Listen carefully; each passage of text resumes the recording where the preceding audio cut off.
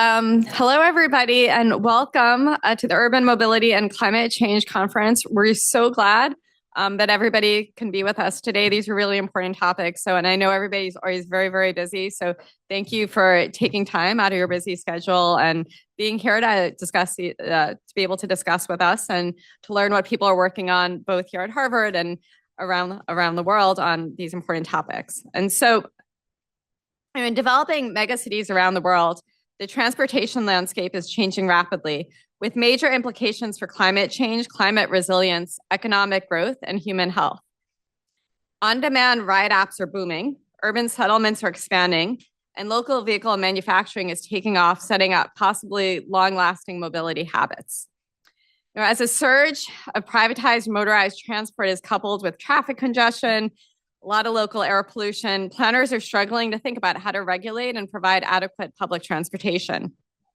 Meanwhile, transportation is the fourth largest and fastest growing sector of greenhouse gas emissions, and cities are increasingly being affected by common climate-related shocks.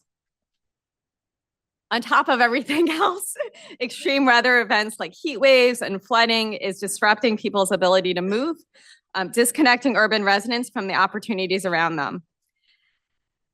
And this is important on, over 1.6 billion people live in cities with lower middle income countries with over 1 million residents. So addressing these issues, it's just super important because it has the potential to improve people's health, economic prospects, and day-to-day lives on a massive scale.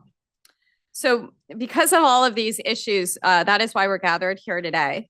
We'll be combining the strength of researchers, policymakers, and practitioners to really think through how do we better understand and diagnose the challenges, and how do we think about thoughtful solutions to these mobility issues to drive impactful solutions for lower emission, healthier, and more resilient cities that thrive. The theme of the cluster is really focusing on 3 topics: improving and decarbonizing urban transport, measuring and reducing co-pollutants, and understanding and adapting to climate shocks. We'll talk about these topics and more over the course of 2 days. So again, this conference would not have been possible without the help and support of many, many people. So bear with me as I give a bit of my thank yous. So the first is the Salata Institute for Climate and Sustainability at Harvard University for supporting this conference, and also the larger research cluster on urban mobility and climate change here at Harvard, that with Gabriel, Gabriel and I are hosting here at Harvard. We have a lot of different activities funded under the cluster. We're going to be talking about some of them over the course of 2 days, including some exciting opportunities to access data and funding for pilot projects. The second center I'd like to thank is the Bloomberg Center for Cities at Harvard for additional support for the conference, and who also helped contribute to the data resources we're going to be talking about. Next, I would like to thank the staff and volunteers at Harvard Center for International Development for organizing the conference. So raise your hands. They're going to be running around at the conference, so if there's any challenges or logistical questions or anything, do be in touch with them. And then finally, I really, before the last thank you I wanted to give was Alexa and Lisa. Come on up. They've been expertly managing the entire conference. I know many of you have been interacting with them over the last weeks and weeks as we've been putting this together, and it wouldn't be possible without them. I just wanted, Gabriel and I wanted to give a very small thank you to you.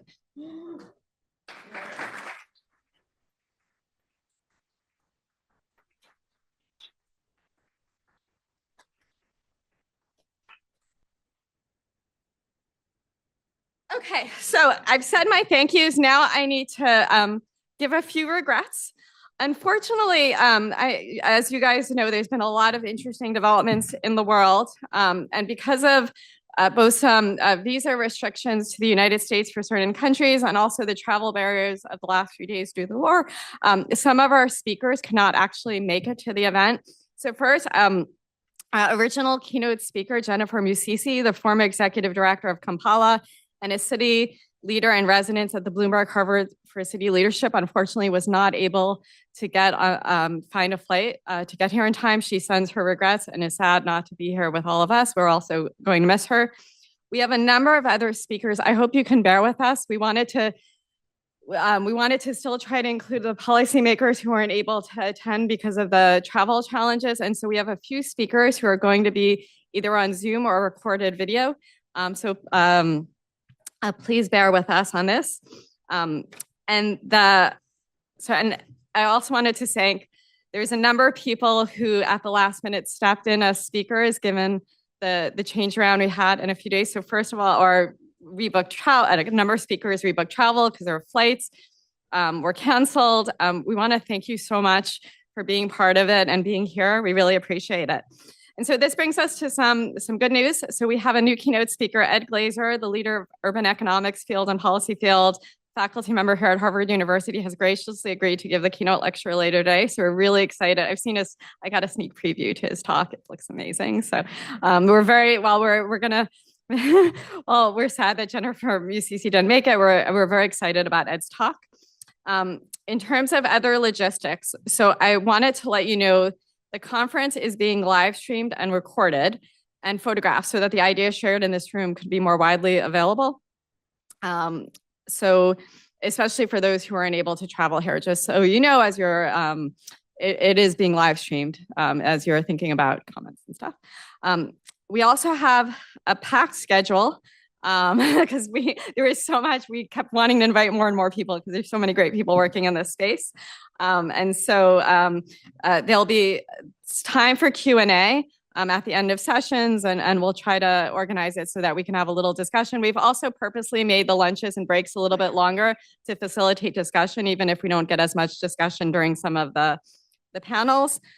For speakers, our team will be flashing cue cards at 5 minutes and 1 minute to let you know when the time has ended. And then finally, for the audience here, there's at the Kennedy School, there's a certain way we do questions. So first, briefly introduce yourself, say who you are, ask only one question, make sure it's a question and not a statement, and be respectful. And this is it's a Kennedy School tradition in terms of facilitating engagement around key policy topics. Okay, so since our time is limited and I want to start the panels right away, I'm going to turn it over to Gabriel, who's going to moderate the first panel.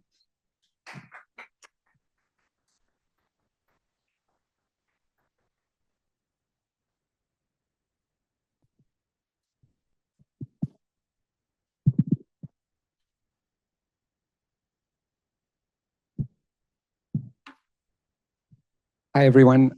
Welcome. It's so great to see so many of you here. We'll jump right into the first panel of the day, which is going to be about privately provided transit. This is relevant across many low and middle income countries across the world, where most of the ways that people travel in a motorized way is to privately provided transit. And this is, you should imagine, if you're not familiar with this already, drivers who work for themselves are like a small company, they have a vehicle, a minibus that they're renting from an owner. They don't work completely alone. In many settings, they are grouped into associations, and these associations serve driver or owner interests and also act as sort of local monopolies. And this whole mode of providing transit, widespread as it is somewhat of a mixed bag. It's a lifeline for millions or hundreds of millions of people commuting every day. It also has potential drawbacks, including, for example, that these vehicles in some settings may be the most polluting or old around. And this all lives in countries which are typically growing very fast. And the mobility landscape is also changing very quickly.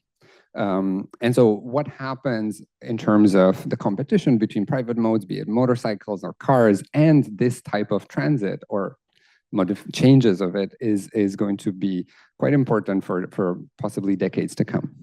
And indeed, cities in many places like Kampala, which is one place we're going to focus on today, and Nairobi and others, are under pressure to improve transit. But how to do that is not extremely clear. It's a challenging task, and there's no solution that has worked uniformly across settings.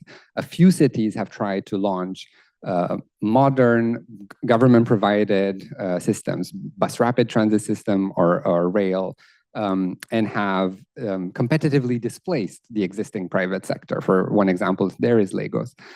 This is difficult because the resistance from this type of private operators can be very fierce. Other cities like Jakarta have incorporated the private sector into the publicly provided transit, but that is expensive, and not every city can afford to do that. So what we're going to talk in this panel is to dive a bit into the black box of how these privately provided transit markets work, because understanding how they operate and how they're organized can help inform policy in terms of regulation or reform for them. So with that introduction out of the way, I'm very excited to welcome several expert academics and one policymaker to this panel to discuss these issues. And I'll start with Professor Tamara Kreshner from Technion, the Israel Institute of Technology. Tamara, you've studied these types of markets in many countries in sub-Saharan Africa and beyond. And as I mentioned before, the sector is often really treated like a black box. And so I wonder if you can give us a bit more context about how these systems work, either in Kampala or in other settings. Sure. Hi. Okay, thank you. Yeah, I go into this a little bit more in my actual talk with a little bit more statistics and photos and maps. But just to give a kind of very general overview, and I think the reason we use the term black box is because we have an assumption, not because we think it's, you know, closed off and we don't know what's going on, but because there's an assumption of a kind of universality. In every city, it's kind of the same. If you look at both the academic and the policy and even kind of the pop culture write-up of transportation across the global south, you kind of have to say it's flexible, it's reactive, it's an organized chaos, it's the vitality of the developing city, which I, if you can tell from my tone, think is not sufficient for policy work. So the basic model, and we were very careful, I don't know if you noticed, but like the choice of private transport operators is very, very deliberate and specific, right? We don't use the term informal. We don't use the term bottom-up or illegal or the minibus industry or the matatus, or we deliberately say, this is, what can we say about the sector? It is privately provided. It does not receive public subsidy, and it receives not zero, but very nearly zero if we're looking sort of across the sector, across, you know, many hundreds of cities and dozens of countries. It almost never receives any kind of centralized public planning, whether the city or the national level. There is nobody that's sitting there and is tasked with developing a transport demand model, deciding where a given route will go, deciding where stop locations are going to be. That is done by the internal organization of this private market, which has to make a profit, right? Every given vehicle, usually on every given day, sometimes a little more broadly, has to make a profit. If they don't, they can't put gas in the tank, and the thing's just not going to go, right? So that has to be the opening point for trying to understand how the system works. That said, once we get into the granularity of looking at it city by city, we start to see a lot of differences and variations, which are often very local, often come from like a specific local history that has to do with labor relations and the physical and geographic growth of the city and what kind of public operator there might have been in the 50s, and any number of like very, very localized issues, which 50 years on still kind of shape the sector. So just to give another sort of broad overview, the other main thing we see is the sector tends to be very atomized. So very, very rarely is it organized into firms, although we see a lot of other forms of association and cooperation, but not a firm, right, which has employees and pays salaries and pools all its income collectively, right, as a single economic unit. So usually what happens is each vehicle operates as sort of like a tiny individual business, but it's kind of ridiculous to think of, you know, an individual bus driver on a daily lease contract as a tiny CEO of a tiny firm, but sure. Each vehicle operates individually. Very broadly speaking, across the sector, again, varying wildly city by city, but something between 75 to 90% of drivers are not the owners of the vehicle. There is a significant minority who are, and that's also an interesting variation, which I think does need to be understood location by location. But generally speaking, the driver leases the vehicle from the person that owns it, who is very, very hands-off. And they have a strong interest in being hands-off. And they have to meet what's called generally a target. So they have to pay for that lease cost every single day. So not only do they have to be profitable in a way public transit generally doesn't need to be, they have to be profitable every single day. And I think that's kind of one of the key pieces of consistency across the sector that has to be understood, and has to be understood how that acts on the decisions of each individual driver, what decisions they're making every single day, where to drive, how many hours to drive, when do they put gas in the tank, where are they going to wait in queue and pick up passengers. But then that decision has to be understood within a collective. Which we'll go into more deeply for Kampala, and I'll talk about a few other cities in my talk. And I think I'll just maybe give a very brief overview of how the Kampala sector operates before we turn it over to Steve. So Uganda, Kampala, capital of Uganda, where I've been working since 21, 22. It's been a while. Very fast-growing city, doubled in size about every 15, 20 years. Now the metro area is in the 5 to 6 million range. Public transport is almost entirely provided by the private sector. There is a publicly operated suburban rail line, which we think accounts for about a fraction of a percent of passengers, but it's out there. So these are almost entirely very small vehicles. They operate within the city. The interesting thing in Kampala is it is very strongly internally organized. Even for the cities I've researched, kind of across a spectrum of from very atomized to very organized, Kampala is like way out there. Each association, each driver belongs to an association that they are a paid up member of. The associations operate, in some cases, quite sophisticated kind of internal financial, like insurance schemes, saving schemes, mutual welfare, a variety of sort of, social services on a small scale. For each of, and they're also geographically bounded, which is not always the case. So each given association operates a route or a set of routes across the city, not at random, usually kind of geographically in a given logic. This association operates to the south, that association operates to the north, and so on. And moreover, they're organized in an umbrella association, which Steve, our speaker, is a member of, is the deputy of, I believe, which is also a very, very strong, how would I call it? Like, it has strong internal regulatory power, even if its legal standing is a bit shady. Or I don't want to say shady, it's not clear sort of, what we would characterize them as. Again, are they a firm? Are they a guild? Are they an NGO? But they have real, genuine buy-in from their many, many, many thousands of drivers and from their associations. So they're able to negotiate agreements between associations. They're able to impose, by imperfectly, but nevertheless somewhat democratic bottom-up process, ideas about welfare, about kind of minimum wage, about relationships between drivers and owners of vehicles.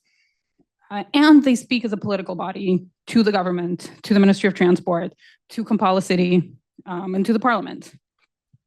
So, and I think for many of us thinking about the informal sector as this kind of, slightly colorful blob, that's a level of bureaucratization, sophistication, political engagement that some people might perhaps find surprising.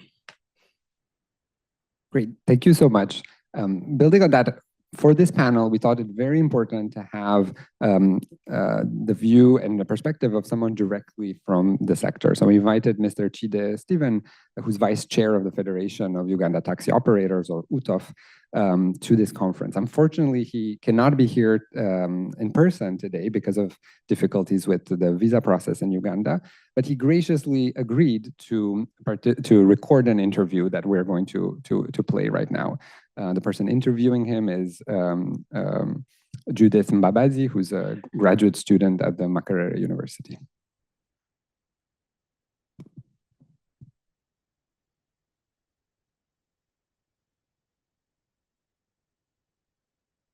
Hello, Steve. Hello, Judith. Good evening. Good evening. How are you? I'm all right. Thank you so much for making the You're time. welcome, Judith.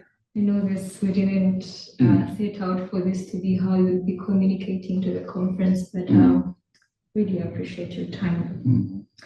So, what is UTOF as the umbrella organization, and what do you do on a day? Okay, thank you so much. Before I introduce UTOF, let me first introduce myself. I'm Chide Stephen Chiaga, the National Vice Chairperson of UTOF, which is Uganda Taxi Operators Federation. UTOF came into existence in 2021 as a result of the coming together of 6 different tax organizations which were fighting each other head to head, fighting for management, fighting for stages, fighting for routes. So after so many fights, we came together, sat down, and brought all those tax organizations, and we formed this, I think, a wonderful federation. So how does then UTOF work with authorities, like the city authorities? Is there any way that you work with the Kampala Capital City Authority? Yes, we do. We have operational guidelines with Kampala, Kampala KCCA, Kampala City Authority. We have operational guidelines. We work together.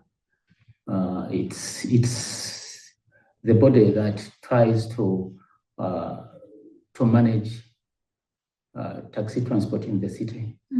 Though there's no particular body that regulates. We work with the KCC, we work with the Minister of Transport, we work with the Minister of Kampala to see that all goes well. Is there a working relationship between these private providers that those own the parks that you've stated and the government or the Kampala Capital City Authority and UTOF? How is that relationship? Yes, there is, but it's minimal. Without KCCA's gazetting or consent, the tax parks wouldn't be operating, because it's KCC. They have to ask for gazettement from KCCA to operate. KCC also does the same. Comes to the parks, check whether they have the facilities like toilets and what. So KCC is also involved. Though they don't get what they would have gotten from government. The support from government, like because they put in a lot of risk to acquire the land and do the business. In this case, you say that there's no particular body that is really responsible for regulating taxi operators. True. If that were to be, how would you want, or how would you envisage UTOF would work with KCCA or all these other bodies to see that taxi operations are smooth in the city?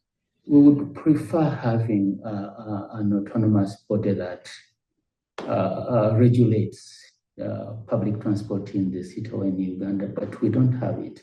We found the difficulties at one time.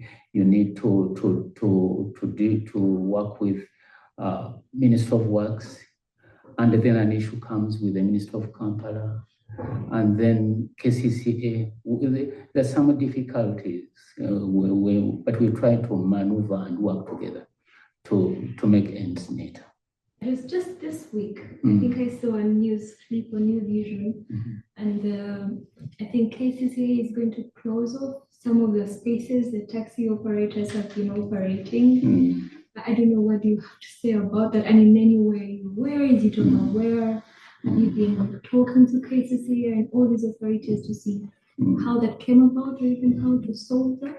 Yes, it's true. KCCA is going to close some of those taxi stands. There are taxis that don't operate in the gazetted tax parks.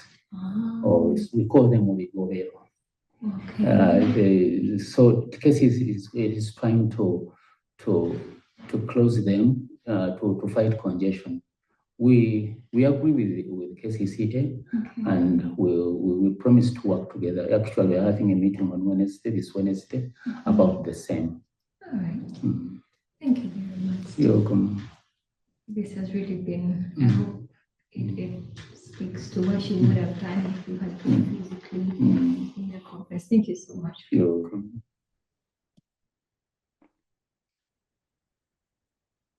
Let's continue. I'll continue. Sorry.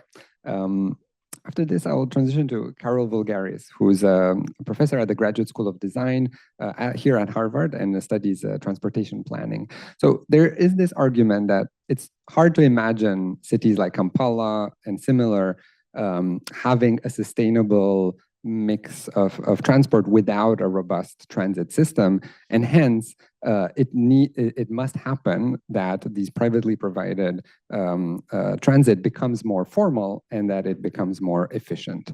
That sounds reasonable, but the term, and these terms are used very as if they're self-evident. But what do these things mean? And are there any? I want to ask if you can talk a bit about, are there any potential kind of trade-offs under this hood? If this microphone, yes, it's magic. Thank you.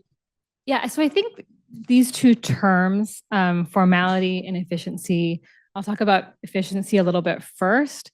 It sounds like something that's hard to argue against, but it's a word that I think has specific meanings, and it's worth thinking about efficiency in what sense.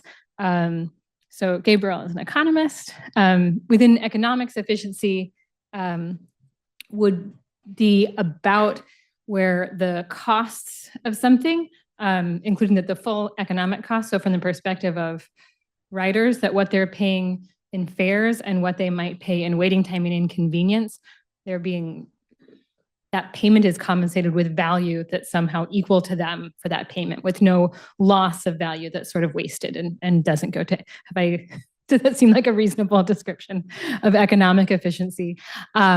Within transport planning, when we talk about cost efficiency, we're talking about being able to deliver transportation service at the lowest cost. So we might think about the cost per vehicle miles traveled.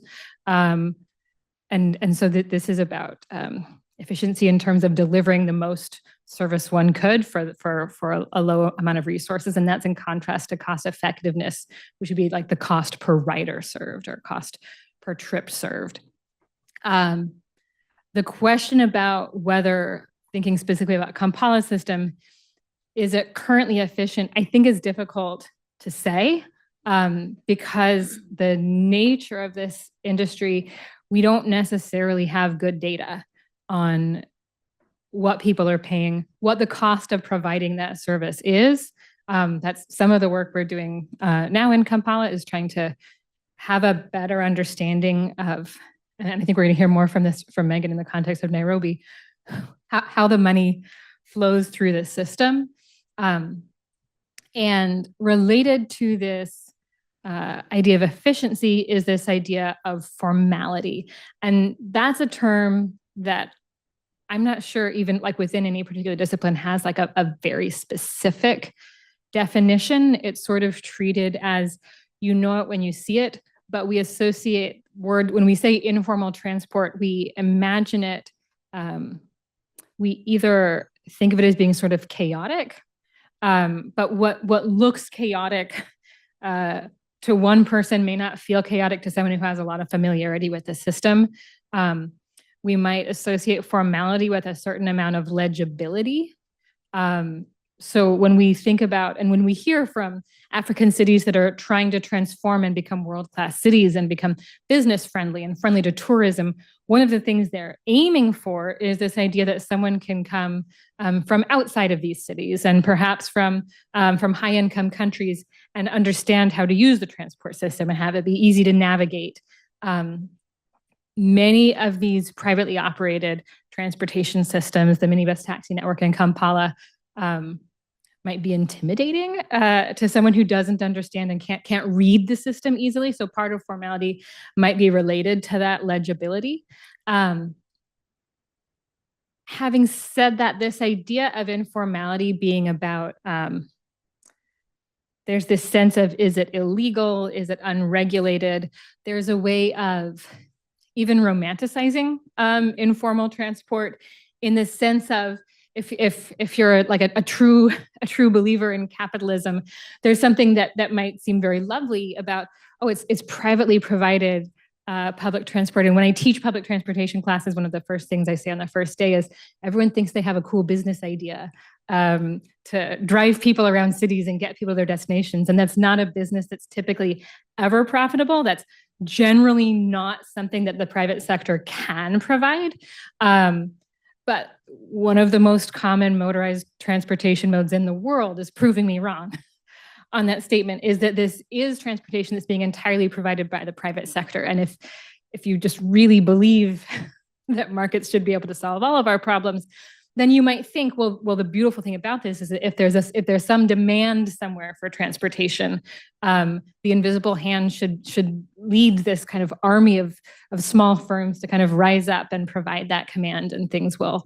The lack of service somewhere means there must not be a demand for service, otherwise someone would have found some way to profit off of providing that service. This gets back to the idea of efficiency. If the market was efficient, that should be what we see happening. In fact, what we heard from Mr. Steve, you can think of each taxi driver as a small, very atomized business, but the way they operate in Kampala is they're highly organized. Their routes may not be legible to an outsider, but they're fairly well established. And we describe this system as being fixed route, but not fixed schedule. But it's well understood how, like among regular riders of the system, they know where to go to find a taxi. They know which taxi to get on. It's in the interest of these providers to be clear about where they'll be taking you. And so I think a question, when we talk about formalizing a transport system, let's think specifically about the system in Kampala that you've heard Mr. Steve describe a little bit and Tamara describe a little bit. What changes would they need to make for us to call it formal? Does formal mean it has to be directly operated by the state? In the early history of the United States, we had Pacific Electric red cars in Los Angeles. That was privately provided transit. Was it informal? Is it about the predictability? Is the informality just about the predictability of the schedule, or is it something else? And so when we talk about formalization, I think in using words that more specifically describe, is it about regulating the schedule? Is it about having stronger relationships between these different operators? I think we need more firm answers to these questions. Thank you very, very much. And let's pick in one direction of that, which is one idea, one direction that cities would like to go in is to regulate fares and to control something about the money that goes through the system. So it could be ultimately subsidies to some of these operators in exchange for something they do. So Megan Ferrens is a social cultural anthropologist and a professor at Brooklyn College at CUNY and has studied private transit extensively. How does money move in this sector? It's something you've looked at a lot. Yeah, thank you. I'm so excited to be here. So I will just say that I started studying this in 2004. So it's been a while. And much of what I'm going to tell you today, I gathered from when I was working as a conductor on a matatu. So this is kind of nitty gritty. But I will just say generally, like the way it works in Nairobi is that an owner buys on a loan a bus, and he has to pay the SACCO, which is a savings and credit cooperative, much like the association in Kampala, in order to run it on a route. And he services that loan weekly, if not daily, right? So he gets that money, and that's how he organizes his money is through getting that target, which we talked about. So then he does not usually drive. He hires a crew who is a conductor and a driver. Those two folks they meet the target, they fuel the vehicle, and then if whatever is left over is theirs. Simple enough, except for it gets very complicated. And one of my early informants told me, which I think is a very true statement in many ways, that each matatu employs 100 people. So he was saying that essentially how that works is that these two, driver and conductor, they start driving. One loop is called a squad. During that loop, they pay usually a police officer at least once a day, 200 to 500 shillings, so a couple bucks. The target is usually around 7,000 shillings. So this is a big portion of what they're getting. So beside the target, they're paying the cops. Then another person that's maybe we could call an informal security operator, otherwise known as a gangster. So that person is going to be somewhere on the route, and he's also going to want his money. His money is going to be a little bit formalized because they're often giving receipts now, like little scraps of paper that you can show, I've already paid. So that's two right off the top. Then there's a kind of organization that happens with under and unemployed matatu operators. So they're kind of hanging out at the stage. Say the driver has to run an errand, wants to take a break, wants to have a cup of tea. He's going to have somebody jump in the seat and take a squad, a loop. It could be the conductor that jumps in the seat. That's how they get a little training on driving. Could be another driver. The conductor, same thing. So at some point in the day, you could drive by your very own matatu and have no idea who is driving or conducting this thing, right? But that is how the informal network of wealth distribution works, right? So these guys are just getting a couple hundred shillings to make it through the day. And then beyond that, you also have people that are selling tea, selling snacks, selling, mixtapes, videos, mechanics, and art, to make your matatu beautiful. So you're paying them as well. So it's really difficult to essentially just pay people a salary, once a month or even once a week, which they wouldn't do. They would usually do it monthly because you need this money, this little money, to get you, through the city in an efficient way. Thank you so much. That is fascinating. And I want to squeeze in one more question before we switch to Q&A. And I'll ask you to respond briefly on this idea. So let's think optimistically of a best case scenario for a city like Kampala, like Nairobi. What does the outline of that look like for you? What is one element of it from your research or maybe from your experience? What would you find encouraging to see start happen? I guess I could start. I think kind of an open dialogue maybe between the regulator and the operators. And I think that, so somebody like you, somebody like Steve, that have an open channel to the very, again, as they mentioned themselves, fractured and thin regulator that they have, but they do have a channel. So if KCCA, if Jennifer Musisi was here, I might ask her, it would be like, we recognize we have some social function in transport that we're not meeting, and we would like to open it. There's a new hospital opening and we want it to have a bus stop. We want people to be able to get there. Somewhere like Kampala has a clear and obvious address to who to go and who to talk to about it and how to make that happen. And in a lot of cities, I think don't, because they don't have that kind of umbrella organization. I think something that I would say, and this gets kind of back to the question of efficiency and formality, is that when we talk about formalization, I think the focus can be on, the idea of the system as it is having a lot of negative impacts. Like it doesn't necessarily always serve customers very well, and it doesn't serve the urban environment very well. There's a lot of congestion from all of these taxis. And I think that being a taxi driver also has, I'll say has its own inefficiencies. It's actually not a fun job or a very safe job or a very profitable job. And I believe that searching for solutions that would improve the sector, both from the perspective of the city that wants to have just freedom of movement within the city, provide a better experience for customers while also improving working conditions for drivers. There's the goal being to pursue a set of solutions that can meet the needs of sort of those three stakeholders at once. And that some of the types of regulations we're talking about, we heard from Mr. Steve that he would welcome more coordination, which could be described as more regulation that would provide, sort of these win-win types of solutions. I would say just a couple things. One is that there has to be some better control of police corruption, at least in Nairobi.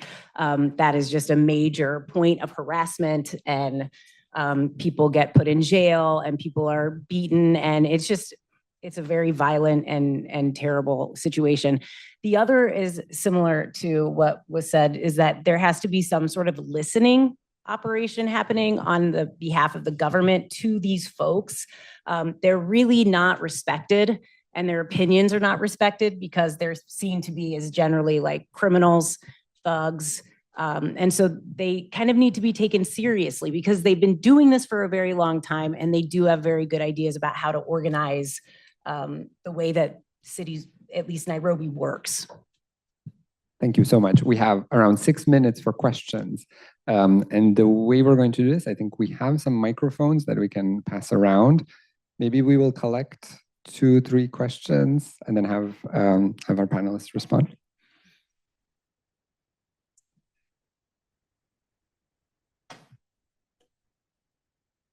Do you want to go ahead? Yeah, sure. Thanks. Thank you so much for the talk. It was really interesting. My name is Shiv. I lead the student-run mobility policy group at HKS and the GSD. So my family's from East Africa. My mom's from Kampala, so I'm familiar with Kampala, Mwanza, Dar es Salaam, Nairobi, all those cities pretty extensively.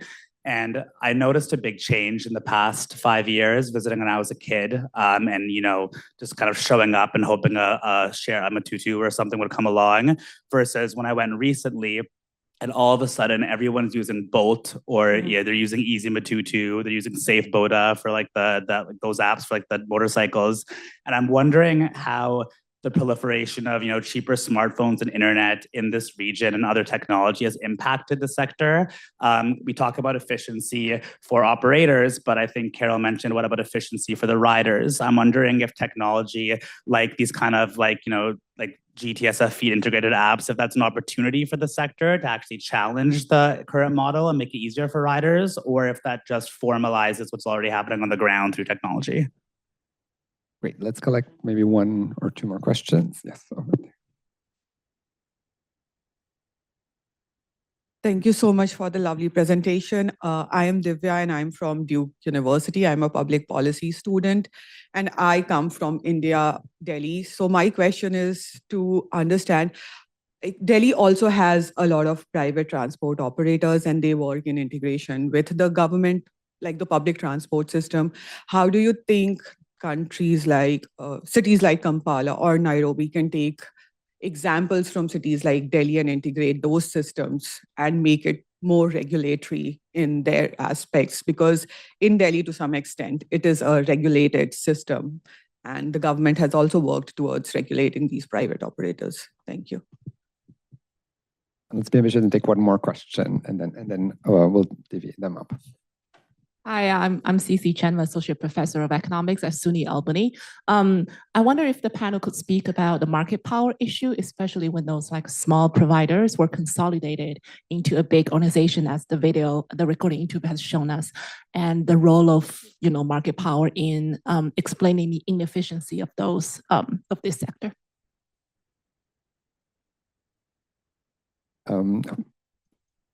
Whoever would, maybe let's take the questions in order, and which of you would like to take the first? Megan might have the most to say about payment technology. Yeah, so I could speak a little bit too.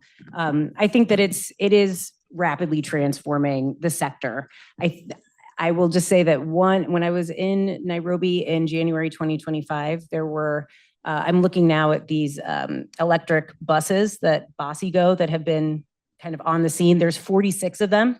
There's 10,000 matatus in Nairobi. There's 46 EVs. Every single one of them says that you can pay on an app. Many of them that I rode, the app didn't work. I ended up paying with cash or like WhatsApping, or M-Pesaing someone a little bit of money. So I think that it is there. It is happening. I'm not quite sure if this will help the like corruption issue. I think that people actually, writers like having, they like having the idea that their money is going to the right place, right? That it's going to go into the coffers. And if it's not in somebody's pocket, then they can't as readily give it to police or, thugs that are asking for it. So I think it does give writers a sense of safety and surety in a way. But still, again, it's such a small amount that we'll just have to see. There is competition. There's a lot of Ubers in Kenya and Nairobi. There's Bolt, like you said. So it's diversifying the field. But I would say it still operates generally like I described. So we'll just have to wait and see. I think there is something there if they can kind of get their Wi-Fi situation going. I can briefly add to that. The World Bank asked me to do something on technology uptake in the matatu sector in Nairobi when I was stuck there during COVID. And they were like, COVID's going to change everything. Right. It's all going to go digital now. And there were straight up stickers inside matatus that said cash only, no M-Pesa. And this is like Nairobi, where you can buy like a banana from a fruit stand in M-Pesa. And they'll be like, why are you giving me cash? And I think the matatu industry, like, it is now changing, but at that point, even with COVID, was still like hanging on by its fingernails to cash because of everything you described, because of how money needs to circulate. And just like the sheer efficiency of handing a couple notes over in like a crowded moving minibus. Go ahead. On the topic of not the payment technology, but for example, like wayfinding and trip planning. So you mentioned GTFS.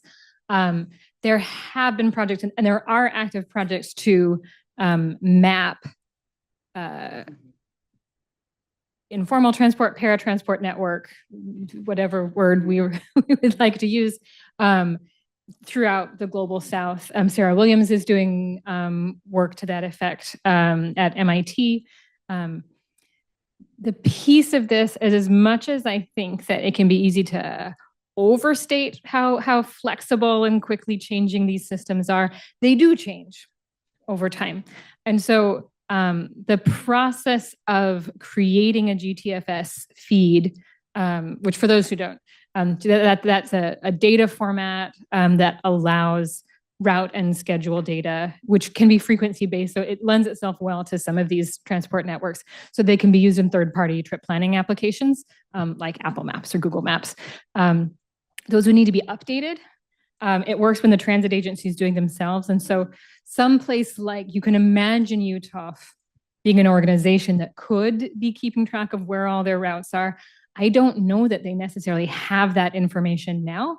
That there's still that degree of atomization, but you need to have that central knowledge of where the schedules are, and also the technical ability to keep updating those data systems. And I think that would need to come, again, external operators keep trying to come in and map the system, but that really needs to happen internal for that data to be reliable and relevant for travelers. Thank you so much. We are at time, so I apologize, but let's take the two questions about what can we learn from Delhi or other cities' experience and about market power in these sectors offline, as well as other questions. Thank you.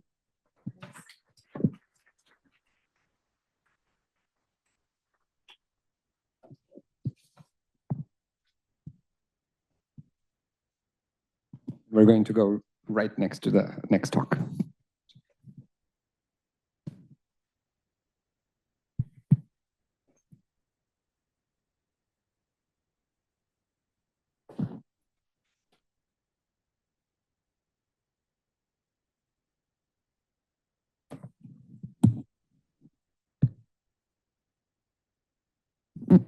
Okay. Well, then thank you so much for the invitation to present at this conference. For those who don't know me, my name is Jeanne Sohan. I'm an economist at the University of Chicago, and I'm going to present a project that is joint with Vittorio Bessi, Matt Kahn, Nancy Snodgracia, and Tommaso Porcio. And it's especially great to come in after this panel because we're also going to be talking about transportation in urban Uganda, although from a slightly different angle. So Uganda, as most low and middle income countries, is urbanizing at a very fast pace. And this urbanization has a lot of potential through improving urban mobility, but it also comes with congestion. And here you can see a photo of the Matatus that we just talked about, as well as a bunch of other vehicles in Kampala, which is Uganda's capital city, at traffic rush hour. If you've ever been there at that time, it's a very congested place. And congestion has two main costs that economists have been studying. The first one is that congestion lowers urban mobility. And there's a lot of great work on this topic, including by many people in this room. We're going to hear more about it later today or tomorrow. But then there's another cost of congestion, which is pollution emissions. And this pollution cost is especially likely to be important in African cities where the vehicle fleet is very old. And for example, Ugandan cities are very polluted to the extent of Chinese cities, so that the health cost associated with pollution exposure is comparable to the health costs associated with malaria or HIV. And what we're going to do in this paper is provide a new angle or provide new evidence on this pollution costs, namely through the angle of pollution exposure through the location choice, in that case, the location choice of firms. And namely, we're going to be looking at exposure to pollution at the workplace, where most urban dwellers spend the majority of their waking hours. And we're going to do that by collecting new data. So that's going to mean granular air pollution data, as well as a representative survey of manufacturing firms in urban Uganda. And with this data, we're going to present three key empirical results. First, we're going to use the granular air pollution data to uncover spatial heterogeneity in pollution, even within cities. And we're going to show that this pollution is concentrated near roads. Second, we're going to show that although this spatially heterogeneous pollution is allowing potentially firms to avoid these hotspots of pollution, we find that firms sort into these polluted areas, implying that jobs are going to be in the smog. And last, we're going to ask, well, why is that the case? And we're going to show that pollution is coming from traffic, but traffic also brings customers to firms. And so there's going to be financial incentives for these firms to locate into these polluted areas. Only a small share of these financial gains are going to translate into workers. And then in a second time, we're going to try to go beyond these empirical results. And we're going to build a stylized framework to rationalize these results and quantify the magnitude. And what we're going to show is that for the marginal firm owner who's making the decision on where to locate, locating in the polluted areas is rational, despite potentially very large health costs. And so we're going to try to quantify that to some extent today. And so overall, what does that paper is going to teach us? Is going to teach us that decreasing pollution exposure in low-income settings, which is one of the sustainable development goals, is doubly challenging because it's not just that pollution is high, but it's also that there are financial incentives for these firms to locate into these polluted areas, so increasing the exposure to pollution for the workers. So to show this, we need some very specific data. So let me get into this. So we conduct a study in 2018-2019 in a representative sample of urban areas in Uganda. And whenever I'm going to be talking about within a location or within a neighborhood, I'm going to be thinking of sub-counties, which is one of the administrative units in Uganda. And you should think of a sub-county as a big neighborhood in a city. So maybe like the Upper East Side in New York. And so all the comparisons I'm going to be making are going to be within sub-county. How heterogeneous is pollution within a neighborhood? How profits vary within a neighborhood. And in these sub-counties, we're going to be collecting two key data sets. First, we're going to be collecting granular georeference measurements of PM2.5 from two types of monitors. We're going to have stationary monitors that are going to give us some benchmark on how pollution varies over time. And then we're going to have mobile monitors attached at the front of motorcycles driving around our study areas. And we're going to use the temporal variation from the stationary monitors to remove that, roughly, from the mobile monitors, so that from the mobile monitors, we're really recovering the spatial variation in pollution. And so to give you an order of magnitude, how high is pollution in this setting? In our data, pollution is around between 40 and 50 microgram per cubic meter. That's like Jakarta levels of pollution. So that's very high, very highly polluted city. And then in the same time and in the same areas, we're going to collect a representative survey of 3 manufacturing sectors in urban Uganda, namely carpentry, grain milling, and metal fabrication. And the way we do this exercise is we first, in this selected neighborhoods, we're going to do a full listing of all the firms in these sectors. And then we're going to do a random survey of about 1,000 firms. And then we're going to combine this new data set. What are these firms? I think it's just useful to clarify what are we talking about, especially we just talked about informality here. So these firms are going to be stable firms. So the average firm in our survey is around 10 years old. They're relatively stable. The average firm has about 5 employees. And they mostly produce outside. And workers spend the majority of their time, about 10 hours a day at the workplace. And so that means that whatever ambient pollution you're going to have, workers are going to be directly exposed to this pollution. So the location choice is going to end up being very important for exposure. And then we're going to merge these 2 data sets with existing data on the universe of Uganda's roads. And we can see an example here on the sub-counties that I'll go back to this picture quite a bit. So let me just take a second to explain it. It's one of our sub-counties, and the sub-county has 2 roads, including the major road here at the top left. And then the last thing we need to do is we need to define a location within a sub-county. And so what we do is we split each sub-county into 500 meters by 500 meters grid cell.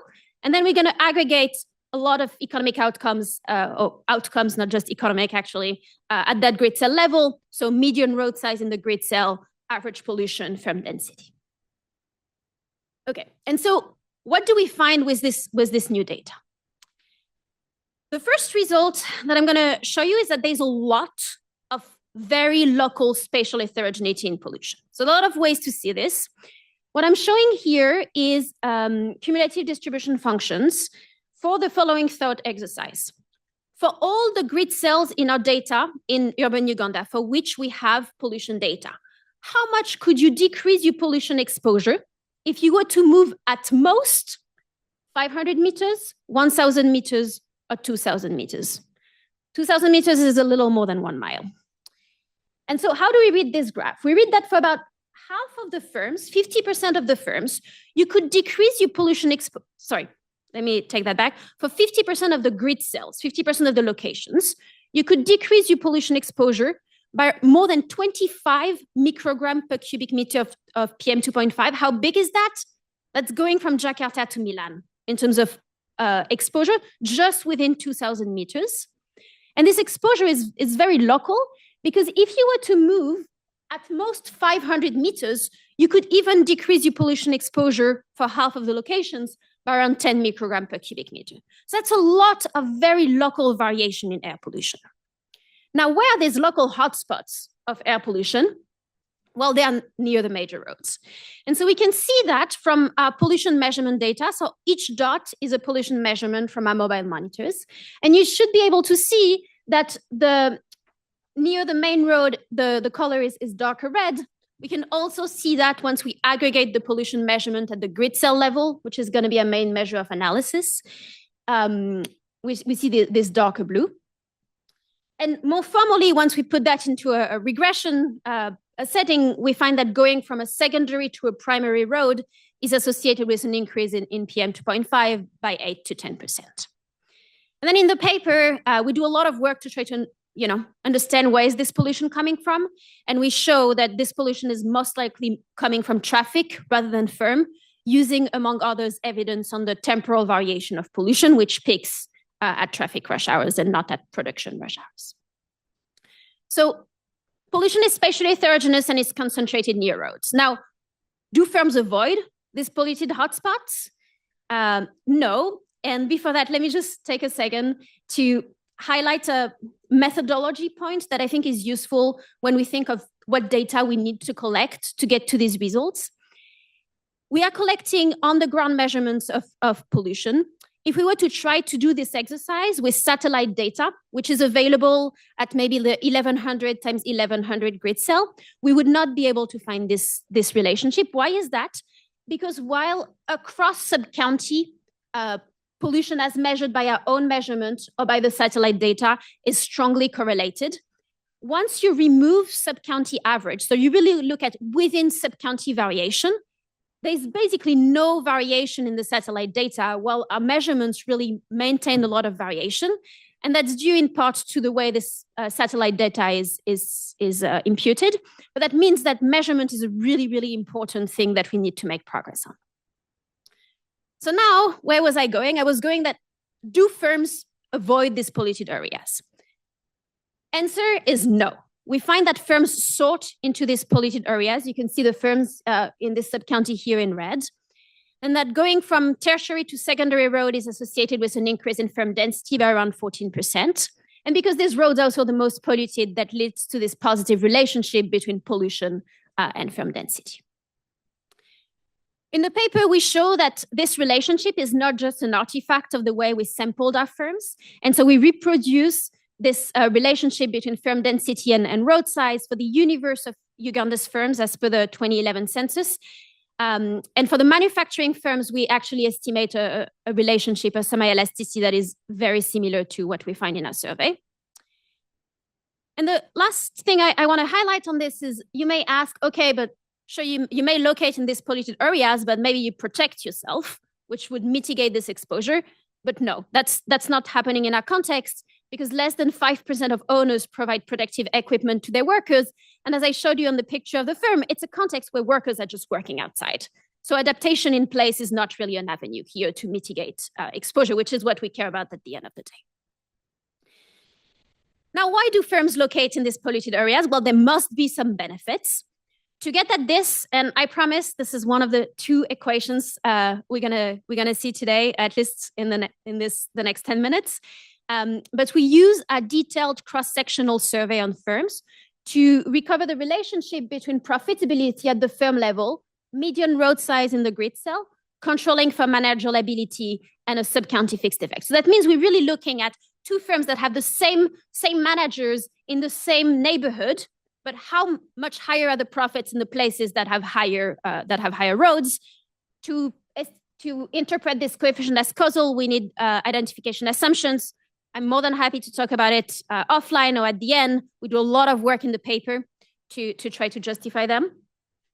But for the sake of time today, I'm gonna skip that. So what do we find? So here I'm showing regression coefficients. So this is the semi-elasticity of profits and salary on median road size. And so what we find is that going from a secondary to a primary road is associated with an increase in profits by around 17%. Importantly, once we control for a measure of manageability, which is also positively correlated with profits, which is reassuring, good managers get higher profits, but the coefficient on roads doesn't change much, which is reassuring because otherwise it would be consistent with sorting based on manageability, which would violate the identification assumption. In the paper, we show that this profit result is driven by better access to customers, not better access to input or other things that could also be influenced by road size. And last, it's important is that the profit gains, the profit premium for being located near this road is really large. The wage premium is going to be much, much smaller, with workers only getting a 3% increase in salary in response to this higher roads. Okay, so what do we have? We have large variation in pollution, very local. Firms locate in the most polluted areas. Why? Because there are large profit gains. Now we want to go a little further, and we want to answer three questions. We want to answer whether these empirical patterns can be rationalized in spatial equilibrium. We want to answer how large are these relevant trade-offs, because you get higher financial benefits, but you also get higher health costs. So does the magnitude just make sense? Another trade-off the same if we think of all firms being relocated. And so to get at this, we're going to build a stylized framework. Very very big picture, what is this stylized framework about? Well, think of different locations being indexed by J, having different demand and different pollution. And these two are going to be positively correlated through traffic. Then owners and workers are going to perceive the pollution cost in each location as PJ hat. And firms are going to choose which location to locate in, while workers are going to search randomly for where to work. And it's going to be a context where you have search friction, so workers are going to get some bargaining power that's less than 1. And then, in equilibrium, demand and pollution are going to be endogenous to the number of firms. Okay, this is the second equation, and I'll be brief, but I'll try to explain. I think it's useful to just get a sense of what is this model bringing us? Why are we doing this? Well, the model is delivering kind of structural counterparts of the equation I showed you before. And namely, if we think of an entrepreneur, Z, or a firm owner, who's deciding between two locations, J and K. J being the high pollution, high profit location, the one we observe in the data, and K being some other location that has lower profit and lower pollution. What are the gains? Well, there's going to be some profit gains that's equal to the higher demand. So you're going to get more customers, minus whatever you're going to have to pay your workers to expose them to more pollution, what we call the compensating differential. And a share of that is going to go to firm owners. Then workers are going to get some wage premium. That's going to be, well, how much they need to be paid to be exposed to that pollution, plus the remaining of the perceived surplus gap. And so you see this beta here is really characterizing how much relative bargaining power workers have compared to firms. And what we find from this exercise is that in the data, to observe high pollution profit premium, so there's much higher profits in the places that we observe compared to the places where firms could be, but also relatively low wage premium. Together with this sorting, it must be the case that the perceived compensating differential is relatively low and that workers' bargaining weight, this beta, are small. So very quickly, how do we get these numbers here? We are comparing the observed distribution of firm location together with so that's going to be the J, the high pollution, high profit location, to another location K that is back to our CDF that we saw how much could you decrease your pollution exposure if you moved at most 500 meters. That's going to be this K location, your low pollution exposure within 500 meters. And then we use the elasticities we estimated before to predict what would profits and pollution be in this alternative location. Okay, I only have 2 minutes left. And so I'm going to try to go through this quickly, though carefully. So there's a second thing we can do with this model is to quantify the trade-off. A lot of ways you can do this. The question we're going to answer here, and the thought experiment I would like you to have in mind is, how much would owners or workers have to value their life and discount the future profit gain, future health cost to justify their location? And so we find that moving at most 500 meters from the existing location away from pollution would be associated with a 4 microgram per cubic meter decrease in pollution, but also almost a $500 decrease in profit. And so we find the indifference curve for owners between their value of statistical life and the discount rate. Why do these two matters? Because the health costs are going to depend on how much you care about your health cost, which we put a dollar number on it coming from the value of statistical life, while the discount rate is going to matter for how much you care about the future profits and potentially the future health cost. And if you value your statistical life anywhere below this line, then you prefer to be in your polluted location because the value or the cost of the health cost, that is a repetition, but I think you understand me, is not big enough, not high enough to compensate your higher exposure.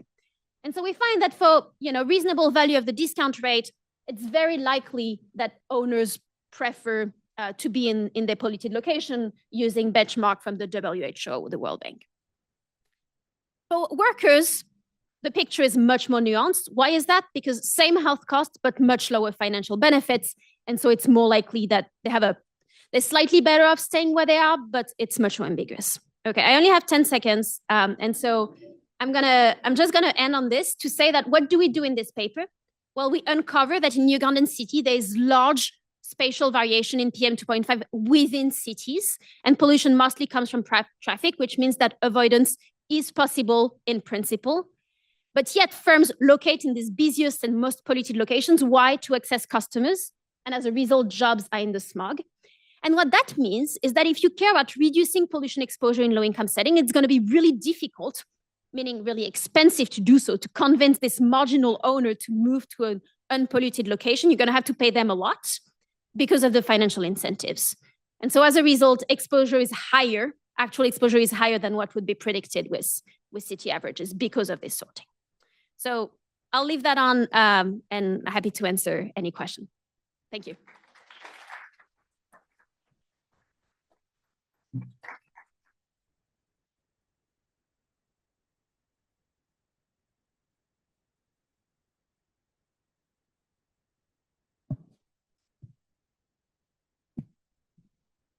Oh, thank you for that interesting talk.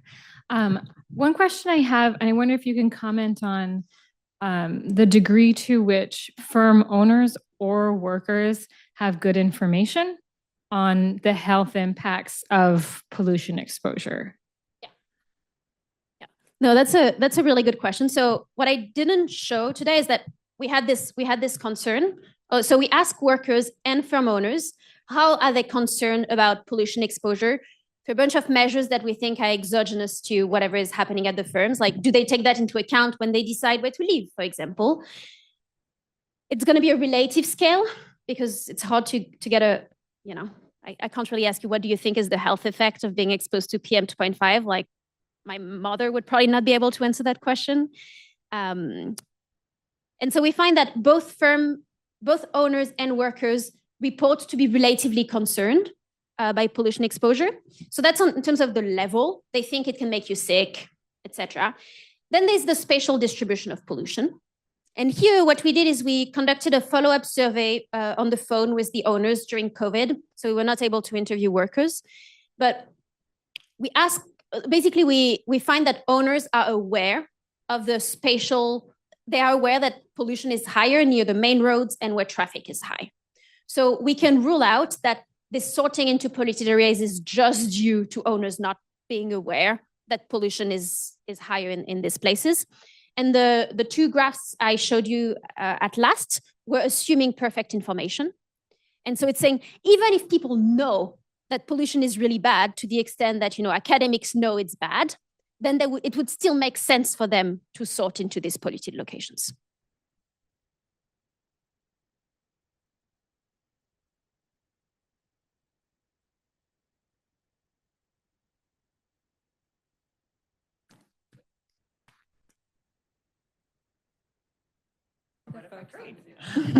Hello. Hey, okay.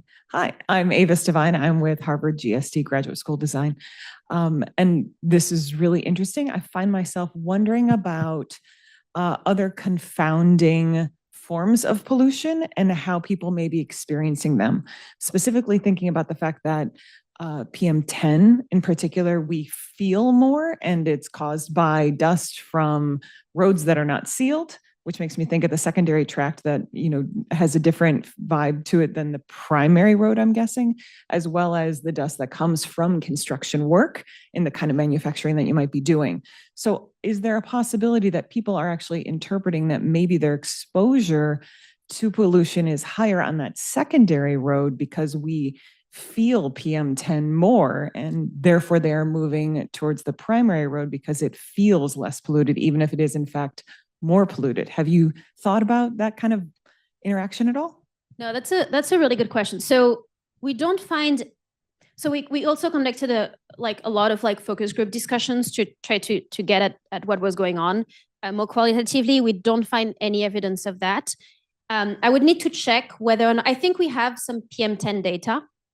And in my recollection, it's very strongly positively correlated with PM 2.5 in that setting, but I would need to double check, and maybe that's something we can include too. That's a really good comment. Thank you.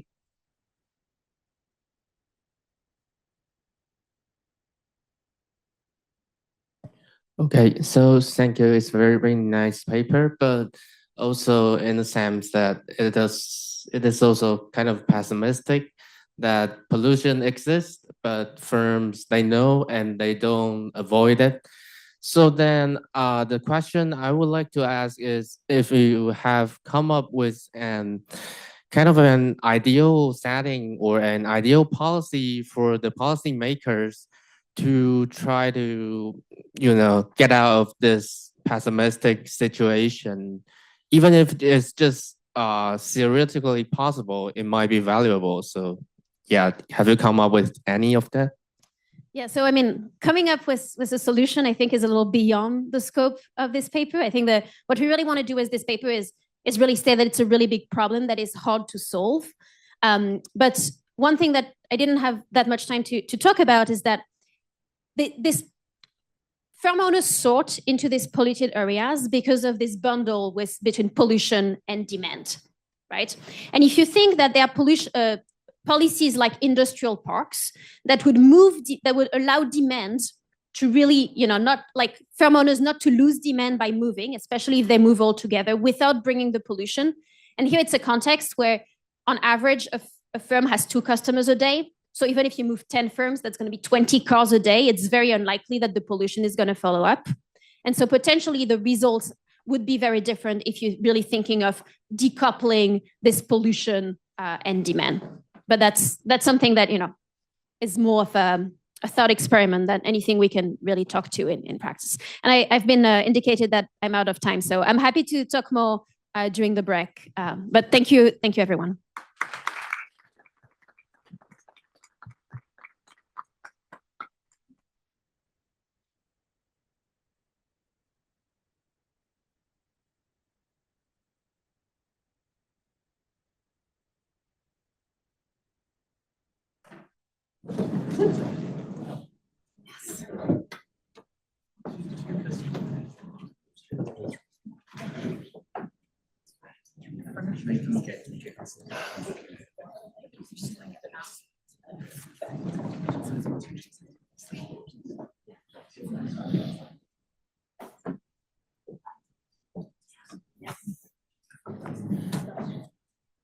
All right, and our next speaker will be joining via Zoom. Thanks so much for jumping in, Tomas. I'll let you introduce yourself.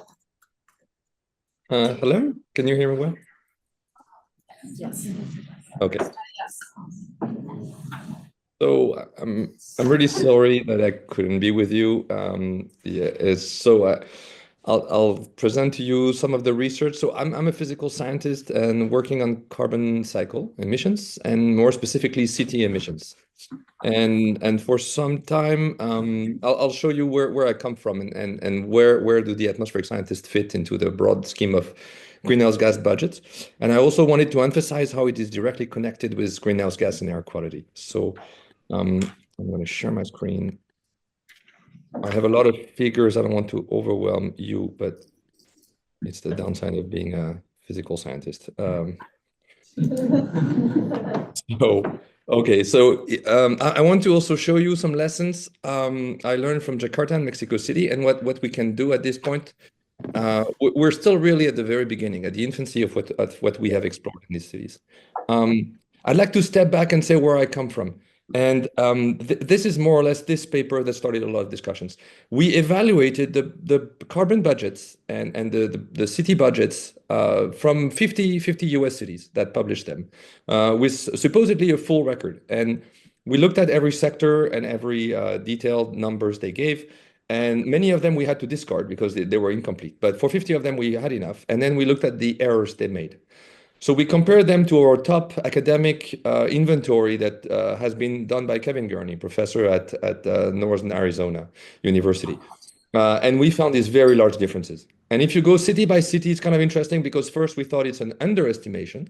On average, yes, but you also find overestimations in many cases. So it's also just the lack of expertise, the lack of data. Sometimes we don't even know if people are using gas or oil or furnaces. And I'm talking about the US.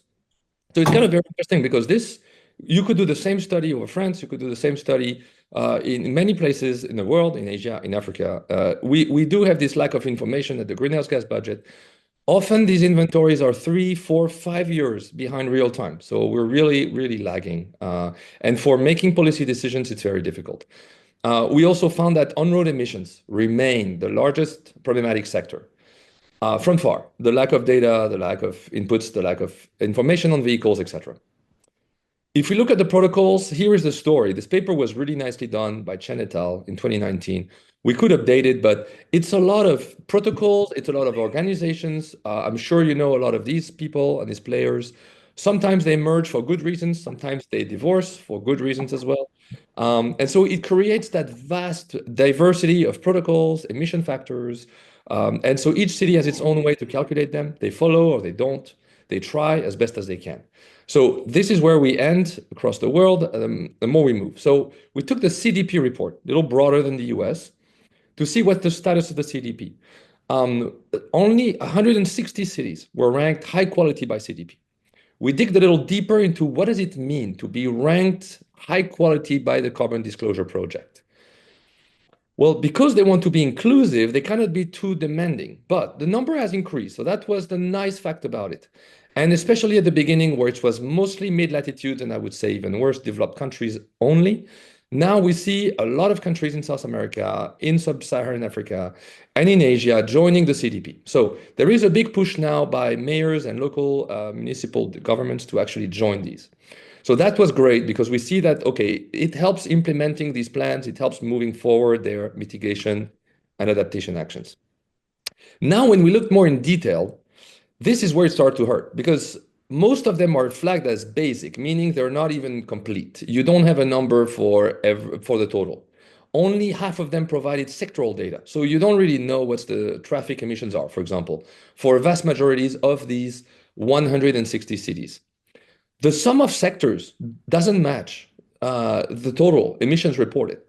So there is also a discrepancy within numbers being recorded. For whatever reason, it could be because one protocol was used for one, the total has been given by another approach. So complicated. Only 13% of cities reported their emission for the last 5 years. You have a lot of gaps. One city reported in 2020, nothing until 2023.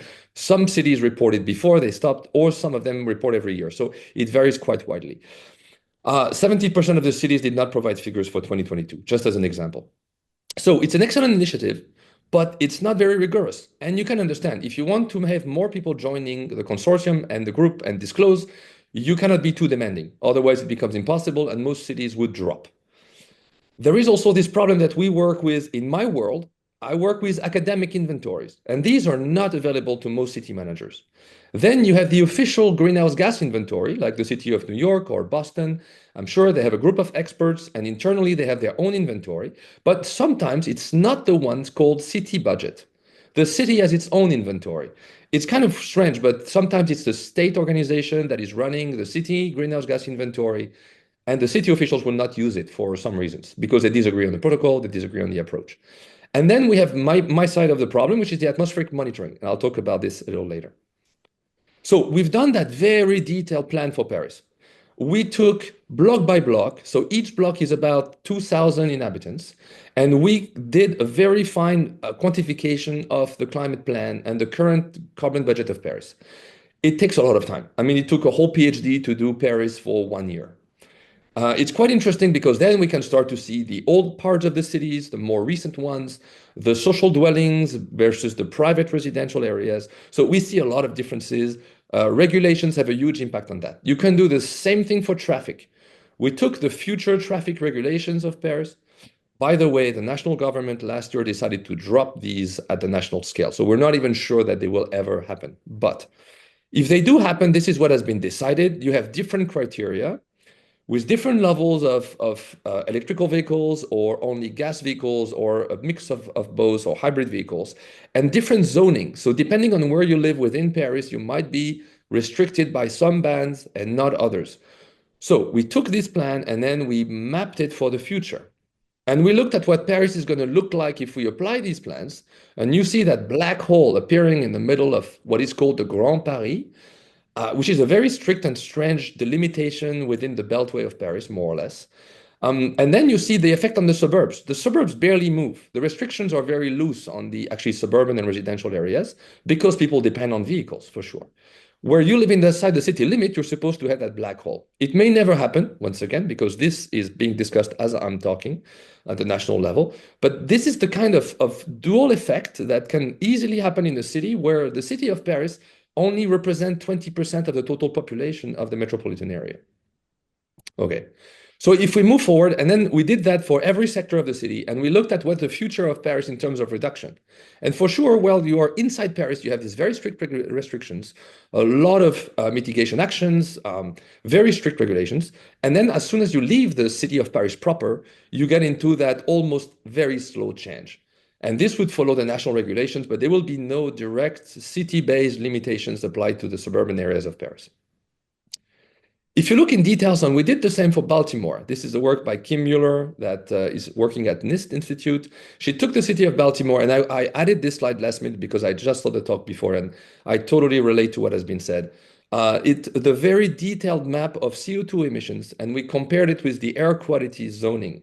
In Baltimore, we found that very striking that the top emitters in terms of zip codes directly match also the areas where the worst air quality has been recorded, where you have the largest largest fraction of population with lung injuries and lung diseases, also where you have the lowest per square feet residential prices. So it's a lot of social and air quality and carbon emitters that are all co-located within these few small districts of Baltimore that we can directly connect in our kind of dynamic inventory. Okay, so where do I come from? We have incomplete inventories and we want to do better. So we deploy now these monitoring networks. We start with the inventory that, for example, to the left, this is what has been done by Kevin Gurney at Arizona.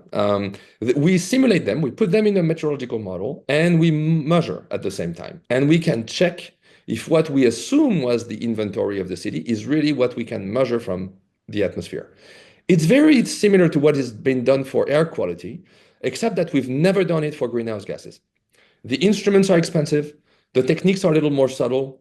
We want to get to the very fine details of the inventory. So it took a lot of research, almost 15 years of research to get to a number. The typical type of network, you see for Paris, we have deployed 35 stations total. This is a box like this. One box like that can cost between $10,000 to $150,000.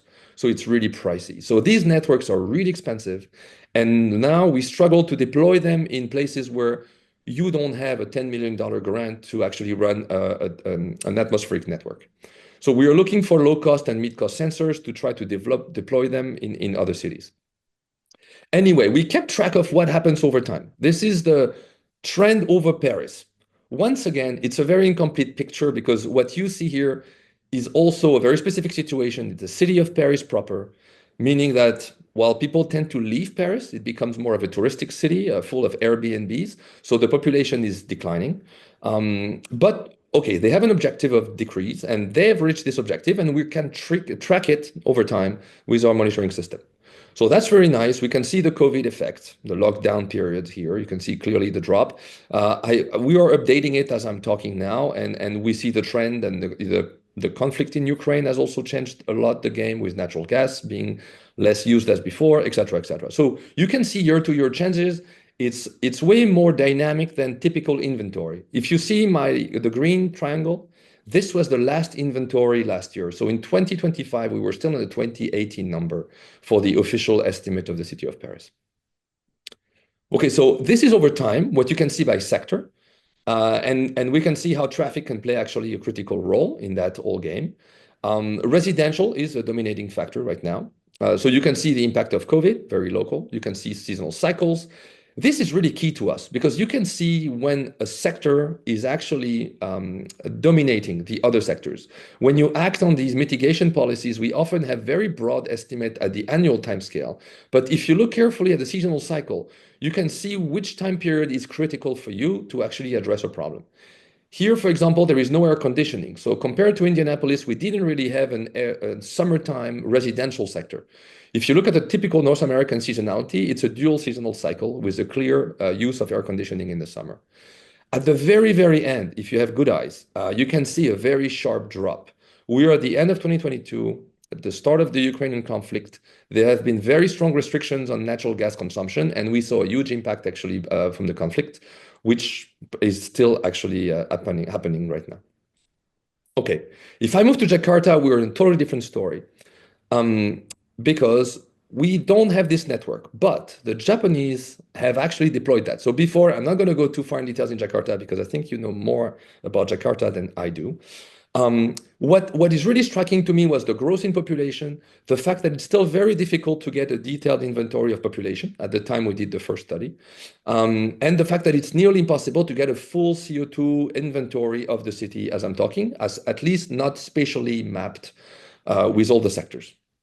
But the Japanese colleagues from Nice, led by Professor Yukio Terao, with some development funds from Japan, have deployed 3 sensors in Jakarta. So one in Serpong, one in Bogor, and Siburum.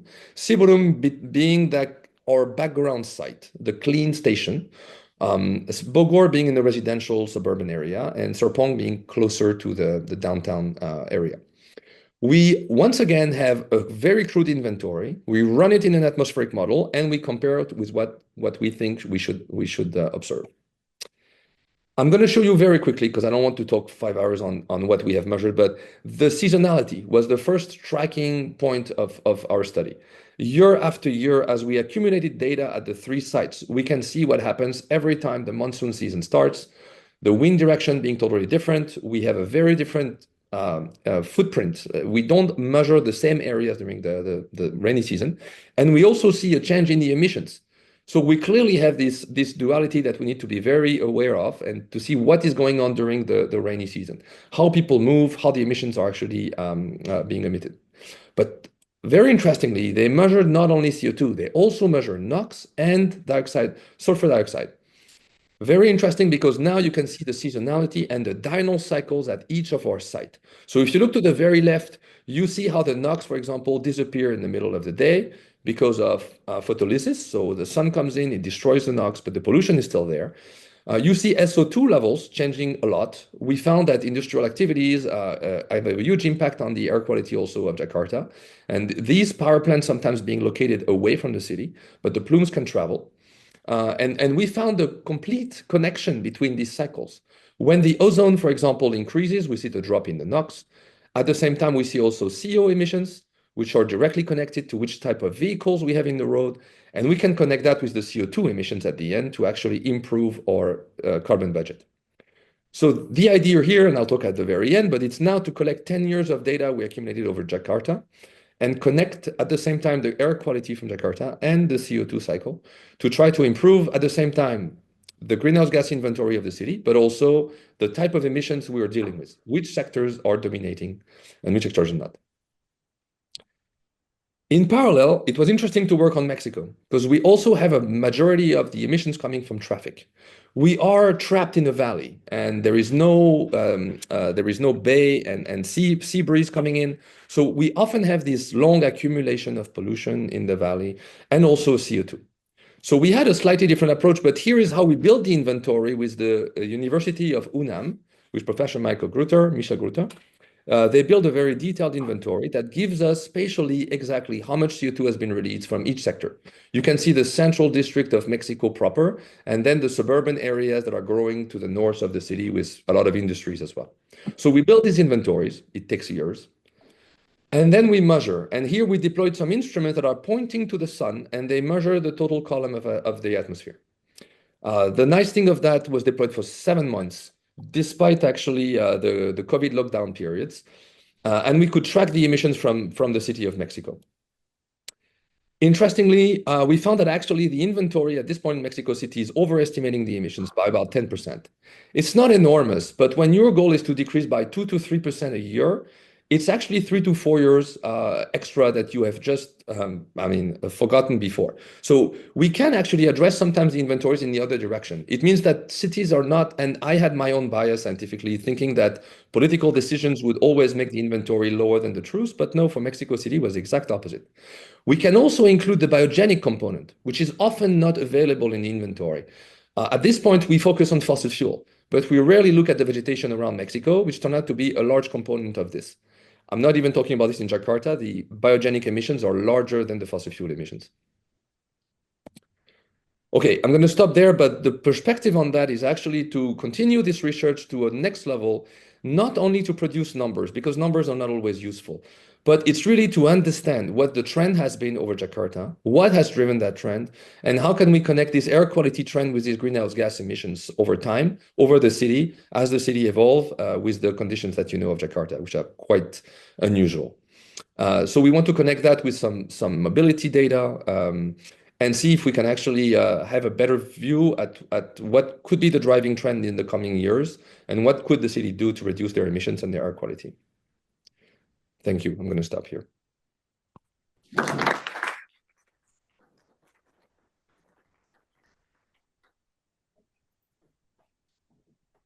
And we have time for a couple questions. Fabulous. Okay. Thank you for that interesting talk. And so I'll share my understanding, which may be incorrect, which is that you're measuring the spatial distribution of both air pollution and greenhouse gas emissions. And my understanding of greenhouse gas emissions is that its effects are less globalized than are less localized than air pollution. That we're concerned more with the total amount, and the reason why you'd want to know the spatial distribution of greenhouse gas emissions is it can guide interventions, like where behavioral changes or physical changes could reduce the overall emissions. And so I wonder how it works for example, for vehicle emissions, where people are doing the emitting is where you measure the greenhouse gas emissions because they're burning the fuel in their vehicles if it's an internal combustion engine. But for electricity, there's a spatial separation, I think, from where the emissions are happening and where the behavior is. So if someone's using electricity, there's a power plant somewhere that's remote from where that demand for electricity is being created. How should we think about that spatial separation, and how might that influence the conclusions to be drawn from your work? Yeah, it's an excellent question. It's actually, so for Jakarta, we try to map where are the largest power plants producing energy for Jakarta. As energy is actually you lose a lot along the way. So people tend to produce energy as close as they can from the place where they use it. So we have these, so for some countries, we do have information. If you look at the US, we can have an energy grid and kind of track which power plant is producing for which city, and we can then monitor the power plant as well. For Jakarta, it's a very good point because we, along the coast and the shoreline, we have identified some of these power plants. Sometimes they change. Coal can be replaced by biomass or by natural gas. So we don't have a full view now of the power plant production in Jakarta. So it's very true. If they were to switch to electrical vehicles, we don't have the indirect emissions produced by our power plants at this point. And so then it means we would have to rely on additional sensors. We don't have them at this point. So we have to be careful how we interpret sometimes the data. Absolutely. The power sometimes of combining also greenhouse gas and air quality, because if you know, for example, traffic has increased, you see an increase in CO2 and an increase in PM and an increase in NOx and CO2. So sometimes it helps us differentiate if the trend has been driven by traffic or by residential areas or by but you're right, absolutely. At this point, we should be very careful to monitor also the power plants giving the electricity to Jakarta to make sure we're not missing half of the emissions from the city. Absolutely. Fabulous. Would anybody like to do one more question before we cut for break?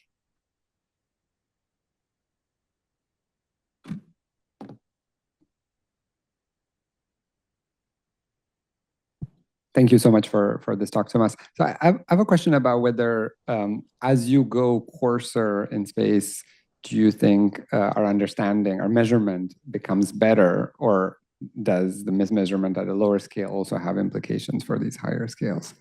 A country, a district, a province? Oh, so this, we can combine them. So I was hoping, for example, we have satellite data we can combine. So we have this more of total city plumes that we do over African cities, for example. So we can combine global and local. We can also combine electricity production. We can combine, we look at the land use change also. So a lot of global and local data can be combined. The problem with Jakarta, we found, is the monsoon season. Satellite data become meaningless during the monsoon. And so we are losing a lot of information. So they're very tricky. We can only do the dry season. So the papers I've seen so far have done Mexico City, 300 days of sun. It was really nice to have all this satellite data. So for Jakarta, we really rely on these local networks. And I'm hoping at this point that the mid-cost and low-cost sensors will become more and more affordable and that we could deploy 50 of them without a large additional cost to the project. And the cities could run the networks themselves. So I'm trying to do that transfer of technology right now with the city of Paris. We're trying to give them the full network and that they can run these stations on rooftops and more sophisticated stations on tall towers. And the combinations of all that could give you a full view at the regional level and possibly at the national level. I know Indonesia has been discussing about having a national network of CO2 towers as well. I haven't seen progress recently. Maybe it's moving forward, but this could totally complement the Jakarta network, absolutely. So we could do a multi-scale approach with these networks. Great. Well, thank you so much, Tomas, and huge round of applause for our speakers.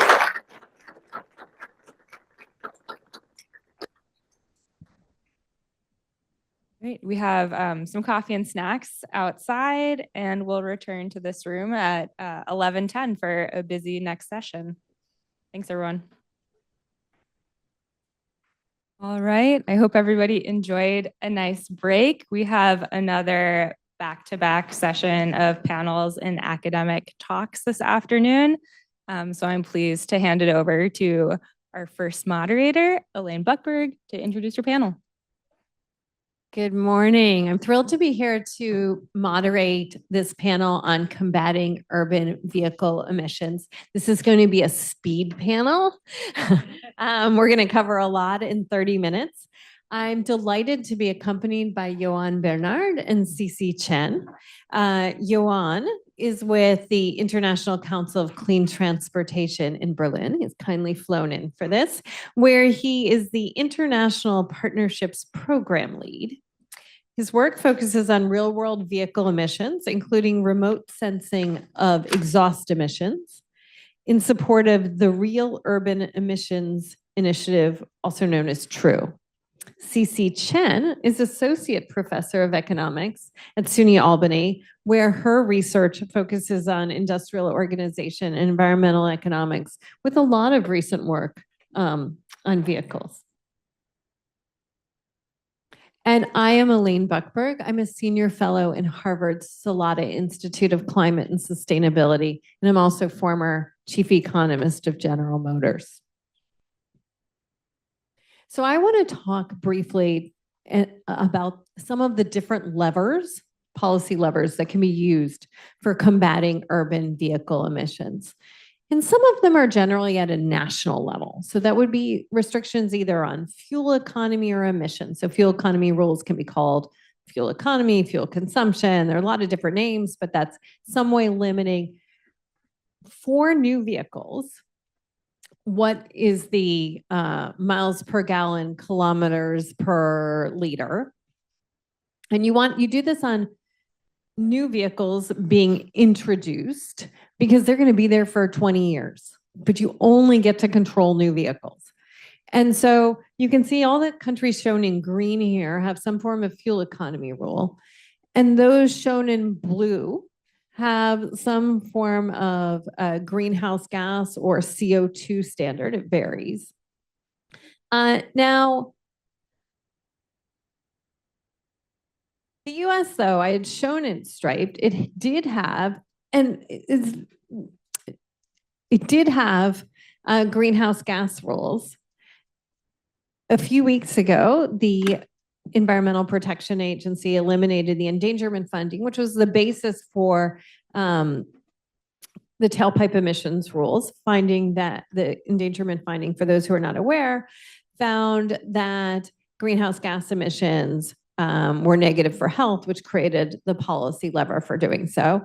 And then in the summer, the Congress and the administration eliminated California's legal right to set tighter standards than the national standards, which many states followed. Both of those are in the courts. So maybe striped is actually the right way to show it, but I do want to recognize this. Again, this is generally a national lever, although in this country it has been on a state level. And then cities have levers that they themselves compose, or other subnational governments. So one would be congestion pricing, and you can see it's been used by a number of cities, but recently very prominently New York City, which was able to bring a rule into effect within the last year. London, Singapore's rules are particularly well known. This says to enter some cordon area of a city, you need to pay some amount to basically a toll to enter. Those can be time varying based on current congestion. They can be scheduled, so on. A simpler and longer standing set of rules would be license plates restrictions that say into some zone of the city, only certain license plate numbers can come in, generally based on the last digit. These are sort of simpler to implement. They have lots of means of evasion. For example, wealthy households might have two different have an extra vehicle for those days. And then there's emissions testing. So lots of different local governments have emissions testing rules that get to every single car on a yearly or biannual basis. So that applies not just to new vehicles. And in some cases, those rules vary by state. If you don't make the grade, then either you need to make repairs where that's available, or the vehicle needs to be scrapped. The third kind of lever is phase outs of internal combustion engines vehicles. So that could be implemented in a lot of different ways. That can be, you can't sell in this jurisdiction after that date. You can't register one in that jurisdiction after the date. So that's faster, but harder. Standard.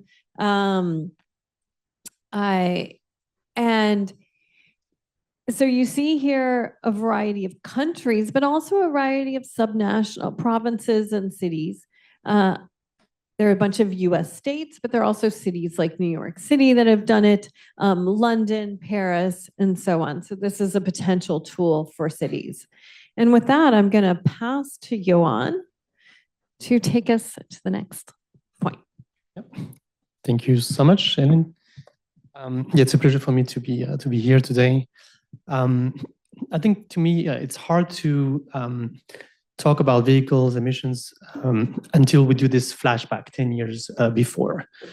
10 years ago, my colleagues, a bit more actually than 10 years, my colleague wanted to better understand the source, of our pollution, and in particular, one of the important sources, transport, and looked at testing vehicles in the real world, meaning on the road and not only in the laboratory conditions. So my colleagues tested Volkswagen cars as well as BMW cars in the US, diesel vehicles. And what they found was astonishing. What they found was that emissions of nitrogen oxide were in the range of, up to 35 times the official limit. And that was really an eye-opener, not only to the US, but in fact, a few days after the scandal, known as the Dieselgate now, regulators in Europe found out that this was not 1 million vehicle like in the US. We were talking about over 20 million vehicles in Europe that presented excess emissions, meaning more than 3 times the limit. And so looking at those results, we created the Real Urban Emission Initiative because we realized that cities had been badly equipped with data and emission factors that were not reflecting the reality of emissions. That was for Europe, and things have moved on and progressed, but we'll see that the work is not done. There is a lot, I would say, implication of that. What that meant for Europe is that some studies using our data actually quantified the social impact for Europe, meaning in the EU plus UK. And the number was 1.2 trillion euros of social burden, meaning that that's the cost from the moment those vehicles entered the fleet in 2009 up to 2035, 40 when they will exit the fleet. So going back to your point, it's sometimes 20, 30 years until those vehicles leave. Moving next.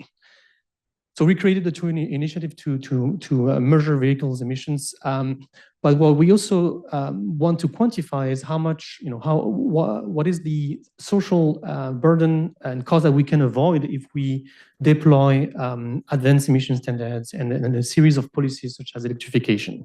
And we're talking about a huge number of preventable asthma cases in children that we can avoid, 1.4 million, almost 2 million preventable premature deaths, and that is about over 33 million preventable years of life lost. So that's what's at stake here. What are the lessons learned of what we've done over the past 10 years with this initiative?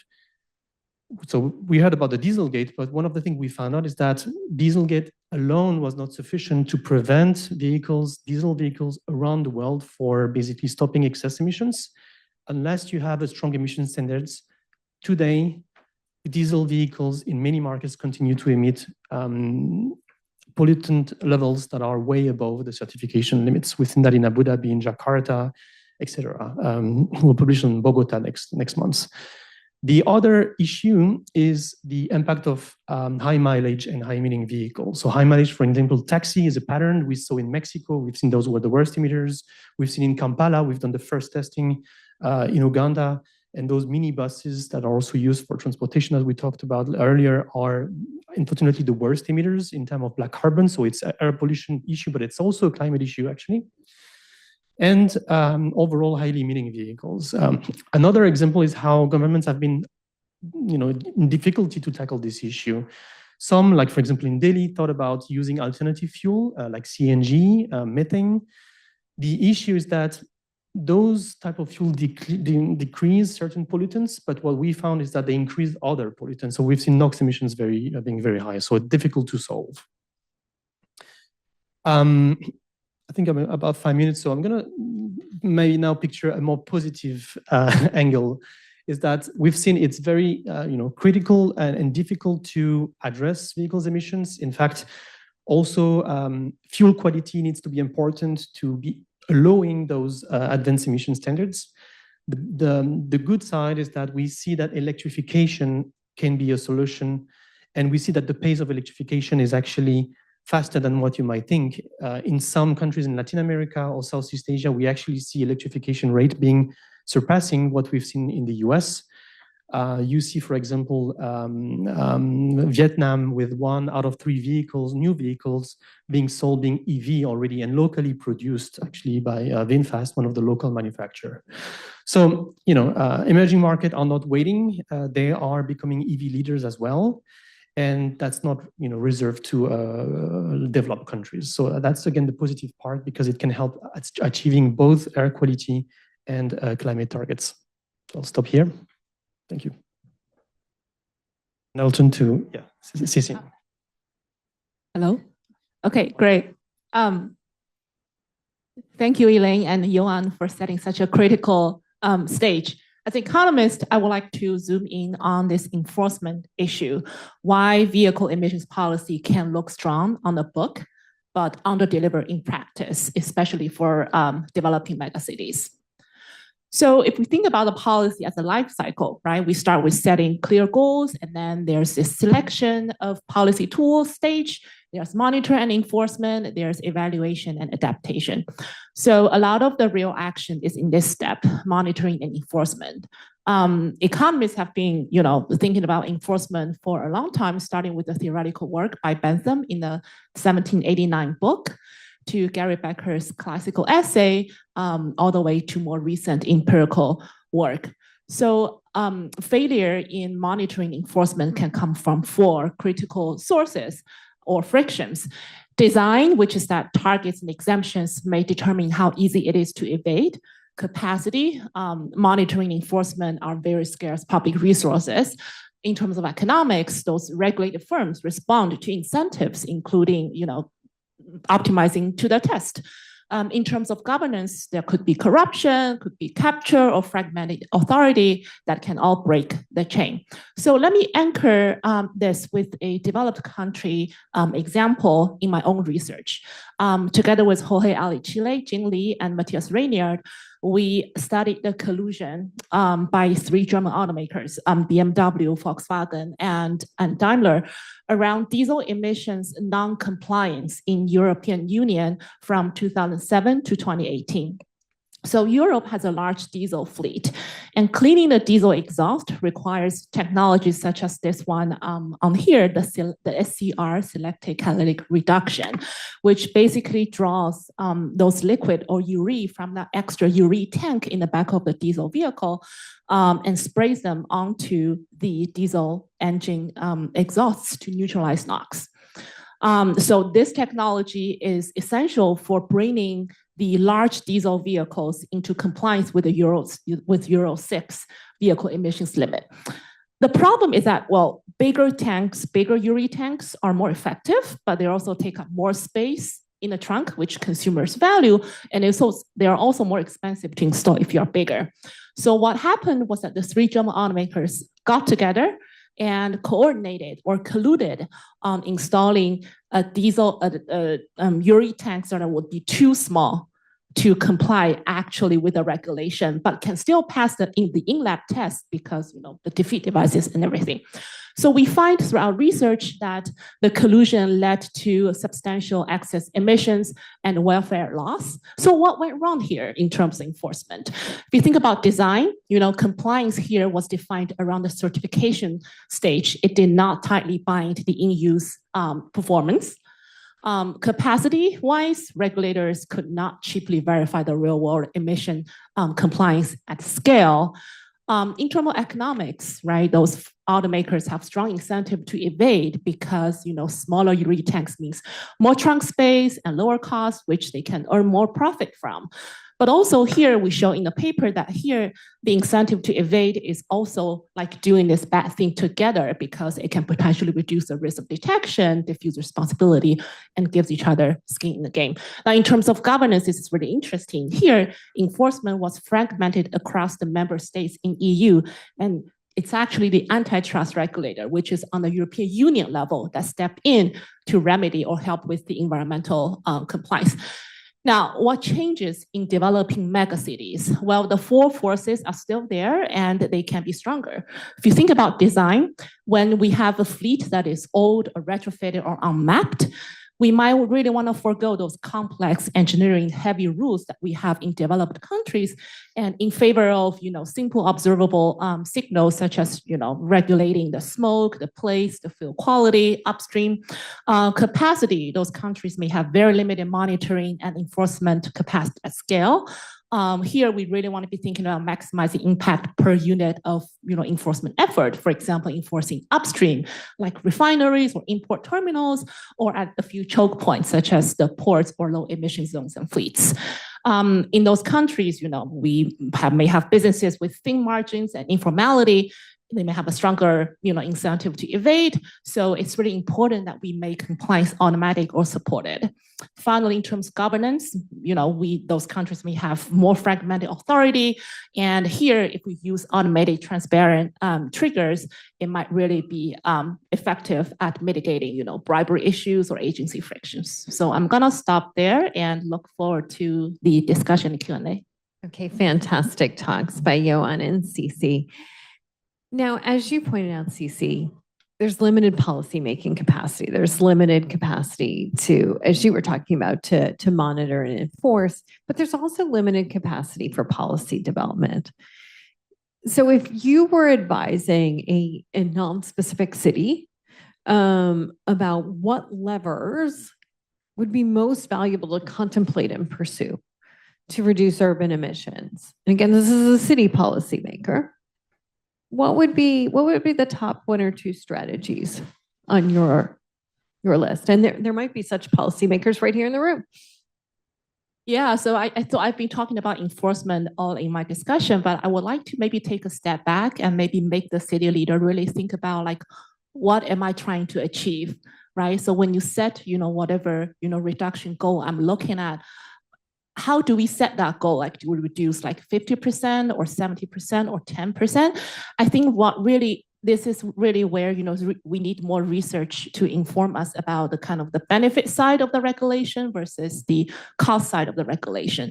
The idealized case would be to find a policy or, you know, find a policy goal that can maximize the net benefit, right? On the benefit side, you know, when you have those regulations, we will have, you know, better health, better lower pollution and less congestion, but also like on the harmful side, on the harm side of the cost side of the regulation, right? We are harming mobility, we may be harming, you know, a lot of, you know, affordability or even the business opportunity that came up in one of the earlier talks.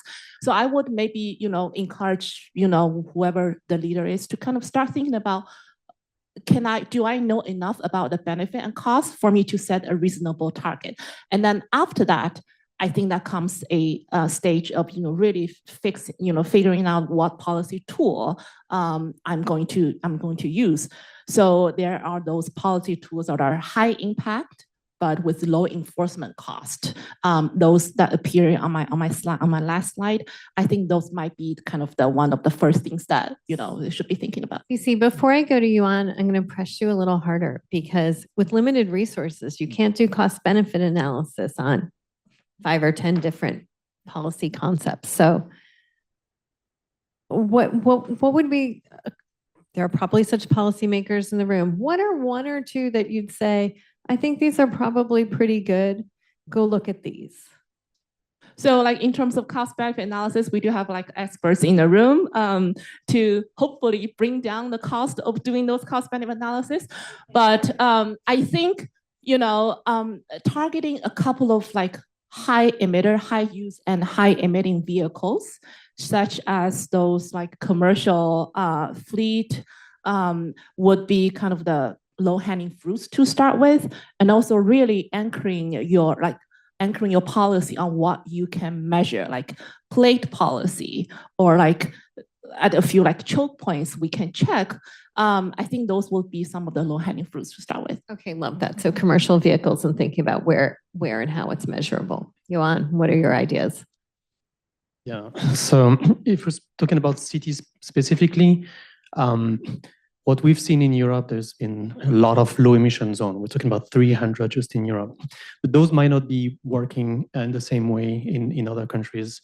But we see similar, I would say, appetite for it.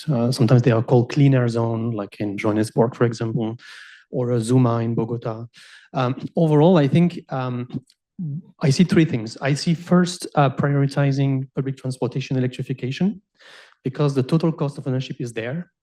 For buses, it can still be a challenge to, you know, to have the upfront, to deal with the upfront cost. But we see innovative financing scheme that allows that. For example, bringing together industry, cities, and operators to be able to purchase or lease those vehicles and de-risk I would say the use of those vehicles. So buses, e-buses. We've seen that in Latin America, and we are now also supporting South Africa with a project called Zebra. Second is taxi electrification. In Mexico City, we've seen those are also very high emitters. Emissions deteriorate. Emissions triple after just a couple of years because of fuel quality, because they are used a lot. And there's now a project in Mexico City to also electrify those taxis. So that's the second thing, working with taxi operators to electrify those. And London has been doing that, by the way. Starting in 2019. And finally, I think, we should not rule out soft mobility. So I think that's also where Clean Air Zone are thinking of going, for example, in Johannesburg, making cycling more, I would say, interesting for the users, for the citizens. So those are the 3 angles. Yeah. Okay, so I love that because your answers dovetail. Cece says focus on commercial vehicles, and you're saying electrify commercial vehicles, both large and small. Should electrification of delivery trucks and other sorts of larger vehicles going through cities also be part of this? Yeah, I think electrification is really interesting because, you know, it came up before in this conference as well, we have to both think about the grid emissions as well as the vehicle emissions reductions. And here we really need to think about greenhouse gas emissions separately from those local pollutions, right? So as was pointed out earlier, it doesn't matter where the greenhouse gas emissions were reduced. What matters is the total amount of reduction, but actually for the local pollutions, we really care about where they are reduced. So for example, if we're thinking about electrifying those commercial vehicles, maybe those commercial vehicles were, always like circulating in the urban area. And if we have a lot of people living in the urban area, electrifying those that sort of delegate the power plant pollution to the rural areas might be a good idea in terms of, moving the local pollutions from the cities outside to the rural areas. But it does require a lot of infrastructure investment. So I would probably start thinking about electrifying those low-hanging fruit first, maybe school buses, maybe the last mile delivery, that those trucks can actually come back to the depot like at the end of every day to charge with fixed routes. For those long distance trucking, it might be a harder thing to do. He makes an important point. And when you're thinking from that cost benefit perspective, you want to think about what's the relative amount of emissions from an internal combustion engine or diesel vehicle running through the city versus the power plant emissions in the local mix to operate an electric vehicle. And then where do those emissions occur, and what is the population that's most locally exposed to them? There's some great work by Steve Sakala, who's visiting Salata and based at Tufts, that looks at how emissions move. Some amazing dynamic work that shows how emissions move over areas and they spread quite, so that would be a pretty nuanced analysis. But I want to now turn to audience questions. Do we have some mics set up or mic runners? And so we've got some mic runners over here. So put your hand up and a mic runner will come over to you if you have a question. I'm sure someone has a question. Here, we have one right up in front. Oh, one there and then next up in front. Thank you so much for this fascinating discussion. I think I would be curious to get your take on the distributional consequences of different ways of tackling emissions, because when talking with policymakers and city leaders, different policies are going to have very different distributional impacts. Like congestion pricing is potentially going to impact more people who have to commute from the suburbs to the city center, while regulations on emissions for all the vehicles is maybe going to have a more diffuse impact. And so how much do you think that matters, and how much does this kind of distributional buy-in or constraints are shaping what can get implemented? Yeah, not sure if I'll fully reply to your question, but I think that's typically something that policymakers are also asking us about. And they are very much concerned also about the potential environmental injustice challenge of certain of their policies. So we're talking about low emission zone, for example. The number one concern might be, yeah, but you're going to restrict vehicles from actually a person that might have low income, and so is that really what we want? I think the answer that often policymakers come up with is, let's think of derogations or specific case where there is a good reason for allowing that vehicle for a certain amount of time in the city, but not more than 20 days, for example. And often that has really make it possible for cities like London, for cities like Paris, Brussels, or Warsaw recently to actually, I would say, address some of the challenges, coming up with exemptions, but setting like a strong framework and a rule that would still apply to the majority of the vehicles. So. Next question. Yeah. So it was super interesting. I mean, thank you, Joanne, Susie, and Elaine. Could you hold that close? Yeah, well, thank you so much for the speech. I mean, I'm Pau. I'm a visiting student at the MIT Media Lab. I'm automotive engineer as a background. I worked before in one of the regulators in Europe. So I did like type approvals and those kind of things. So what really impressed me, the slide 5, for example, it showed the percentage of EVs per region.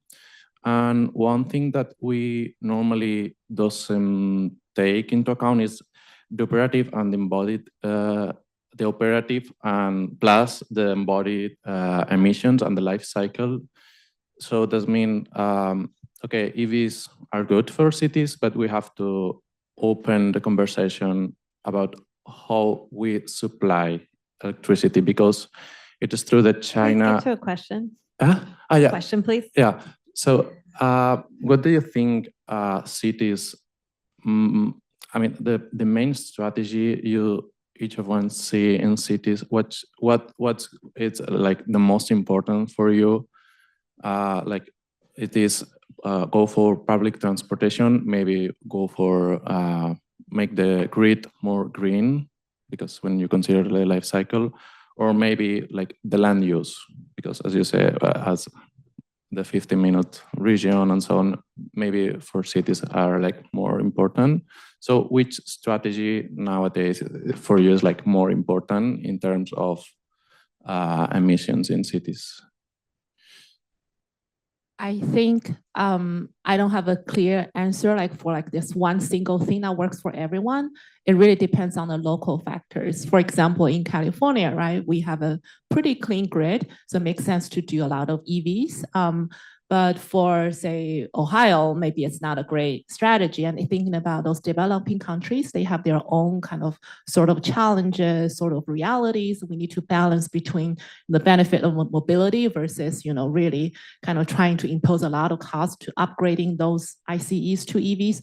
So I don't think there's a kind of a clear-cut answer, but I would really argue for the need of a kind of a transparent framework, maybe a more scientific framework for those local policy-making capacities to really evaluate a lot of options.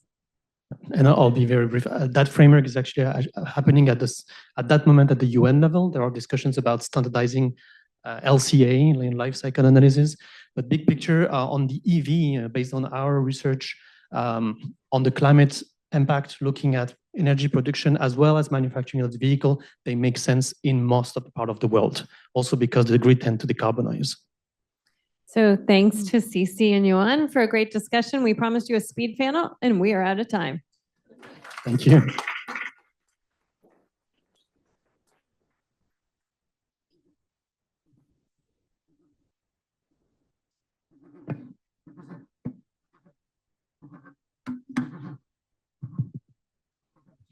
Okay,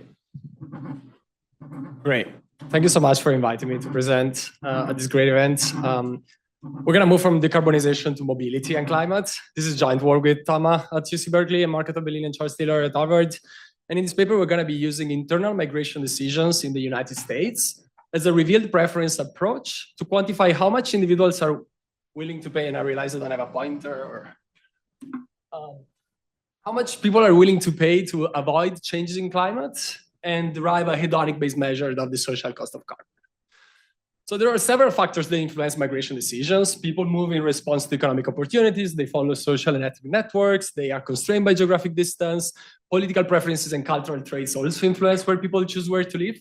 But there's an additional margin that I received relatively less attention until recently, and that is the idea that migrants tend to settle down in locations that have a climate that is similar to the climate that they have at origin. This is a phenomenon that has been documented recently, and the way it can be summarized is through this paper, through this figure here that shows that historically in the early 1900s, international migrants tended to settle down in locations in the United States that have a temperature, in locations that have a temperature that is relatively similar to the temperature in their country of origin. And so if migrants systematically sort to preserve their climate exposure, then this means that their location choice contains some information about the welfare cost that they are willing to incur to adjust to a different climate. And so we are going to be exploiting this idea in the context of contemporary United States internal migration decisions. The figure that I'm showing you here replicates the same intuition in our context. And you can see that there is a strong positive relationship between the temperature at origin and at destination for the 2000 largest migration flows in the United States, with the fitted values that approximate the 45-degree line. So if we take the absolute difference between the temperatures at origin and destination for all the migrants, and we compute the so-called temperature distance, and we look at the distribution of moves across the spectrum of this temperature distance, you see that the vast majority of the migratory flows within the United States occur for relatively small values of temperature distance of approximately 1 to 3 degrees Celsius. And the farther away places in terms of temperature at destination, we observe relatively less migration. Now, this is just descriptive, and the correlation still holds once we control for geographic distance and short distance, or exclude short distance mode. But this is sort of summarizes the idea that we use to think about migration in this context, which is as a laboratory for climate change. By definition, a migrant that moves experiences and moves from one climate origin to one climate destination. And this slide here summarizes this intuition. Take the perspective of a migrant who's in this region in Tennessee in orange, and they face a trade-off that can be summarized by the different temperature that they could experience by moving elsewhere in the United States. This is at the Puma level, which is going to be the unit of analysis of our paper. But this different climate gradient that they would experience across the United States can be counterbalanced by trade-offs that they would experience in terms of economic opportunities and earning potential that they would incur in all the other places in the United States. So for example, if this person here wants to migrate to Boston, this comes with a relatively more attractive in terms of earning potential and higher income, but this comes at the cost of a larger temperature distance to incur. And so we're going to be trying to monetize this trade-off. The way we're going to do this is with a discrete choice framework where agents choose the location where to live. We're going to be applying this methodology to 21st century migration moves within the United States that will allow us to compute the willingness to pay to avoid changes in climates. And most importantly, then we're going to be deriving a probabilistic estimate of the social cost of carbon for the United States and compare this to leading estimates. Altogether, we believe that with this approach, we provide a novel revealed preference approach to estimate the cost of climate change that embeds differential margins without having to enumerate them differently as prior literature has done before. And we're going to be interested in exploiting changes in climate that reflect our object of interest in terms of adjusting to a new climate once the migrant decides where to migrate. Once we monetize this trade-off, we're able to derive a domestic social cost of carbon that only accounts for domestic damages as imputed by revealed preferences in migration decisions that is aligned with the US regulatory guidance. So in the paper, we have a simple static discrete choice model in terms of location decisions of individuals. The way we derive this can be briefly summarized by a standard familiar multinomial logit form where an household I chooses a location J where to migrate. And the probability choice can be summarized by an indirect utility function in which, most importantly, the income at destination enters, net of housing costs. But then there's this climate distance component, the absolute value difference between the temperature at destination and the temperature at origin as an additional adjustment cost that the individual has to account for once they make this decision to migrate. And then this is just one component of the various adjustment costs that the individual might have to incur, and there are additional moving costs that we can express in utils. We move from this probability choice framework to an empirical approach by simply multiplying by the origin population stock and extending to a panel so that we derive our estimating equation where we regress the number of migrants from a location I to a location J in year T as a function of the income at destination net of housing costs. Again, this temperature distance between origin and destination locations. Some additional migration cost measures such as geographic and travel distance, socio-demographic controls, and origin by year and destination fixed effects. So by solving the household optimization problem, we can directly map the parameters from our discrete choice framework, from the indirect utility function to those coefficients that we're going to estimate this here empirically, so that altogether we derive a closed form solution for the marginal willingness to pay to avoid changes in climate. That is just the ratio between the two coefficients we're going to estimate here on the temperature, distance, and on income scaled by income. So intuitively, this is telling us how much income is an individual willing to give up to avoid moving to a place with a slightly different climate. The data that we use for this exercise come from census data. In the United States, we have information about prior location. Importantly, we're going to be focusing just on head of household move and only limit our analysis to, exclude short distance moves, so as to capture moves outside local labor markets and allay concerns on spatial correlation of climates. We're going to harmonize housing costs and importantly use climate data to compute average annual temperatures and precipitation. So baseline results, I wanted to focus on column 3 here, where I'm showing you the coefficients associated with temperature, distance, and with income when we look at the response of migration in the United States. You see, first of all, that moving 1 degree Celsius farther away from the temperature at origin reduces the expected migration flow by approximately 6%, again, providing evidence of this sort of climate matching that migrants put in place once they decide where to locate.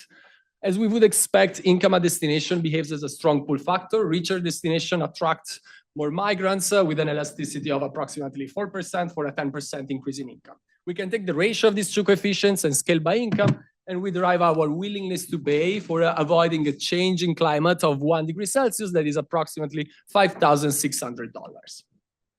So these are, once we have estimated our two baseline elasticities, again, approximately 6%, 1 degree Celsius increase in a temperature distance reduces migration by approximately 6%. A 10% increase in income increases expected migration by approximately 4%, and we derive this willingness to pay of approximately $5,600. In the paper, we also can allow for heterogeneity across demographic groups. Interestingly, we find that those willingness to pay is lower for older individuals and higher for those with college education. This is in line with the idea of climate behaving as an amenity and entering as behaving as a normal good. So with all of this together, we can move to our last step of our analysis, that it thinks about quantifying the social cost of carbon. Now, the social cost of carbon is this present discounted value of all the damages caused by an additional ton of CO2. And the way we're going to compute this is the discounted integral of all the marginal utility losses induced by temperature changes from this additional ton. We're going to fix and approximate this discretely and annually starting from 2030. This is the year in which we're going to simulate an additional ton of CO2 emitted in the atmosphere. And I'm going to walk you through the different modules that compose the social cost of carbon in our case. The first module is the damage module. This is, again, just use we can map directly into the utility losses or how much individuals are willing to pay or to accept to avoid changes in climate. We can use the coefficients and the estimates that we previously obtained. We have to scale this for all the entire US population and allow for income to evolve. We know we're going to get richer until 2300. So we're going to use the socioeconomic modules from RFF scenarios to project this until 2300 and also allow for disaggregation by age group. We obtain how the projections for temperature until 2300 once we perturb climate for an additional ton of CO2 in 2030 using the FAIR model. We illustrate this in the case of the US climate response. And one important feature is that we also allow for birth cohort adaptation so that individuals who are born in the future are not going to adjust to the perturbed climate in 2030, but to the climate they are born in the future. And finally, we're just going to apply the standard discount rate to discount for future losses by 2%. So altogether, what we obtain is a social cost of carbon for the United States that is of approximately $66 per ton of CO2. This is our first in the bar graph here, the first column. What I'm doing here is comparing this to the leading estimates in the literature using other models, such as the one computed by the Climate Impact Lab or Resources for the Future. We know that we measure slightly different aspects here. This is a hedonic approach that accounts for any potential margin through which climate enters the utility function and therefore the location choice of individuals. Whereas for these models, they have to enumerate the different sectors and think about the health losses, the productivity losses, income losses associated with changes in climate. So that's all I have for you for today. We use the internal migration decisions in the United States as a laboratory to experiment and think and use that as a revealed preference approach to back out the willingness to pay to avoid changes in climate. We derive a willingness to pay that is approximately of $5,600 per degree Celsius, and this implies a social cost of carbon of approximately $66. Thank you so much for your attention. All right, I think we have time for one question. Hi, thank you. That was great and fast. One quick first question. Could you remind us of your sample time period? What we use here, there are 4 different waves of census. We use the decennial census in 2000, and then we combine this with the American Community Survey in 2006, 2011, 2016. Okay. So during that time period in particular, I find myself thinking about the rush to the Sun Belt. Yeah. And we had, more than 5 million people in the US go there, and they went there for the climate and for the affordability. And those two things, I find myself wondering how they dovetail into your concept about chasing income, not necessarily affordability, and chasing similar climate as opposed to specifically chasing a different climate. Yeah, absolutely. So I think that you mentioned a very important point here, and I was very fast, and I had some aspects I did not cover at all. I think some important aspects, we try to uncover them, and we find some evidence in support of some of these mechanisms that you point out through the heterogeneity analysis. As I mentioned before, we can think about not only the rush to the Sun Belt, but also think about the snowbird effect. We find that the retirees, as I mentioned before, we find that the willingness to pay for older individuals is very low, particularly because, as you mentioned, some individuals seek different climates, perhaps moderately hotter climates, and we find this for generally retirees. So I think we try to, and I'm happy also to hear some of your thoughts on that, we try to uncover and explain some of these mechanisms through some of the heterogeneity. And I can promise you that both through age, gender, and education, there's a lot, this willingness to pay number varies a lot. And I think I'm gonna conclude here, but happy to take other questions and discuss offline. Actually, this has been very quick. If you want to do one more for 2 minutes. Yeah, Alan. Hi, well, I'm Alan from Stanford. The revealed preference approach is very nice. It's prone to a couple of potential issues, not necessarily definite issues. One is that there's an implicit informational assumption here where migrants kind of know the climate and know the income. How are you thinking about that? And then 2, there's a kind of, this is static estimation. To the extent that migration is a dynamic choice, then the static estimates are going to be biased. That's going to translate directly into the 66 being bigger or smaller. Yeah, absolutely. How are you thinking These about are those great issues? points. Yeah, as I would expect, you perfectly noticed them. I think that so. Yeah, 2 things. I guess that, the underlying assumption is perfect information. Of course, we assume that individuals are aware of the average income in the location at destination and the average climate at destination. There's not much we can do. There's a lot, I think, of work that one could think about in terms of mapping out what the optimal decision, what the optimal move would be. Would it be to move every single year slightly southern or northern, depending on your preferences, rather than just once and incurring this migration cost just once? This is all, I think, exciting open questions that we don't have an answer for. In terms of the static versus dynamics, our model is static by nature. We're thinking about this as, again, this is a cost related to long-run climate. And so we are thinking about this measure here, this $5,600 per degree Celsius, as a cost that you're paying every year. Again, there's, of course, by being static, we are assuming a myopic behavior, so that every single year I'm gonna pay the same amount. It would be curious to think about how that would alter, especially our social cost of carbon. It's not obvious to me. I'm happy to chat more if you have ideas about that. Thank you.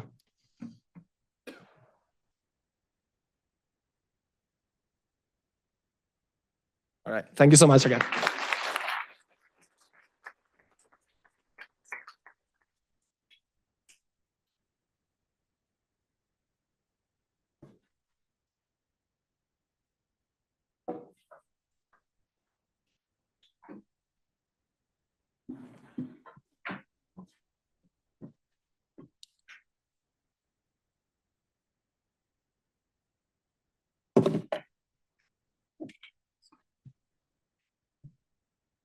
Hey, I'm Diane. Nice to meet you in person.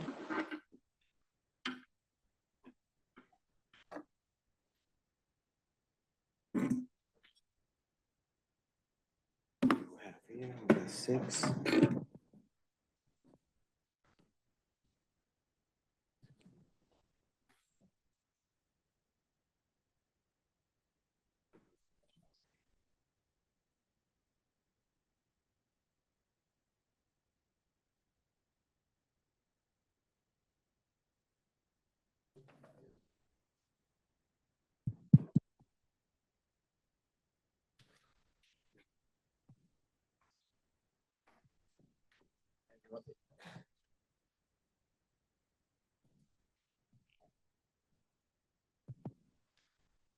Hi, everyone.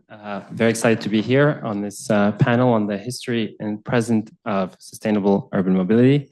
I'm Bilal Isla, assistant professor at the Africa Business School in Rabat, Morocco. I have with me Maina Celedonio, Secretary of Transport in Rio de Janeiro and associate professor in PUC Rio, as well as Professor Diane Davis at the Graduate School of Design, Professor of Regional Planning and Urbanism. And I've got Professor Bruno Carvalho, also at the Graduate School of Design and Department of Romance Languages and Literature. So very excited about this topic. In particular, where I live now in Rabat, I live 5 minutes away from the Old Medina, which is a car-free zone, has a lot of commercial activity, very narrow streets. And then where I live actually is the French colonial central district. Again, also very walkable and a different formation in terms of space. And then surrounding that, you've got a lot of suburban growth with a different form of modal sort of transport and usage of space. So with that, I want to sort of pose the first question to Bruno on the history side. So how has the development of new modes and our sort of evolving understanding of their sustainability evolved in the past century? Okay, big question. So first, thank you all for being here. Thank you to the organizers. It's incredible to be with Diane and Maina, two people I admire tremendously. So after I say my piece at the top, my plan is to listen a lot more than talk. Yeah, so the question of the last 100 years and what we can learn from history. I mean, I think one lesson that I've drawn from looking at transit historically is that in the long run, history shows us that reasonable expectations tend to underestimate the range of possible outcomes, right? So at a conference like this, we might take it as a starting point that alternatives to car-centric urban mobility are key to climate solutions from the perspective of emissions, cost, land use. But even 100 years ago, planners, engineers, designers, social scientists, science fiction authors really already understood that cars were not sustainable for urban mobility. They understood that carrying capacity was far too inefficient, that cars pose a massive problem of storage, which makes a place like a Medina not viable. And it took a lot of unexpected developments, even in the United States, for cars to become dominant, right? So from mass transit projects being shelved during World War I and the Great Depression, the redirecting of industrial capacity towards suburbia after World War II. So basically what we got was not the safe bet in the 1920s. And I think that that's an important insight for us to always hold in whatever present we're in. Likewise, very quickly, in the 1960s, experts did not expect that urban mobility would sort of fracture to the extent that it has since, right? From the divergent responses to the 1970s oil shocks to then the consequences of the urban boom in the developing world, where often people arrive before transit infrastructure. So super quickly, I think these contingencies can loosen up our sense of what's possible. And then conversely, on the other side, and this is the reason why I won't be doing as much talking from here on, I think that there are real limits to what these histories can teach us in the present. scale of metropolitan areas today is largely unprecedented, and I think we are in uncharted territory in many ways. If I may follow up with you before we pass the mic to everyone else. So my economist hat tells me that sustainability is focused on sort of negative externalities or social harm. Is that how sort of when these new technologies emerged in previous episodes, how we would have perceived sustainability back then? I'm just wondering if you have some thoughts on how our perception of sustainability may have changed. Yeah, I have a lot of thoughts, and perceptions usually were, in retrospect, very, very off relative to the consequences that we actually got, right? So, Daniel Burnham thought cars were going to make cities cleaner because he was thinking of, steam, much older steam technologies for rail, right? I think that the expectation has been that when we have an inflection point in technological innovation, that the line will remain very steep. So you have Zeppelins, you have early airplanes, and then people are imagining all kinds of air-based transportations. Or you have vertical building, people imagine transit's going to become vertical too, and so on. And then often there's a tendency for technological innovations to plateau, for path dependencies to kick in, and so on. So I want to ask you, Diane, because we talked a little bit about this in terms of sort of new emergent technologies, in terms of rideshare, maybe a little bit autonomous vehicles. How do you see them in terms of this kind of question about sustainability in the present? I was going to get a different question, but well, thank you for great to be here. Let me just say a little bit about how and why I'm going to answer the question that way. Is I finished a couple years ago, I did a project on so-called innovations in transportation to look at their impacts on sustainability. And we looked at 6 different case studies around the world. And one of the case studies we looked at was Uber back in California, like maybe 10 years ago. So that's kind of, I think you're pushing me towards that. And one of the things that we discovered in the book, I actually co-authored it with a former dean here, Alan Altshuler. It's available, Oxford University Press, a little PR for them, if you're interested in these case studies. But I mean, one of the things that struck us about that innovation using platform technology, et cetera, was that it was not good for sustainability in public transit. And in fact, many studies since then have shown that the number of automobiles that are on the road are greater now because we've used that innovation. So I don't think innovation alone advances sustainability, and you have to look at what does the innovation do or not do. The second thing I would say is in the case, another argument, and maybe that I'll be like, Bruno, this isn't the last thing I have to say, but I'm sure you'll follow up.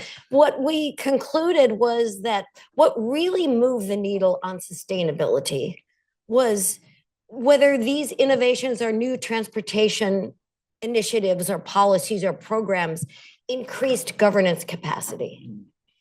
Did they allow authorities to have a better handle on the spatial challenges of introducing sustainability? And Uber does not. It turns it into the private, what we used to call the informal sector, and then now it's regulated, et cetera.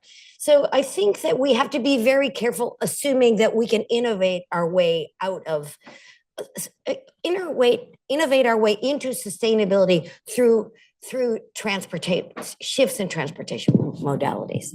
That's perfect, because I think that leads me to segue to mine now. We actually touched upon this a bit earlier too, in terms of prioritizing sustainability when a lot of technological innovation tends to have productivity gains or growth gains. And so is it necessarily at odds, or is there an optimization going on? Are there different scenarios where, does it take the lead? Does it not take the lead? Thank you.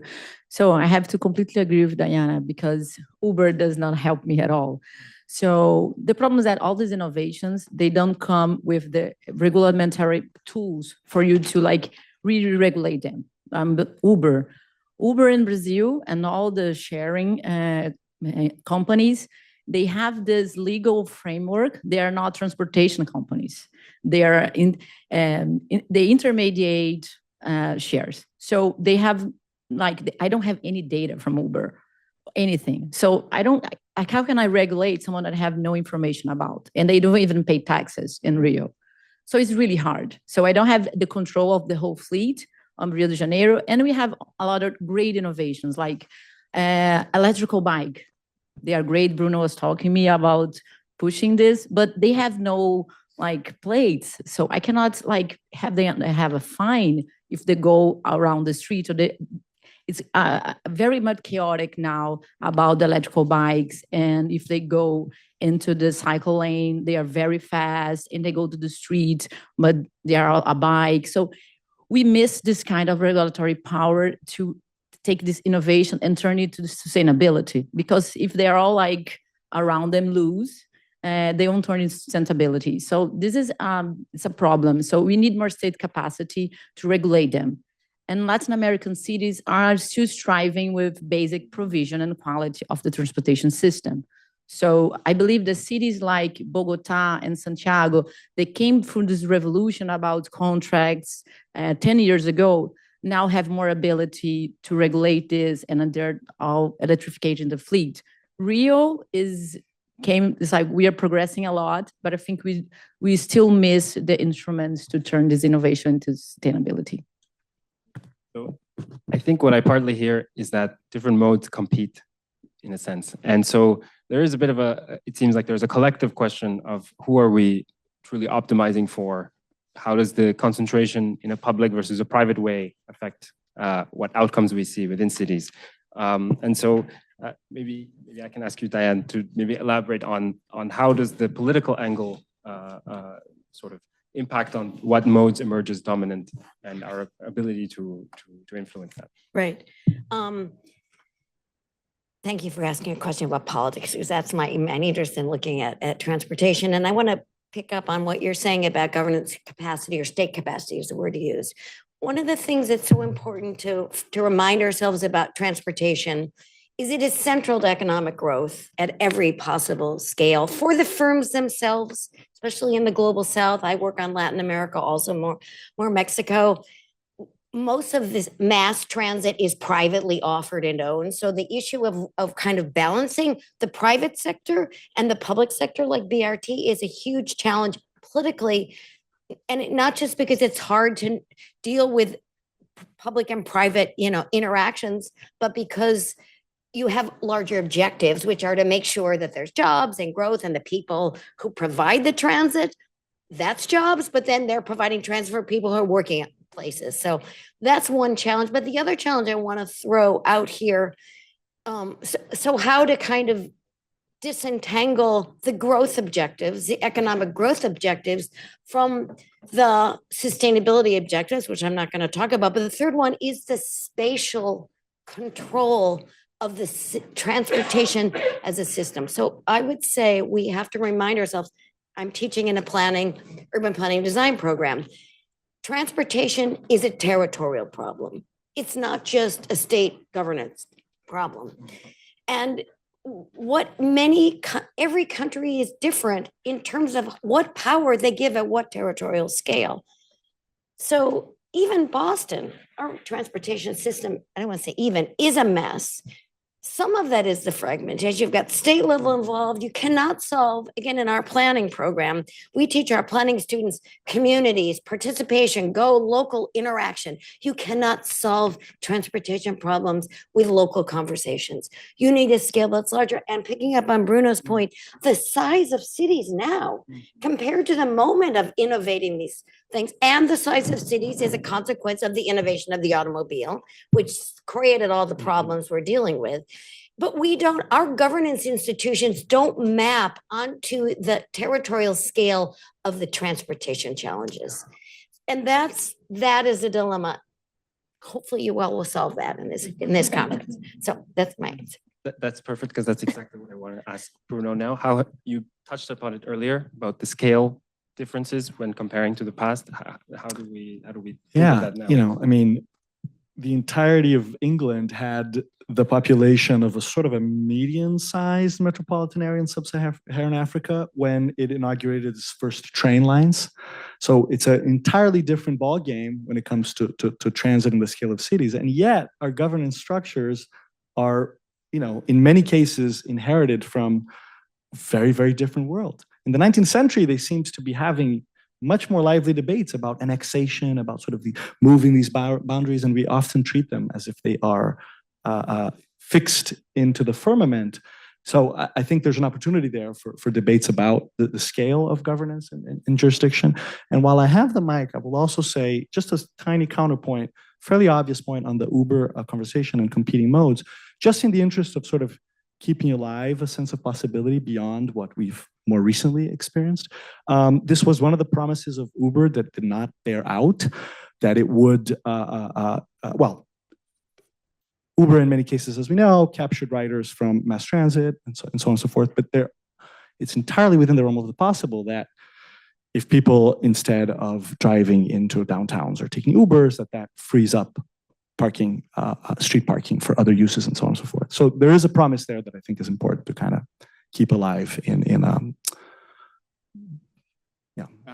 So I think I want to take us now still in the state capacity realm, but more from the control, the political side, the regulatory side, but now to maybe the infrastructure supplying side as a form of state capacity building. So maybe Maina, you want to say a little bit about that, given your area on working with the rapid transit bus system in Rio? Yeah, just for like a little context, like before 2010, Rio had no formal contract with bus operators. They're all like traditional, they ran the lines and that was it. And so we have a very and with the minivans is like they're permissionaries. So it's a one-by-one contract, very weak contracts. And with the BRT system, which was probably because of the Olympics, we have this huge investment and we started building the BRT system, which was very important because then you have this good feedback that we had to have more planning capacity and to make all this infrastructure. So I think there's this positive feedback between infrastructure and state capacity. And when you go to investment that are higher, you have to attract a concessionary that is more stable, a bigger firm with more fiscal capacity to invest. So it's way better, and there's this positive feedback. And the other question, sorry, I think was it. Okay. Diane, you want to say more? Yeah. Well, building a little on this, but back to the state capacity, I guess I wanted to also not be such a downer and say like none of these things are working and all these innovations. And I want to share kind of an example of how working across governance scales and infrastructure was possible. And this is one of the cases in our book that I worked on explicitly, which was the case of congestion charging in Stockholm. And I would say we had just heard that in New York, that is probably going to go forward. The Trump administration tried to stop the congestion charging, but the case study and it was a very, first of all, the struggle over congestion charging in Stockholm took almost 20 years. It was successful. So first I want to say there's a temporality, and you've done all this work on time and history.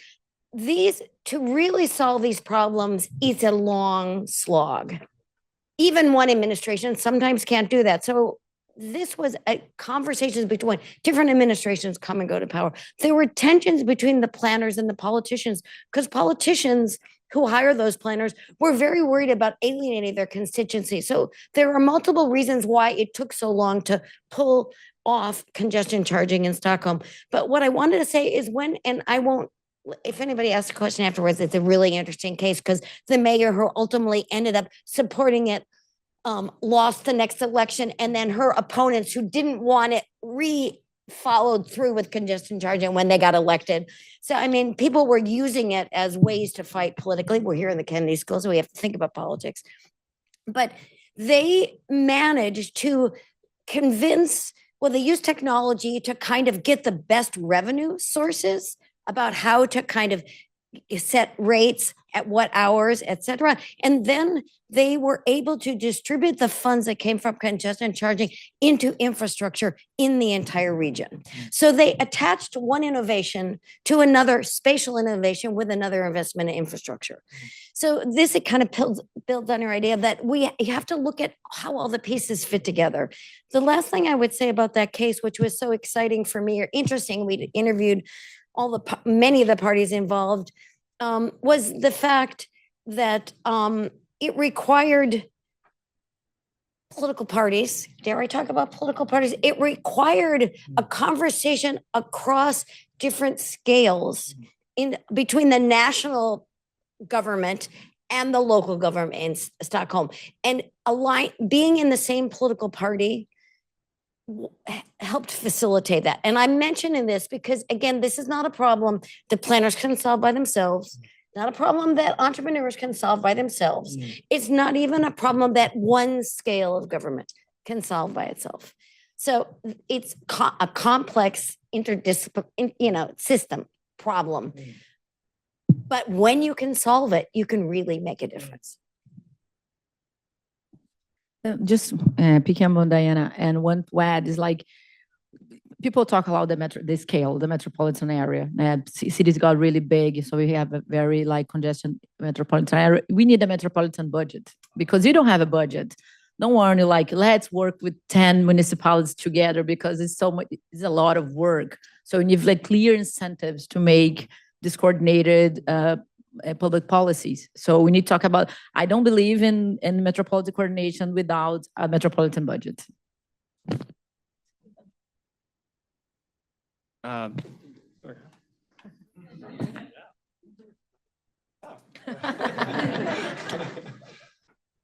even the, and I know they've already held up the signs, we only have 5 more minutes, and I don't know if people are going to ask questions, but just to add a little, make some more, tension in this conversation, well,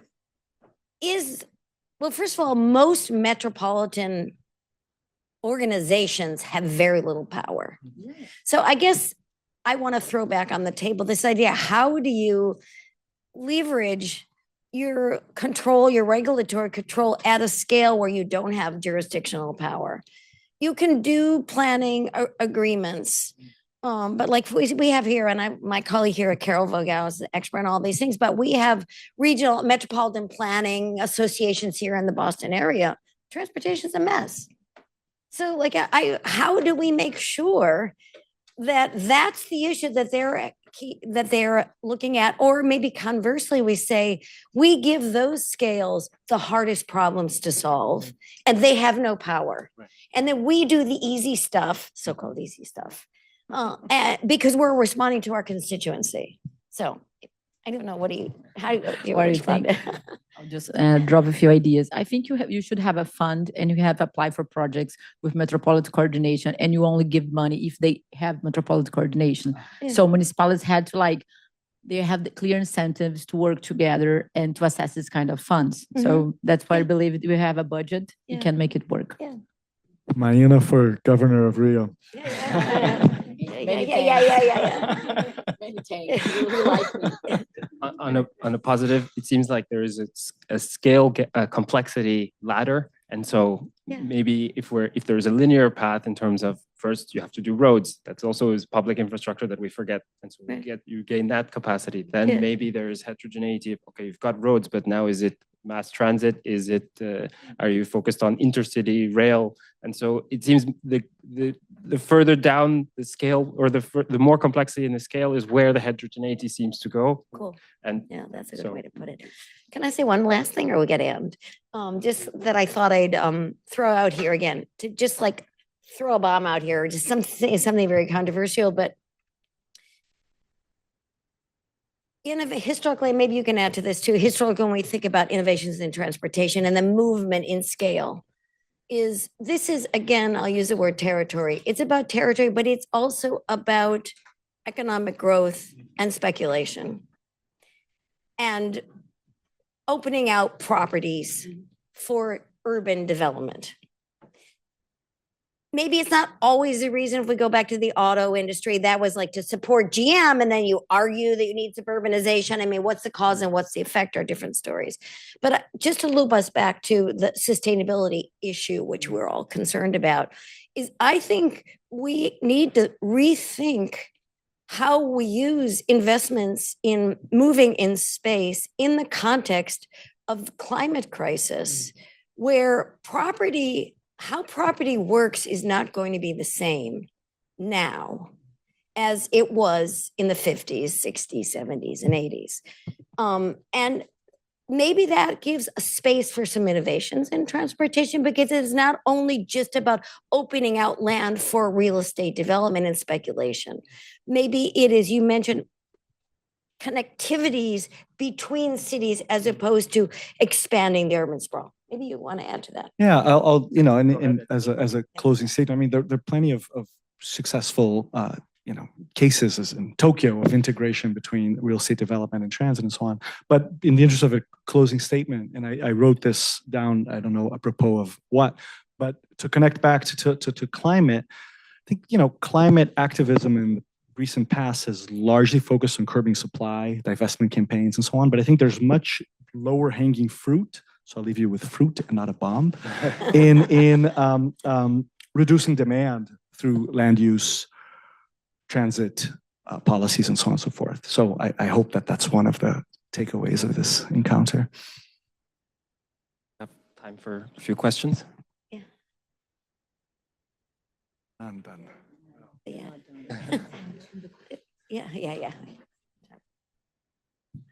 Thanks. I'm Hugh Cole. I'm from the city of Cape Town. So I'm interested in views from the panel on the evolution of this idea that public transport has to be funded.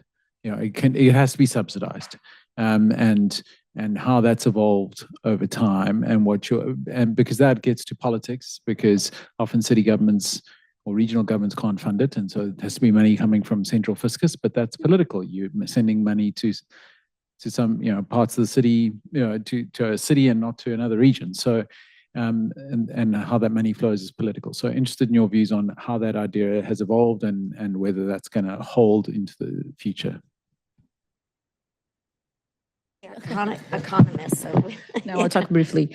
Rio started to subsidize the operation now in 2022 after pandemics, economic crisis, and it was very important because when we took off in 2021, 60% of the regular bus line are off. So there was like a complete collapse on the transportation system because the contract was a pay per passenger. So the passengers were not there. 70% we had the demand fall, and they're starting to subsidize, and they subsidize per kilometer because then you have less incentives to compete because you don't want to chase the people in the street, like you are in the subway or you're in the bus, they try to compete with each other. When you pay per kilometer, they don't want to compete with each other. It's all about incentives.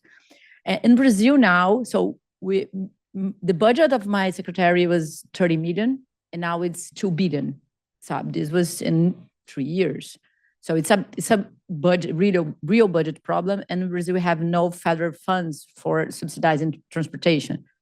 There's a movement about the federal government has to take in, but we have a lot of problems with transparency and no data, so it's very hard to make a secure financial system. But in Brazil, we have a lot of political pressure for free transportation. And it's very funny because a lot of constituencies come like free transportation for Carnival. I say, guys, come on. I think that we have to talk about more serious about this.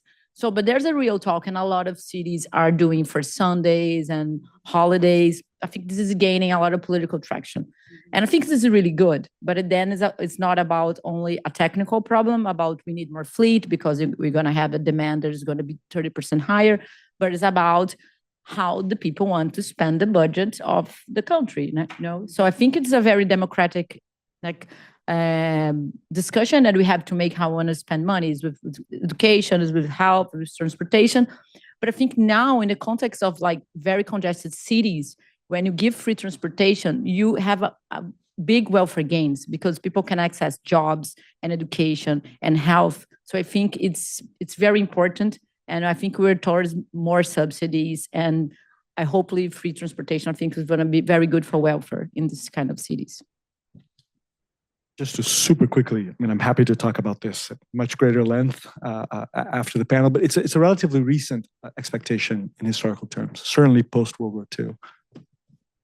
Yeah, and I would just quickly say that it's a political problem. You do need money. And I was talking about the Global South, Cape Town,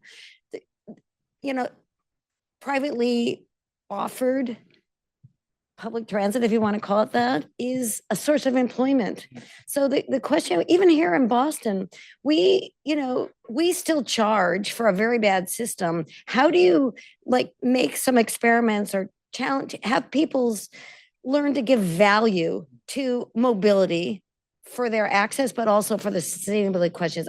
For me, it's a matter of changing the narrative to kind of and attaching that to different incentives or different pilot experiments, so people understand it's worth it for the government to spend money on this, because our lives will improve, well-being will improve, the planet will improve, and we don't have to bear the cost ourselves alone. So I think we have one more.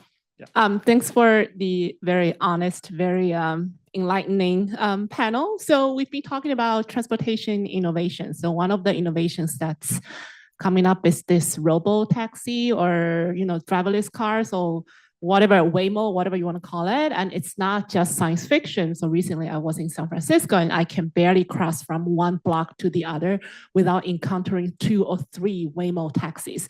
So I wonder if you have any take on kind of how that transportation technology would rate in the spectrum of sustainability or regulability for as a mobility solution. Well, at least you didn't ask about flying taxis, which I've had to answer in a conference. Yeah, exactly. Well, I mean, I want to come back to the idea, maybe the public sector question. What really is shocking to me, and I know there are all these questions about, I'm kind of a technology Luddite, so I'm not going to give the answer that you want, but there are all these questions about how safe it is. You've mentioned that, and there are accidents. But to me, I think the question becomes, who has the right to use public space for private gain? That's the question. And is it okay for, I don't know, it's Must-Do, Waymo or whatever, but should we be able to say, these are our streets, we pay for these streets, we want the streets to be platforms for something else? That's the question I'd ask. Maybe I can intersect between the Please. two. So, I mean, if you think about it, if we reach the point of autonomous buses, we sort of interpolate between the sort of technology innovation from Waymo, et cetera, but also lowering operating expenses for providing a public service. So in a sense, there is a way that they... Right, so it's not the technology, it's what it's applied to and where is increasing state capacity, governance capacity, or let's say increasing the public good. And I'm not convinced with so many of these innovations that they might say it's for the public good. You need to convince me. Let me add quickly. I regulated taxi cabs in Rio. If I put an autonomous taxi, it's going to be a riot, because they are very strong category. They're really strong. So they're very political power. So I think when you turn to politics, this could be very, I don't know how that could work. I don't think, and I don't know. It bothers me a little bit. Brazil is a very high inequality country with a lot of the unemployment. So I don't think this is the kind of innovation that will really help us. So I don't think this adds a lot to sustainability. Thank you.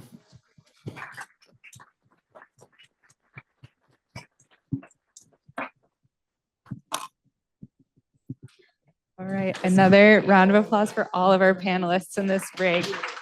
What great discussions.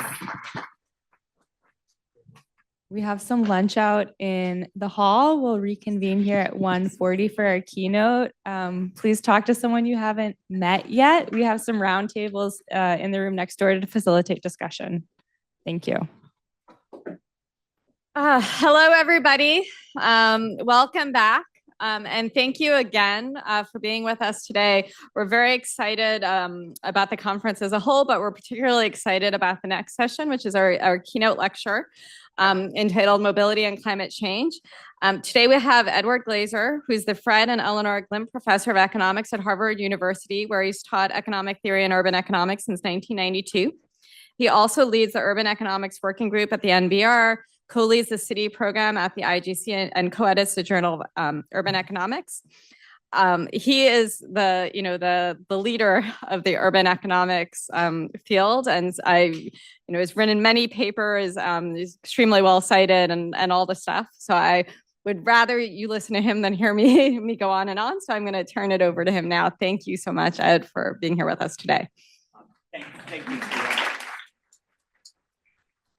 It's wonderful to be here. I'm just sorry Jennifer Musisi is not here because I'm sure she would have told one of her stories about how despite the car bombs, you keep on leading your city and pushing it forward. And I certainly find her a deeply inspiring figure. So I'd urge all of you, if you don't know Jennifer, to look up her story and learn about it. And I also would urge you, we have Hugh Cole here, who's come all the way from South Africa, who is sort of also an inspiring urban leader in Cape Town. And, particularly the younger scholars would be great. Chat up, Hugh. This is a meaningful place for me to be talking about mobility and climate change because the person who mentored me on this stuff had his office in this building 2 flights below. It was John R. Meyer, who was the father of transportation economics, and the person for whom those infamous 4 words are associated. That the 40 years of transportation economics at Harvard can be boiled down to 4 words: bus good, train bad, which of course comes out of his urban transportation problem from 1965. But John was just an extraordinary figure for thinking about the sort of marriage between engineering and economics and thinking about how to make transportation work. I'm going to sort of give a sort of soupçon of things, mostly related to my own recent work. It's all sort of comes out of this marriage between transportation and urban density, right? So cities exist to, eliminate transportation costs for goods, for people, and for ideas. They're machines for connecting us. And cities both enable mobility, they enable us to get towards one another, and they hinge on mobility, right? It becomes very hard to take advantage of the things that cities offer if you're in a low-income area that are 3 hours from anything. Cities are also nodes on our global lattice of travel and trade. They are the points of entry for goods, for people, for ideas, and of course for bacteria and viruses as well. Most forms of mobility involve carbon emissions, and so mitigating carbon change is going to involve changes to mobility in different ways. But mobility and cities are also particularly vulnerable to climate-related shocks. And I think that's particularly true in the low-lying, hotter cities of the developing world. And so in this talk, I'm just going to outline a series of questions and thoughts that seem relevant for mitigation and adaptation, especially relating to state capacity, which is a current obsession of mine.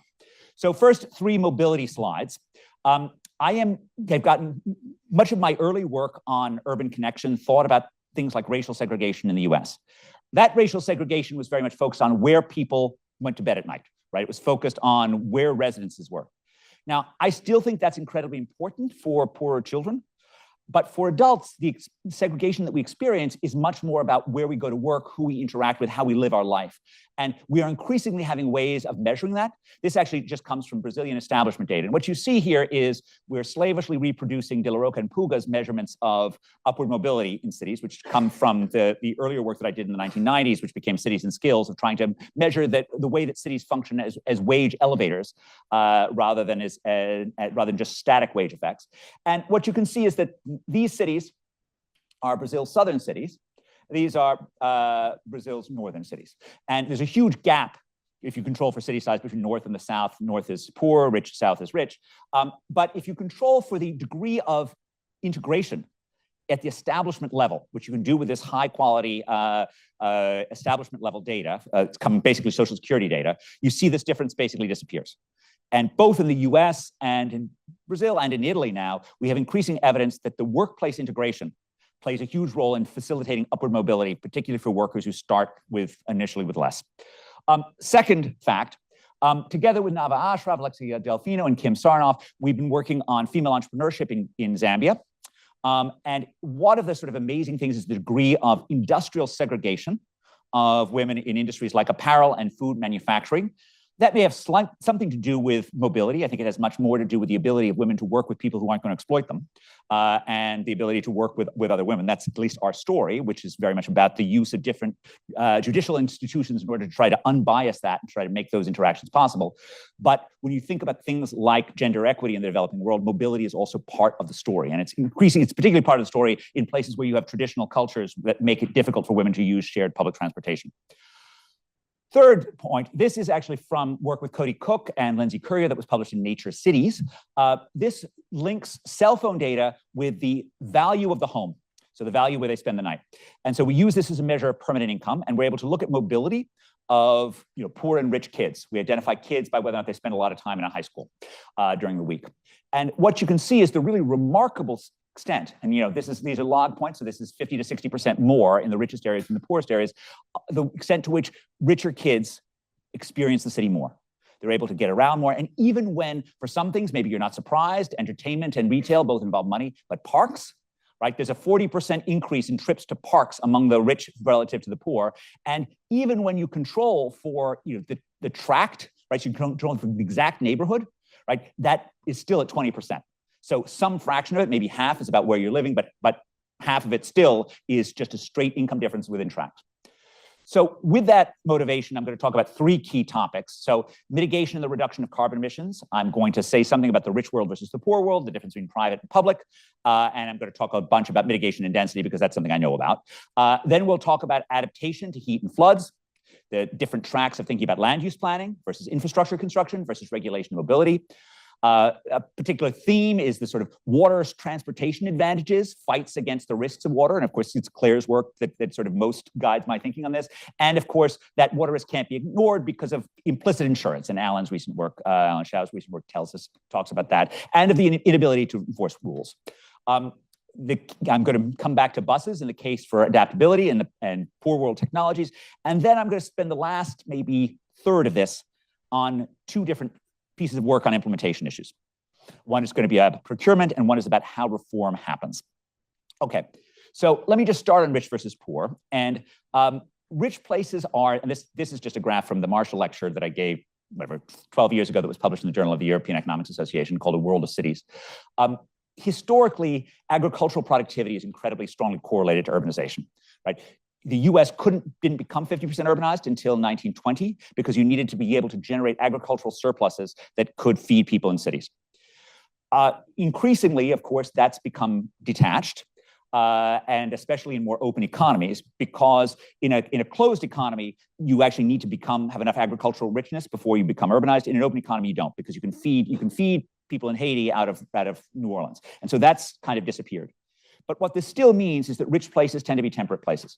And it means they have a very different experience of climate change than poor parts of the world. And so that's sort of a critical element. And the weather, which has played such a huge role in America's economic story over the 20th century, shaping which areas grow and which ones didn't. There's no variable that better predicts metropolitan area growth in the US than January temperature over the last 120 years.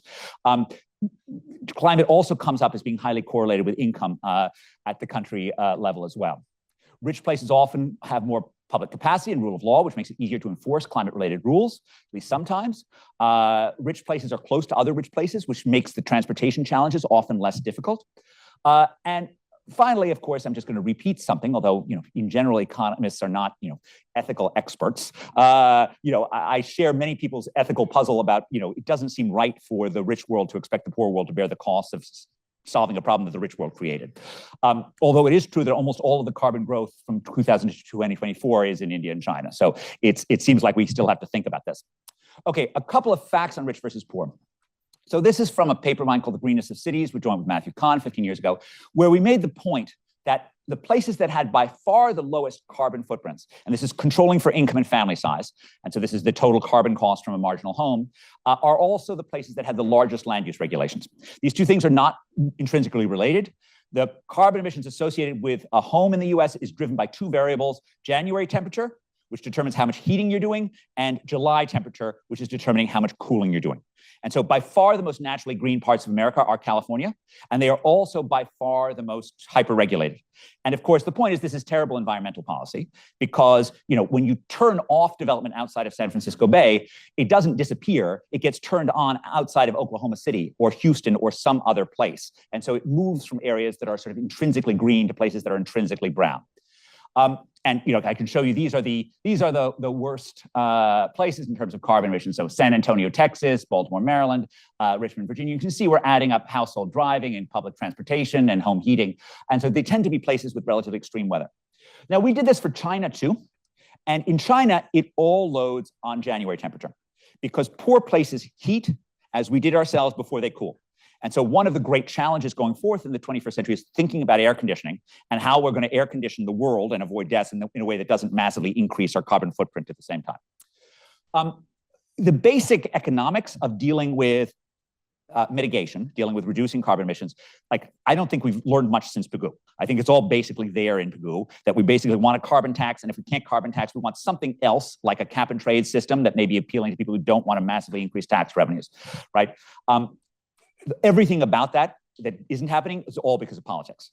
And so I certainly do see a role for economists to play a role in the mitigation agenda, but it's much more about understanding political tolerance for different policies than it is about coming up with something better than Pigou, because you're not. Okay, you're just going to figure out different ways to sell it and different ways to figure out how to do that sales in a way that's less costly. So subsidies are always usable. The question is whether or not the subsidies are actually effective in some kind of way. And I will just make one observation on selling congestion pricing, which is something I thought about for 30 odd years, where the congestion pricing or any sort of transportation cost, it's much easier to do on a new road or a new technology than it is on a road that used to be free. And so when you're adding new capacity to developing world cities on mobility, think about whether or not you want to get pricing in from the beginning. Similar point with autonomous vehicles. One of the first order effects of autonomous vehicles is they reduce the cost of sitting in traffic, right? Everything we know, since Jevons paradox, is that will massively increase the willingness of people to sit in traffic, which means we'll get more traffic, not less, unless we take this opportunity as a way to slip in congestion pricing on AVs from the beginning. It is certainly politically feasible to consider carbon emissions with public projects. So cost-benefit analysis can easily be augmented with climate costs. And this is an old literature, typically arguing about the social cost of carbon, right? That's most of what this literature is about. The hard part about this, and what's sort of interesting from a straight economic science point of view, is what's the new project going to do to behavioral responses, right? Because that's everything. So the sort of stupidity of letting the project itself be your only measure is a brown skyscraper can be great for promoting walking rather than something else. Or to take another example, so the Germans have at various times made a fetish about having net zero buildings. Each building has to be net zero. Right? Now, a building is a lot easier to make a net zero building in a low density setting with a lot of roof. And that sort of is terrible in terms of the car usage that goes with your net zero building. And you always want to think about the two things at once. The beauty is through things like this cell phone stuff, we're actually able to measure mobility in a way that's new. That of course doesn't solve the causality problems.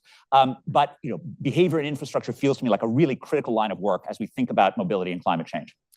And then I want to push back more generally on the sort of natural thinking of something that works great in Copenhagen does not obviously work fantastically in either Johannesburg or Sao Paulo. So as much as we think that things like bike lanes are a fantastic technology in a flat, rich world place with people who often will have, say, showers at their offices, I've taken a lot of pictures and movies of empty bike lanes in both Johannesburg and Sao Paulo. I, in fact, have yet to see a bike go on any one of these bike lanes in these relatively vertical parts of the city and very hot cities.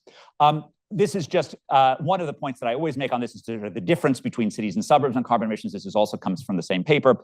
And there, it's not as big as the differences across metropolitan areas. So the difference between San Jose and Houston is much larger than the difference even become between central city, New York, and outside. But there is still a difference in our largest cities that tends to favor the urban living over suburban living, just because in cities we're consuming less space and that requires less heating and cooling, and because we're typically driving shorter distances. In the US, just to remind you, for those of you who are not American, don't think that the typical urban experience outside of New York and Boston involves lots of public transportation. It's not. It's just they're driving 5 miles instead of 50, okay? And that's still a substantial reduction in carbon emissions. Okay, let me switch to adaptation, which is where I'm sort of I had a list of 5 things I wanted to do with the rest of my life when I ceased being department chair 18 months ago, which was, of course, the single largest increase in my mental well-being ever in my entire existence. And one of them was adaptation, not mitigation. And I think there's just so much to learn on this. There's both technological things, seawalls, better drainage, natural flooding barriers, greenery, white paint. So some of them are about heat, some of them about cooling. There are land use interventions. So moving people out of floodplains, right? In some sense, those are often the easiest things to imagine technologically, but they can be enormously difficult in terms of enforcing them. I mean, the last time I was in Manila, like there were 5 people had just died in a flood who were in an area which was completely illegal. But enforcing those rules are hard. Social infrastructure, air-conditioned tents and other public spaces. I put Eric Kleinenberg's book up there, and Eric is a useful sociologist resource in this thing. And sort of Eric is a good person if you're a young economist who's never heard of Eric Kleinenberg, like get heat wave. And the sort of point of his book is that the fear of crime kept older people in their apartments in Chicago, and that fueled the heat wave deaths. And so if they can manage to get somewhere outside of their non-air conditioned apartment, they probably would have lived. What protective investments have the most impact? Unfortunately, I don't know what the answer is, but I know this is an incredibly important agenda for all of us. How can we be better at interventions, and what transportation investments are safest, right? Safety from direct harm may be different from the safety to reroute, right? And so if you think about these 2 things, so this is Johannesburg, the gout train and the jitneys that are so ubiquitous in developing world cities. Jitneys are fantastic for rerouting. The gout train may be safer, it may not be, but it may be safer from an immediate heat wave or an immediate thing. So you want to think about different types of safety. A big question that we always have is that you often find these 2, a rich world technology and a poor world technology, coexisting. And the question I think we need to ask ourselves in the mobility space and in the building space, right? The equivalent in the building is a tall public housing skyscraper versus a metal shack, right? Is when you try to upgrade the poor world technology, making it safer, improving the organization of it in some way, and when you actually just want to replace it with the rich world technology. And it's very unobvious when the answer is one versus the other. I sort of, my bet would be for the jitneys, making the jitneys better rather than investing in anything that looks like another gout train. But, there are places where it does make sense to move to bus rapid transit, obviously, which is the sort of sensible version of the gout train. In the case of pit latrines and shallow boreholes, there I think probably sewers and piped water is probably the right answer. But if you want to talk about water, Hugh's your person, because he was on the point man on the drought in Cape Town 5 years ago. Okay, towards sustainable transportation. And I'm going to talk with the last bit of my talk about dealing with infrastructure. I'm going to talk about 3 types of papers that I've been involved in, one of which is procurement and the problem of costs, okay? So if you ask me what I thought New York should be doing about flood risk, okay, my New York answer is just do whatever Singapore is doing and try not to blow up the cost by 10. Okay, that's like, you're not going to do better than them, but just try not to be completely stupid about how you do the procurement. Procurement is 15% of global GDP, and it is vastly understudied. And often the most sophisticated work on procurement, like, for example, the classic Lafont and Tirole work from the 1980s and 1990s, assumes away corruption, which is like saying, otherwise, Mrs. Lincoln, how was the play? Okay, in most parts of the world. So I'm going to talk a little bit about a paper of mine in the AER on procurement. And there's ongoing efforts in the US to unlock costs about roads and other forms of infrastructure. We need equivalent things in the developing world. Our primary source on infrastructure costs that's global is the World Bank ROCs data, which is highly misleading because those projects were directly handled by the World Bank. And so it's not an unbiased sample. Then I'm going to talk a little bit about water maintenance. And then talk about is reform possible. Okay, so the World Bank Procurement Survey is an example of what one can do in different countries.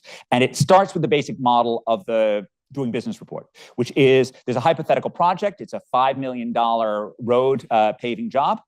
And it asks about things that might go wrong and things that might go right on it. So it asks about the correspondence. They're globally asked about a hypothetical $5 million road construction job. They're asked about laws. They're asked about practices. They're asked about process. How frequently is collusion, favoritism, non-competitive auctions? How frequent is bribery? And you might think like that they wouldn't answer things about this, but they answer like totally plausibly. Like the allegations of corruption are ubiquitous in many parts of the world where you think that they would be. There's no way, in part because if you ask people whether or not corruption is common, there's no cost for them to say yes to that. It's very different than saying this official was corrupt, which you never get them to say.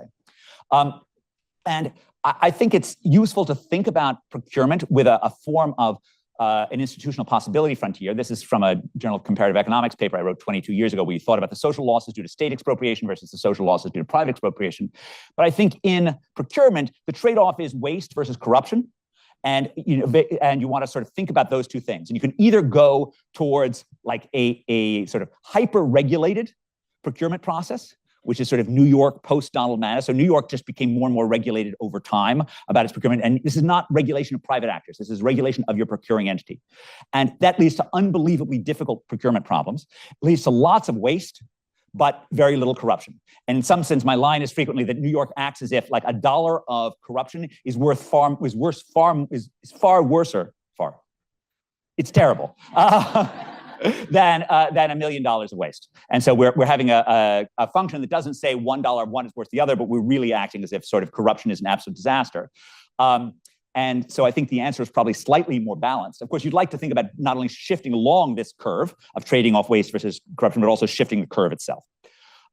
For more or less empirical implications of our model, regulatory laws that reduce the discretion of the procuring entity, that's what PE means, though they do reduce bribery almost invariably. Practices are better than laws when accountability is high, meaning in rich or well-educated countries, and worse when accountability is low. Okay? Process and product improve regardless of the laws in more accountable countries.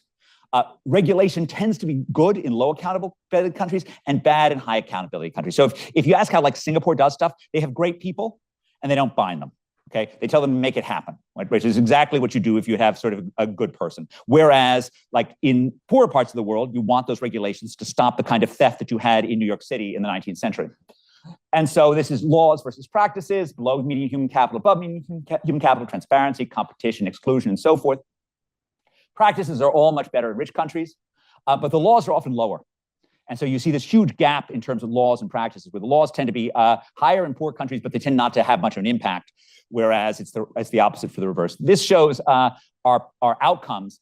Outcomes tend to get better with laws in poor parts of the world and worse with laws in rich parts of the world, which sort of suggests that, as countries, for poorer countries, you probably don't want to say the biggest problem is overregulation of the procuring entity. You actually do want to worry about corruption. As the countries get richer, you probably want to think more about sort of fighting against waste than you do against fighting against corruption.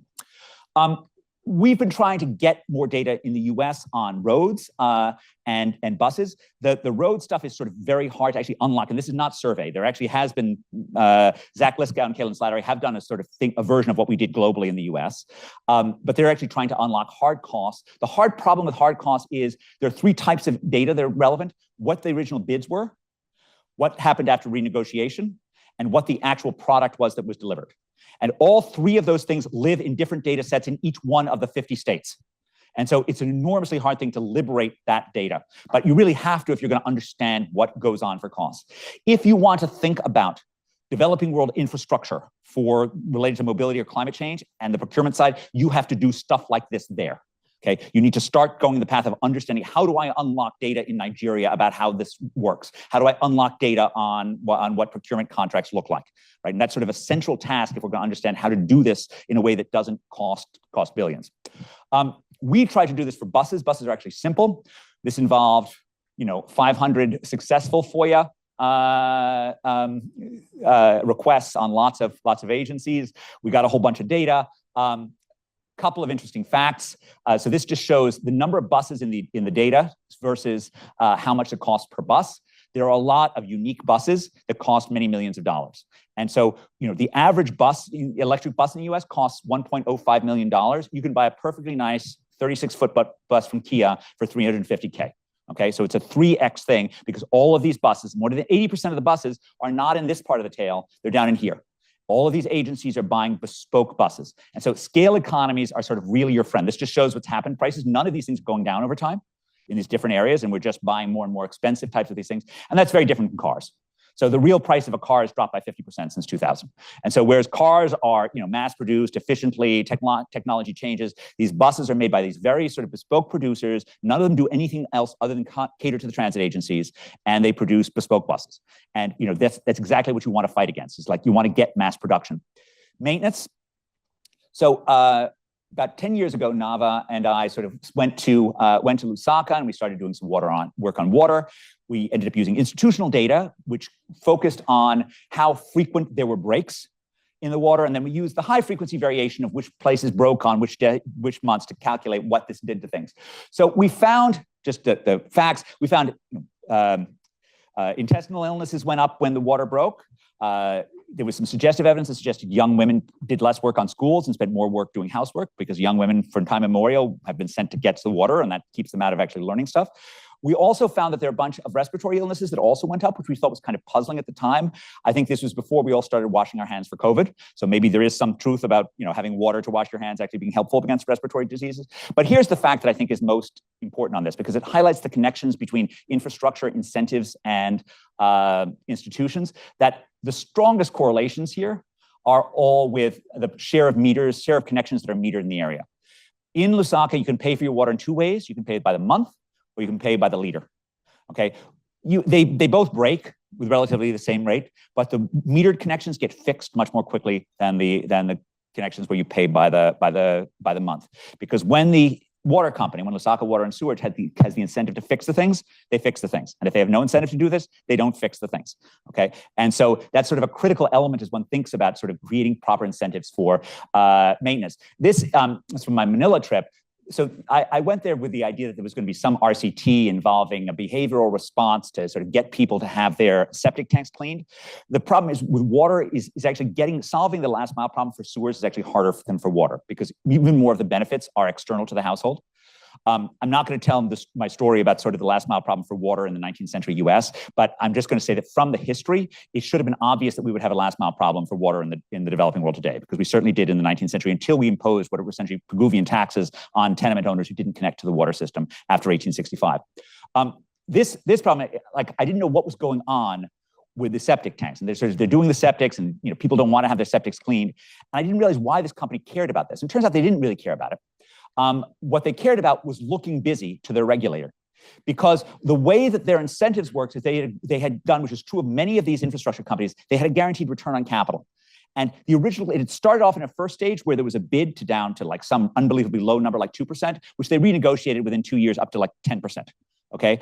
And given global capital markets, there was a huge incentive to build anything. So they built tons of septic treatment plants, because they could then roll all of those into the water prices, which then meant having all these idle septic treatment plants was kind of embarrassing for them. And so they wanted to make it look like they were doing something to solve their septic treatment problem. But that didn't achieve much.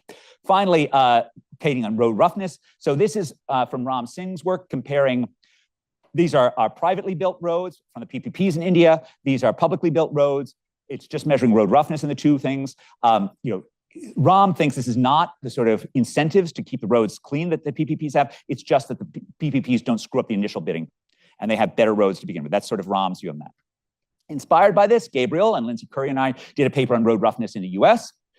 We were aided by having a month's worth of sort of universal data from Uber, thanks to my former student, Jonathan Hall. And we had a whole lot of data like this, where sort of each drive, this is just one drive, which is more data points than US economic history. It's one drive from O'Hare to downtown, and we're able to sort of measure how rough all the roads are in the US with this data. And you can see this is a map of Chicago. And just tell you two things that we're able to do with this. We have a model that enables us to value how much people dislike roughness by seeing how much people slow down when they experience roughness. In some sense, they're paying with time to get a smoother ride. And so we find things like the pain of going from 100% white neighborhood to 100% African-American neighborhood in terms of experienced roughness on an annual basis is something like $450 a year. So that's our sort of number on this. The bulk of the differences of race and income are across towns, not within towns. And we're using things like this border discontinuity of Chicago in order to estimate how much people are doing this. But the fact around maintenance is this, that in 8 out of 11 cities where we have data on repaving after our data, okay, so we have our data on roughness, then we look at what probability different roads are to be repaved, right? In 8 out of the 11 cities, there's zero correlation between roughness and repaving probabilities. And so our recipe for fixing American infrastructure is not to spend $3 trillion on some new program, but just to fix the rough roads before you fix the smooth roads, okay? And so figuring out how to, I can talk much more at length about why I think this happens, but figuring out how to target whatever you're doing with maintenance in developing world roads, sewers, whatever, that's sort of a first order thing. Again, it requires getting in bed with administrative data on these things, but that's doable. Last point. This is from a new paper called How Reform Works. with Andrei Schleifer and Semyon Jankov. This is motivated by 20 years of the Doing Business reports, which find some areas, the Doing Business again does these hypotheticals, and they look at things like how onerous it is to pay your taxes as a business, or how much time it takes to pay your taxes, or how difficult it is to start a business. So let me start by giving you 3 facts. I'm close to being out of time, but the 3 facts are in 3 of these areas: paying taxes, starting a business, and minority shareholder protection. There have been significant improvements in the direction that the Doing Business reports wants you to improve. And I'm not going to litigate whether or not that's actually good or not, but it's in the pro-business direction. In 3 of the areas, labor regulation, contract enforcement, and resolving insolvency, there's been no change whatsoever. Okay. Across areas in general, there's huge amounts of mean reversion in all of these categories. So the places that start bad get better, places that start better don't get better, and holding the initial quality constant, right? Initial level constant, richer areas have more change. So there's a positive effect. That just shows what I just said there. We have a model in which reformers get to craft their reforms in ways that compensate the losers from these reforms. And some countries are better than other countries at compensating the losers. Some countries are more Coasian, if you will, better able to sort of figure out how to make efficient transactions that compensate losers. And some countries have higher returns to reform. And within countries, reforms differ by having veto points, because each one of the people who are losing from it has an opportunity, each one of these veto points, to skipper this thing. And what we find we then put together a reform database with about 4,000 reforms throughout the world. It's supposed to capture all reforms that are announced by a major branch of government in any one of the countries in which we have data. And we're able to document facts. Within countries, veto points really matters. The reason why you've seen big changes in paying taxes or starting a business is because of administrative and technological changes that have not involved any legislation, but that seem to have large impacts on these particular survey questions. In the areas in which you see little success, all of the reforms tend to be legal, and they have a much lower probability of actually getting through. And so the first lesson that you should take, and there are also sub areas. So for example, the areas that involve the judiciary, like dealing with contracts or insolvency, that gets started by the executive branch and then vetoed by the judiciary. Even the tax stuff gets started by the Ministry of Finance and then gets vetoed by the tax authority. And so the sort of lesson here is think about the veto points involved. Think about if you're proposing something, what actually is feasible to get through. Across countries, we try to explain both the income facts and the mean reversion fact. What we see is, in terms of the initial level of regulation, the places that are low on that, they are much less likely to start reforms. They're much less likely to have reforms succeed. But when those reforms succeed, they have unbelievably large impacts. Okay, so there it's all about the treatment effect, the returns to reform. And by the way, we're just looking at what we mean by effective reform it's the effect on the Doing Business indicator in the area. It's not like doing GDP or something like that, which we couldn't possibly do. If we look at income, we see that richer areas are much more successful in doing reforms. Okay, they're much more likely to initiate reforms, but the reforms have much less of an impact when they actually go through. And if you look across countries, if you want to just explain the attempt rate, it's very highly correlated with the success rate, meaning which in our model is this Coasian compensation thing, and it's not at all associated with reforms, with the returns to reform. And so in some sense, the supply of reform, the ability to supply reform, the cost of reform dictates how much reform occurs relative to how valuable reform is. And then I will just stop by saying this, because there's a meta lesson here which is important to all of us, which is the natural thing for economists, when you think about any policy, climate policy, transportation policy, whatever it is, okay, we think about how much this will change welfare for people on the ground. Right? That's always what we do. And that's a valid thing to do. But we almost never think, how many veto points is this thing going to go through? Right? And almost assuredly, we should be thinking both. Right? We should both be thinking about what's the feasibility of this thing, which requires us to know a little bit about sort of the law and economics or political economy of this thing, as well as what the thing is going to do. And that's my last lesson. Since we are scholars and we're here to do scholarly things, but I don't think any of us is in this room because we think like the only goal we're having is I want to publish Econometrica next year. Right? That's not like it's a perfectly worthy goal. I'm not taking it away from anyone, but that's not why we're here talking about this. We actually want to change things, and to change things, you actually have to think a little bit about the technology of reform, the technology of change, and the sort of like the critical element that our paper is trying to tell you is think about veto points. And think about how well this thing can go through in terms of compensating the losers and getting through, and sort of think about how hard this is. So let me stop there, but let me stop again by saying, like, I'm so thrilled to be part of this conference. I'm so thrilled that there's so many people here who are thinking about the interplay between climate change and mobility. And John Mayer would be incredibly happy So thank you.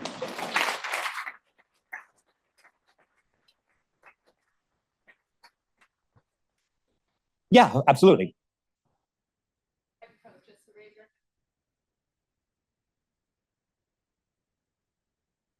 Go ahead. Go ahead. Say your and you're supposed to. You should say his name and who he is, right? So say your name and where you're from, and just project. Yeah, sure. My name is Shiv, and I'm.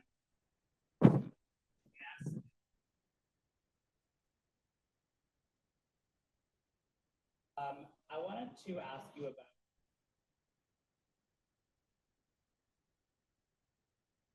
And of course, that ties into a lot of the work that's been.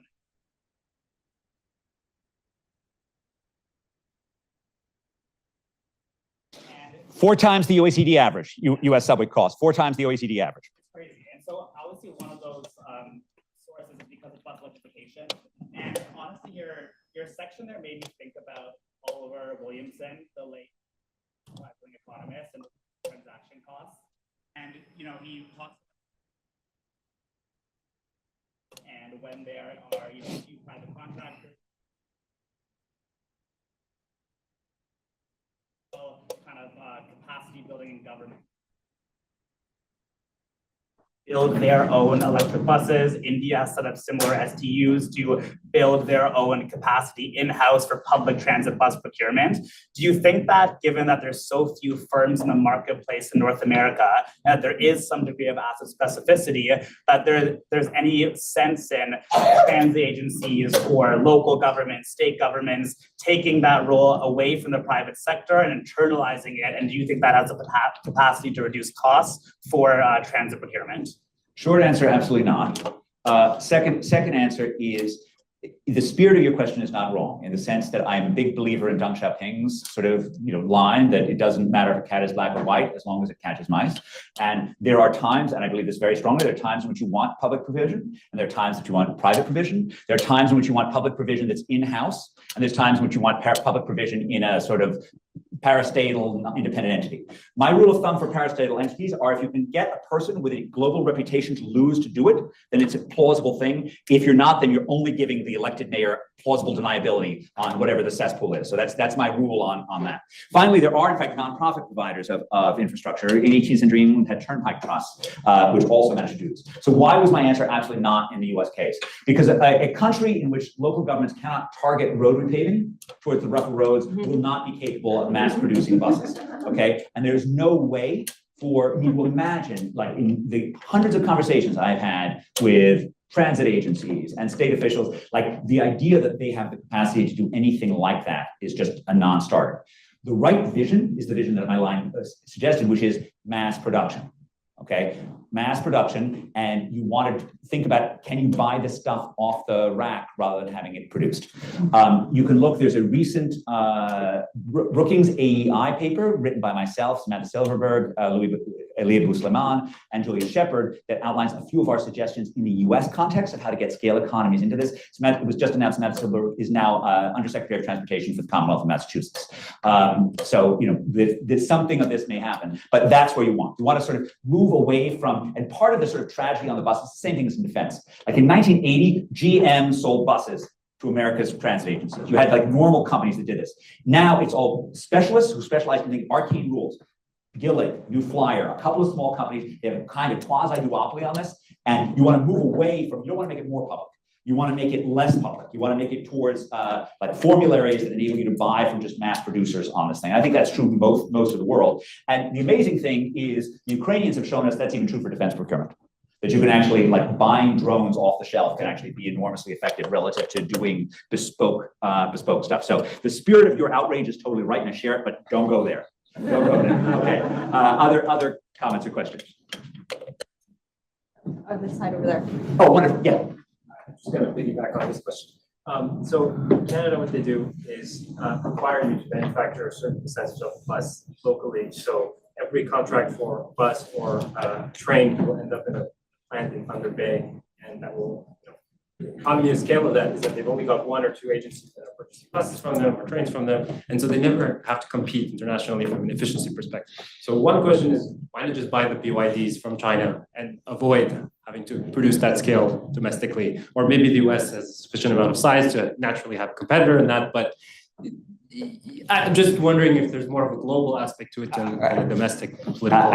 Every car in my garage is made in Korea, so I'm 100% with you. I think that all of these buy American, buy Canadian, buy local stuff are a disaster in terms of actually responding to things. So as opposed, like I want to completely associate myself with what you're saying. It's politically hard, and I would advise you if you're, even our relatively light touch, you can see in the proposal what we're sort of trying to do moving internationally. All of that stuff, whenever you talk to congressmen, is a non-starter, right? And I would just even I wouldn't bring up the three letters that you mentioned in the U.S. politics. Like Kia is okay. Like you can talk about Kia, but I will stress, like Singapore buys from BYD, and Singapore is rarely stupid about things like this. So you also have your hand. So regarding the study which you mentioned about the road roughness, I have a question that did you find any correlation between the road roughness and the number of fatalities which happens, or maybe the black spots which are happening? Because I'm coming from India, and over there, road safety is a major concern. And I'm trying to do a research on maybe if with the help of mobile data, we can identify preemptively where the black spot might be rather than wait for a fatality to happen. So what we find, and it is compromised by the fact that we don't actually have the denominator right, we find rougher roads mean fewer deaths. Okay, and that's not in some sense surprising because you slow down. We know there are communities that, in fact, some of our road reference measures are actually like artificially created roadblocks, which communities put in order to create their own road roughness, and we don't separate those out. The reason why I wouldn't take away from there that necessarily, having crappy roads saves lives is we don't have the denominator. So we have deaths, but if these things are also crappy roads are also substantially determining driving, then we're not actually getting deaths per driver, we're just getting deaths. So we say something about this in our paper, but we don't know what the right answer is. And we're pretty sure that like letting all of America's roads decompose is not the right answer to fighting for road safety. But I certainly share your view that it is shocking and appalling that so many people die in India and the US on the roads, and that is also a very worthy topic for mobility analysis. A particular issue that's come up, which DOT is rightly concerned with in the US, is the increase in bicycle deaths associated with cars. And that's another cost of the shared infrastructure, is the fact that cars can or buses can kill bicyclists. One more question. Can I do one more, Mima? Okay. Yes, sir. Hi, I would like to ask a question less about procurement, but more on the actual construction of transit or high-speed rail. There's a lot of standardization in Europe that is lacking in this country. I think, but like if I remember correctly, there are studies that compare US to European countries that have similar union protection and wages, controlling for construction materials and wages, and still the cost of construction of transit in this country is just so high. I'm just curious if you have any insights into that. Okay, so if you go, I urge anyone who's interested in this, go to the transit cost database, look at a variety of different, autopsies of what goes wrong in things like the Second Avenue subway in New York City. And you're certainly right, like standardization, cost overruns, changing the specifications mid-contract, all of these things are villains. Let me give you just a couple of them. The Stockholm's subway stop were done so the stops are all identical. They don't have a separate redesign. It has never occurred to the New York's MTA that the stops shouldn't be catered to exactly who lives in the area. So each one of those stops is different. In Europe, typically, the electricals, the back office stuff, are on top of the ground. In New York, they're below the ground, and that creates much more expensive space putting the added stuff below ground. Third point, like the stops are they're short. In Europe, they're no longer than the typical train. They're cavernous, they go on forever. In New York, all of those, anything you're doing underground, especially in Manhattan, just adds enormous costs. And I will just make my last point. One of the things that I learned from the various, the various anecdotes that people have used in Boston areas, whether it's the Green Line, where the sort of changing specifications, often due to things like environmental compliance, those just add costs. And in doing our own, so I'm involved in my own sort of procurement thing. If you come to the back of Litauer today, or whatever, you can see the amazing construction things that are happening there. One of the things, there were two things that I told my colleagues about this building. One of which is, you're an economist, you're not allowed to have any aesthetic opinions. Okay, that's not something we're good at. And secondly, as of October 1st last year, any changes you wanted to do to the building, that was done. We're not making any more suggestions after that. And I think that's also critical, is to sort of have discipline so that you're done on a certain date. And so that's I think the last thing. And now I think I'm at time. So thank you all very, very much. Thank you for caring about this issue. Thank you for working on the cities of the future.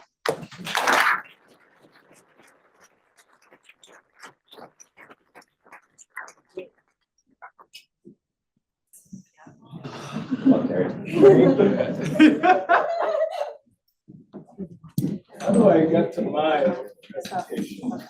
Okay. Testing. All right. Is my presentation over there? All right.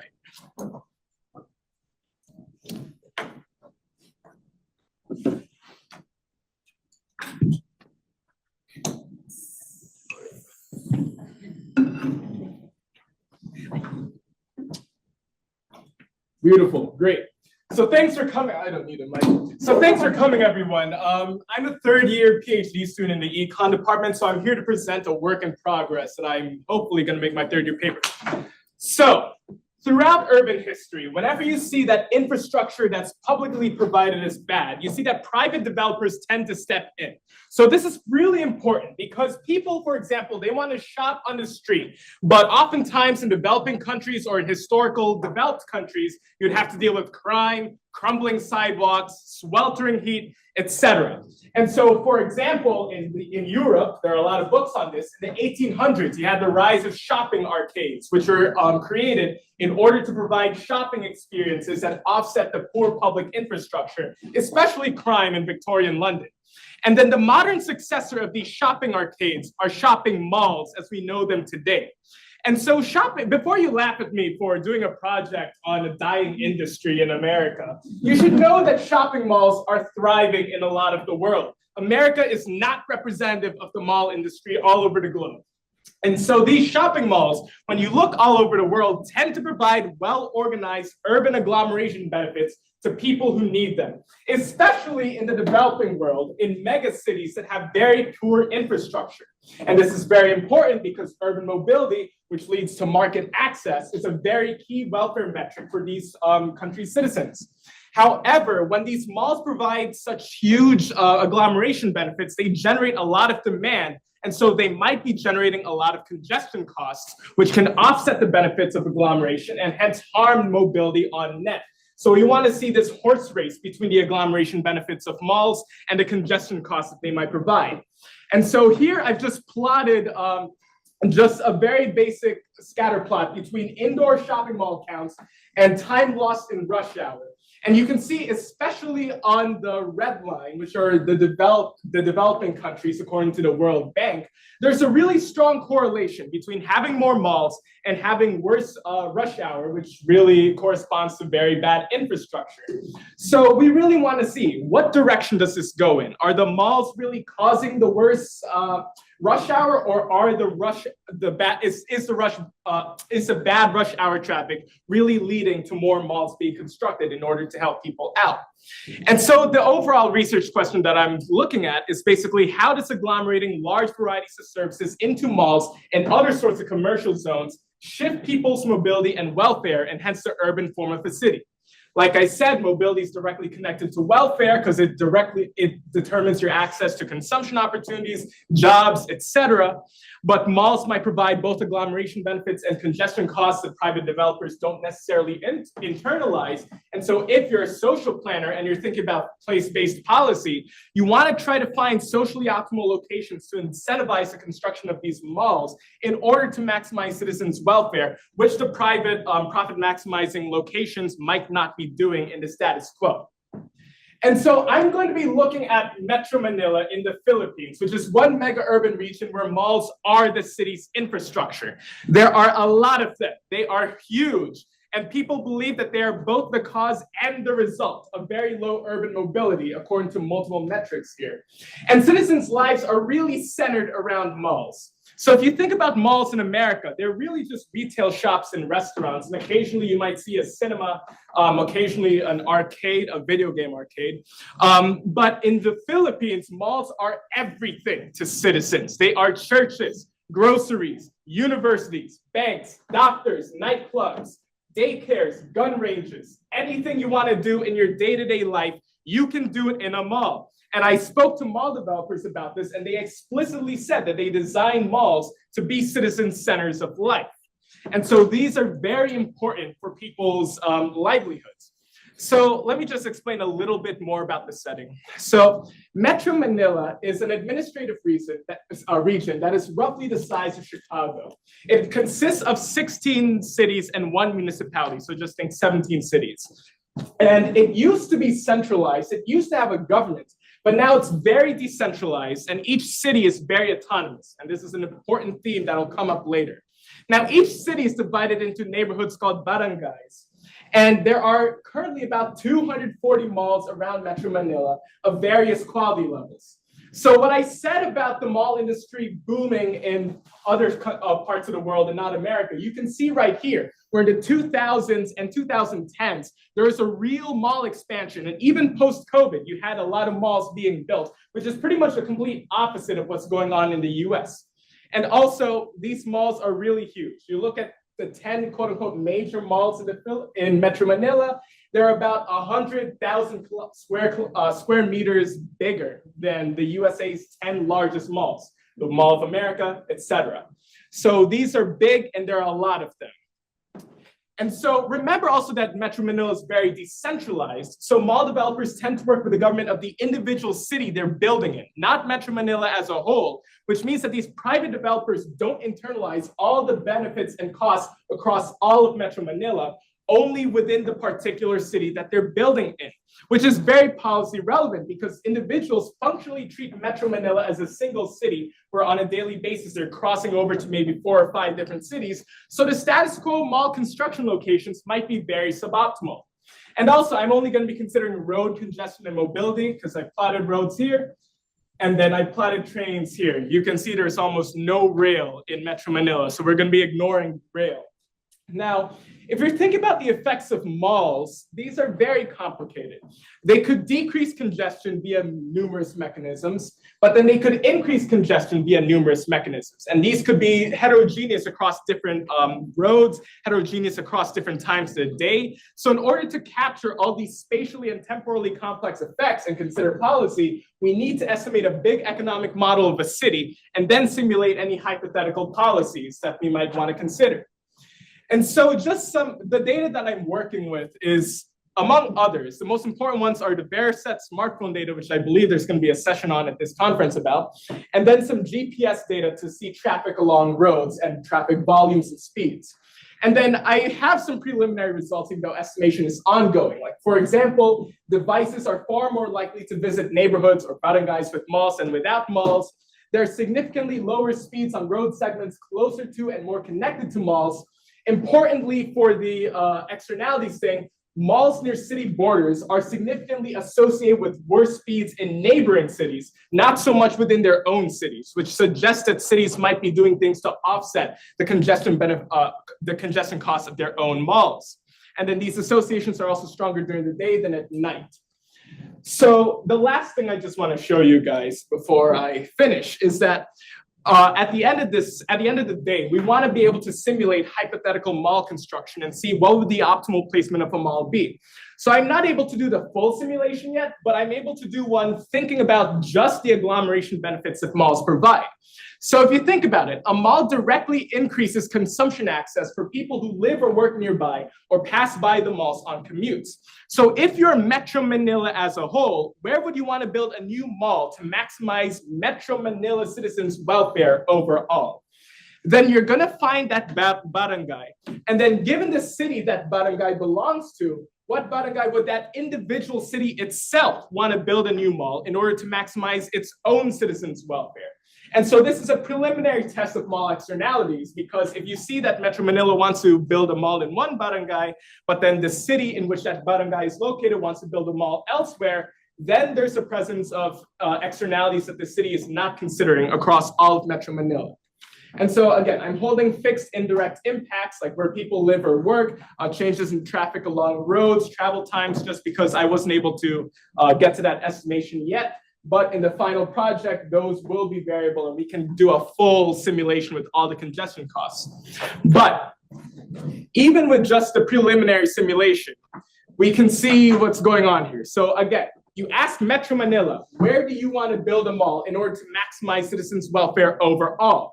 Metro Manila wants to build a mall in this barangay called Ugong Norte.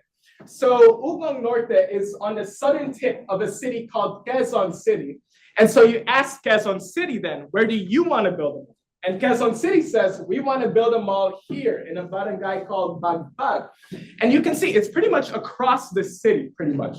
And why is this the case? Because Ugong Norte is bordering 4 different cities around Metro Manila. And then it's also a commercial area where people around Metro Manila like to commute for their work and whatnot. So you have a lot of people who benefit from Ugong Norte down there. Whereas Bagbag is next to a lot of dense residential neighborhoods in Quezon City. So all the benefits of the mall here will really flow to the residents of Quezon City who live around here, whereas the benefits of the mall here will really flow to a lot of residents who live outside of Quezon City and in the neighboring cities. So that's all I had. Thanks for listening, everyone.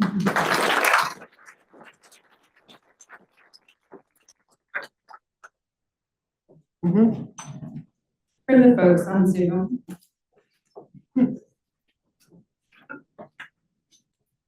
Thanks for this talk. I wonder if you can comment or describe at all the process by which sites for malls are actually selected. I assume that it's not the case that the developer approaches a city and says, where should I put this? Can you talk more about like how closely this simulation matches the way that the process plays out on the ground? So cities really want these malls. There are a lot of sort of bidding wars on like zoning things and tax breaks. Actually, here on the edge of Metro Manila, there was the city right here, it's called Pasay, pretty much gave a deal to the biggest mall developer in the country and said, if you can reclaim that land in the ocean right there, you will get 49% of that land and you give us 51% of that land. But you pay for all the land reclamation, but you can build all the malls you want on that land. So there are a lot of different sorts of creative incentives that cities all across the Philippines, not just in Metro Manila, but they really approach these mall developers and ask them to do it because these malls really provide a lot of commercial benefits according to their accounting departments and whatnot. So what I'm trying to do with the simulation is basically approximate what the city governments are trying to do, which is maximize their own welfare by seeing where is the best place for a mall to be built, which tends to disagree with what might be Metro Manila optimal.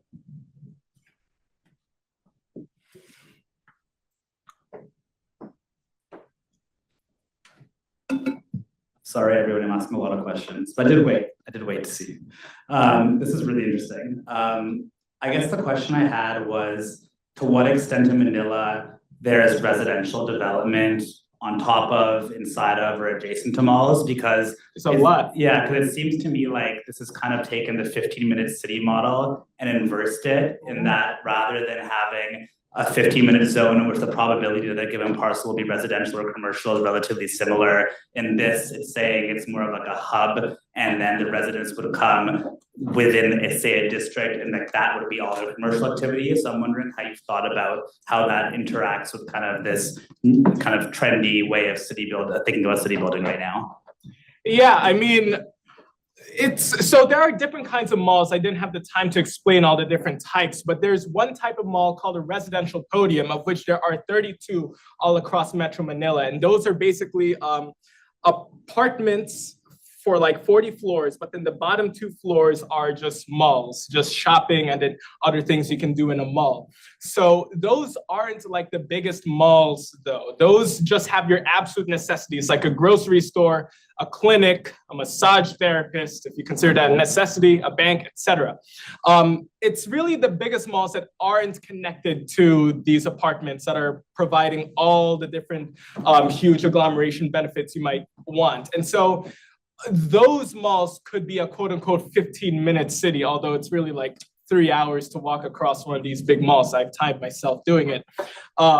But yeah, so I haven't thought too much about, let me say this. The model captures the benefits of these sorts of quote unquote 15-minute city malls, where you have a huge mall and then someone might want to go in, just spend the whole day there and then leave. So that's really going to change welfare insofar as it changes a person's decision from, say, taking a trip circuit all across the city to just hang out in a mall all day, whether they work there, go to university there, or just shop there and whatnot. So does that answer?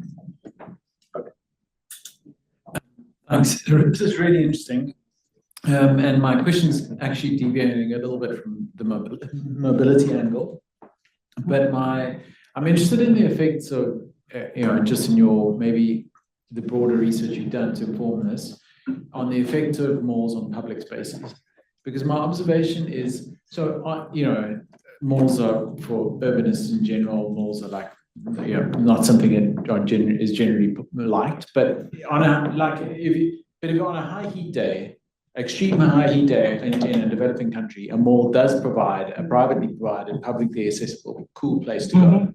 And so, there are equity considerations. If you don't have a lot of money, there's not much to do in the mall, but at least it's a cool place to go. But on the other hand, I observe in cities in South Africa that malls become the de facto place where there's quality public space, and even if other public space is not being maintained and is being allowed to deteriorate quite significantly. And so you're almost creating the high quality public space in cities that has lots of different benefits is being privatized, and it reduces incentives for governments to protect private or public high quality public space. So I'm just wondering if you have any thoughts on that from your observations in the Philippines. That's literally the case in Metro Manila. Like, I've spoken to mall developers about it, and they literally say, we do not have competition from public parks or anything. We have the parks. And I'm not joking. You can go to a mall and then you have parks inside of the mall and rivers and ponds inside of the mall. So they are the public spaces. But when it comes to, for everyone? not the absolute poorest of the poor. You don't see the absolute poorest of the poor who like live next to garbage dumps going into malls. But even like the next tier of, say, poverty, quote unquote, they will go into malls. And there are actually different wings of malls that will have like cheaper items that you can haggle over and things for those people. But then the spaces of malls that are, you don't have to buy anything, you don't have to really pay anything. There are security guards, and so if you try to start a fight or anything, you will get kicked out of the mall, of course. But other than that, people can just go into the mall and really hang out, and that's why the word malling is a hobby in Metro Manila. Well, thank you, Terry. Okay. That was a great note to end on, and thanks for a lively discussion. I think we're transitioning now to our next panelist. Great.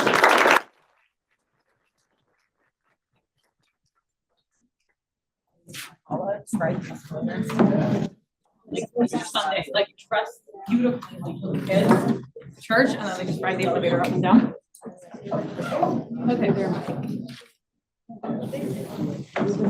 Just indoor.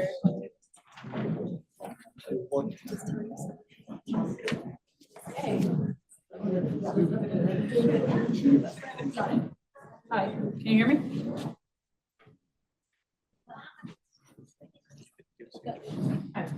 Okay. Hey, thank you for having me. So I'm an assistant professor now. I'm starting a new lab at the Technion. This is slightly older work. A lot of this fed into my PhD, and then it fed into sort of a more applied project that Gabriel is going to be talking about tomorrow.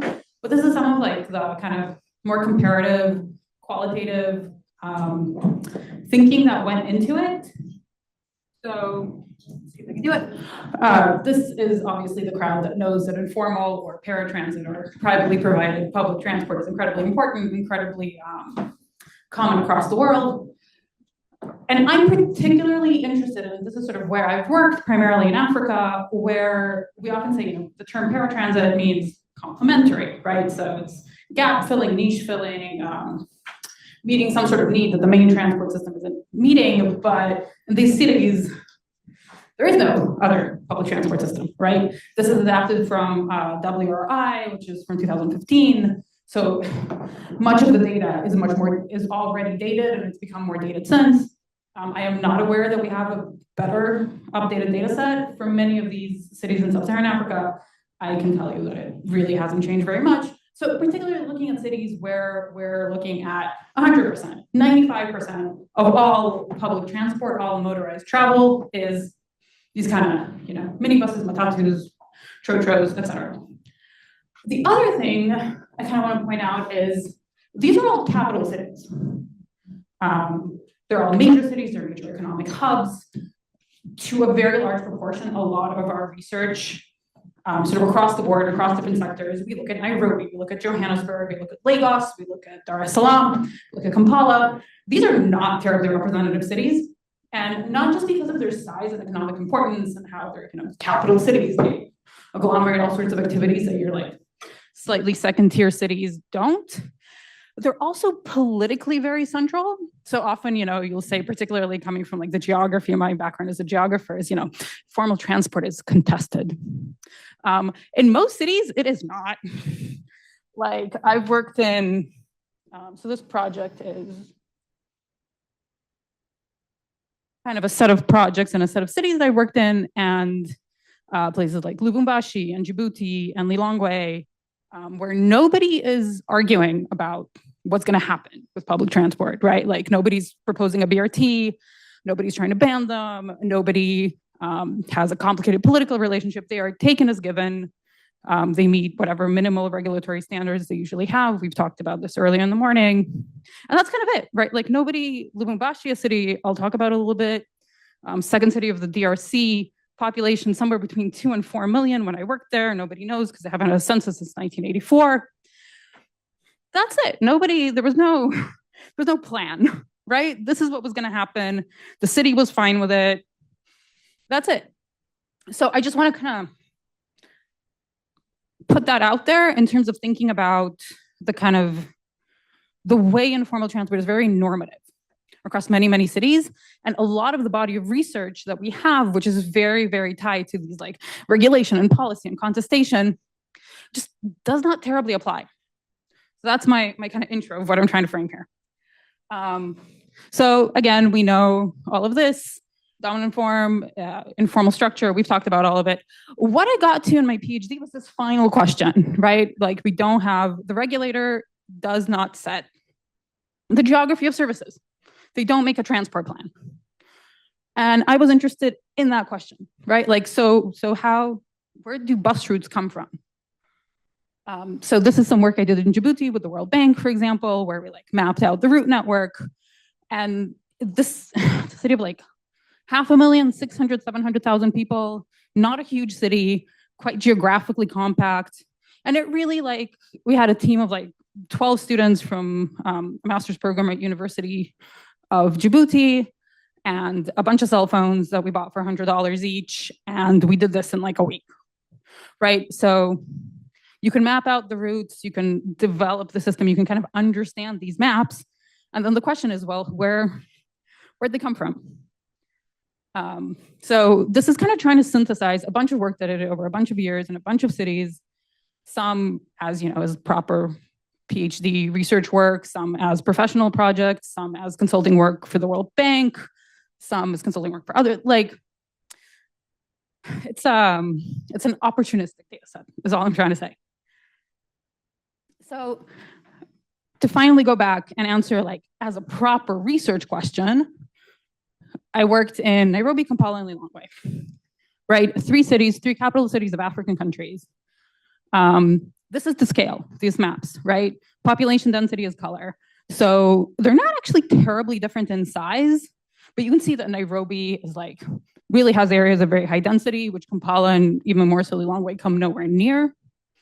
The bright lines are the route network. So you can see it's very well developed in Kampala, quite dense in Nairobi, and really very quite minimal in Lilongwe. So Lilongwe, that wasn't even a team. That was me with my cell phone writing every minibus I could find for about a week. Don't recommend it. Don't do it on holiday, but like it worked.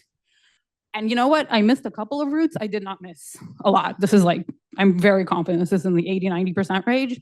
Found like 15 to 20 routes in the entire city compared to something like 300 to 500 in Nairobi and Kampala, depending on how you count. So very, very, very different kind of structure of urban transportation. And nevertheless, from the outside, we would say about both of these, all 3 of these cities, they have an almost 100% reliance on what's called informal or paratransit. They all operate on the target system. They operate on a roughly similar regulatory kind of structure. And I kind of wanted to dig into it a little bit. So I talked to people, I did interviews, completely qualitative. So kind of the assumption within particularly the planning and geography literature is this issue of market response, right? Like who decides where the bus goes?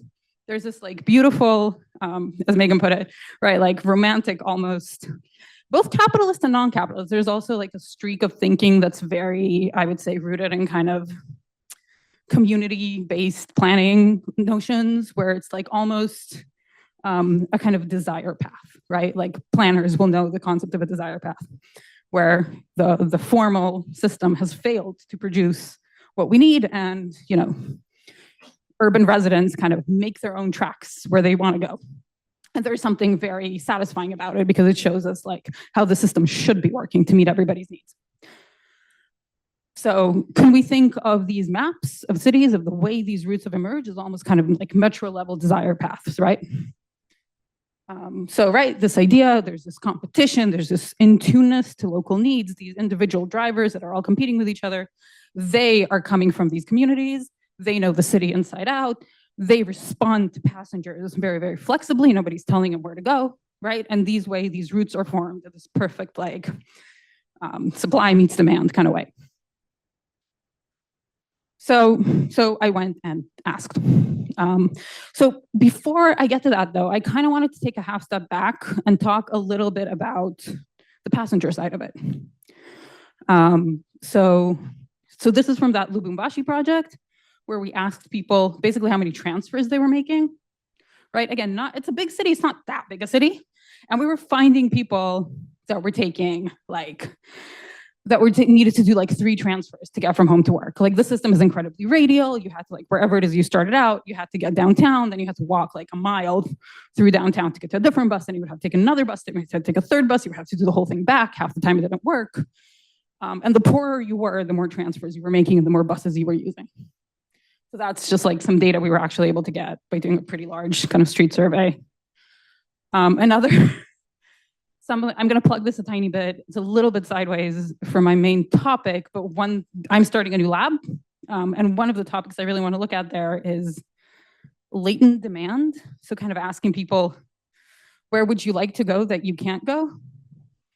Which is kind of a slightly strange conceptual thing to ask in like a household travel survey. It's like, I know you never ever go to this other side of town where there's like some given employment opportunities, but if you could, would you get a job there? So I got this World Bank project to let me take my student crew out to the edge of town in Djibouti where there was no public transit and like stop people in the streets at Ramadan in the middle of the night and be like, tell us your dreams in life. Nobody here works at the bank, right?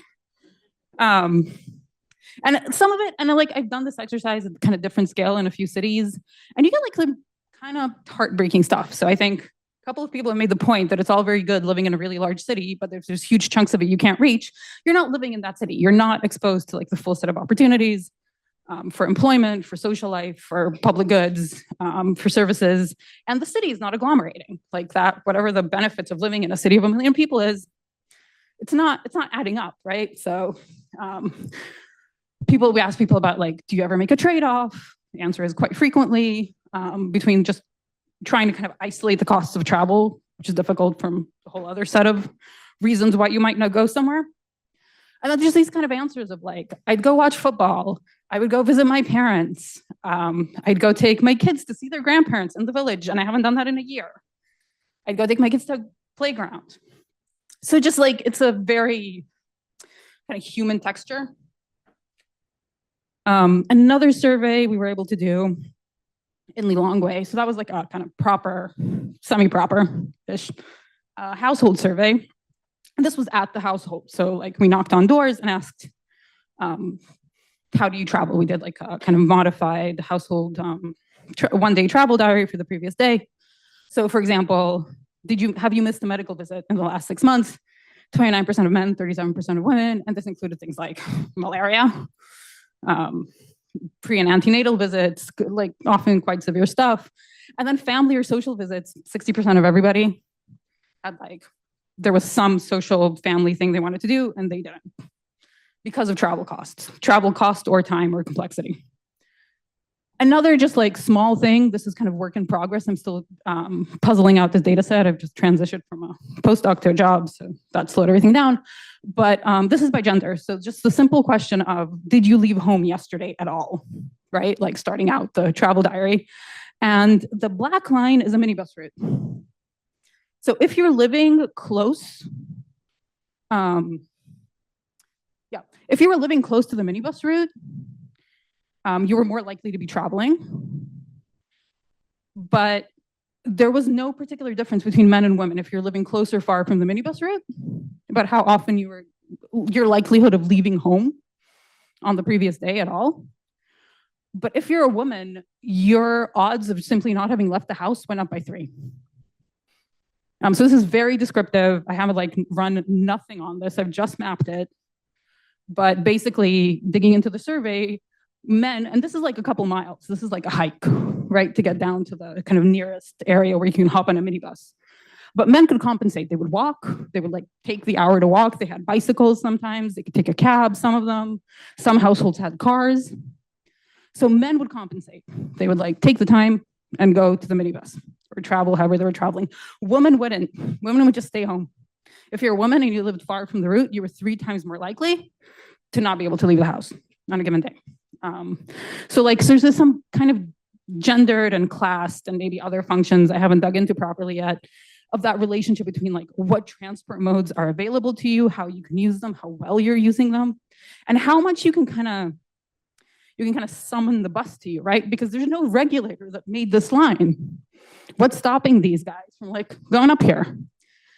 So kind of this notion that, that desire path that we trample into the ground, like maybe we're not all trampling at the same depth.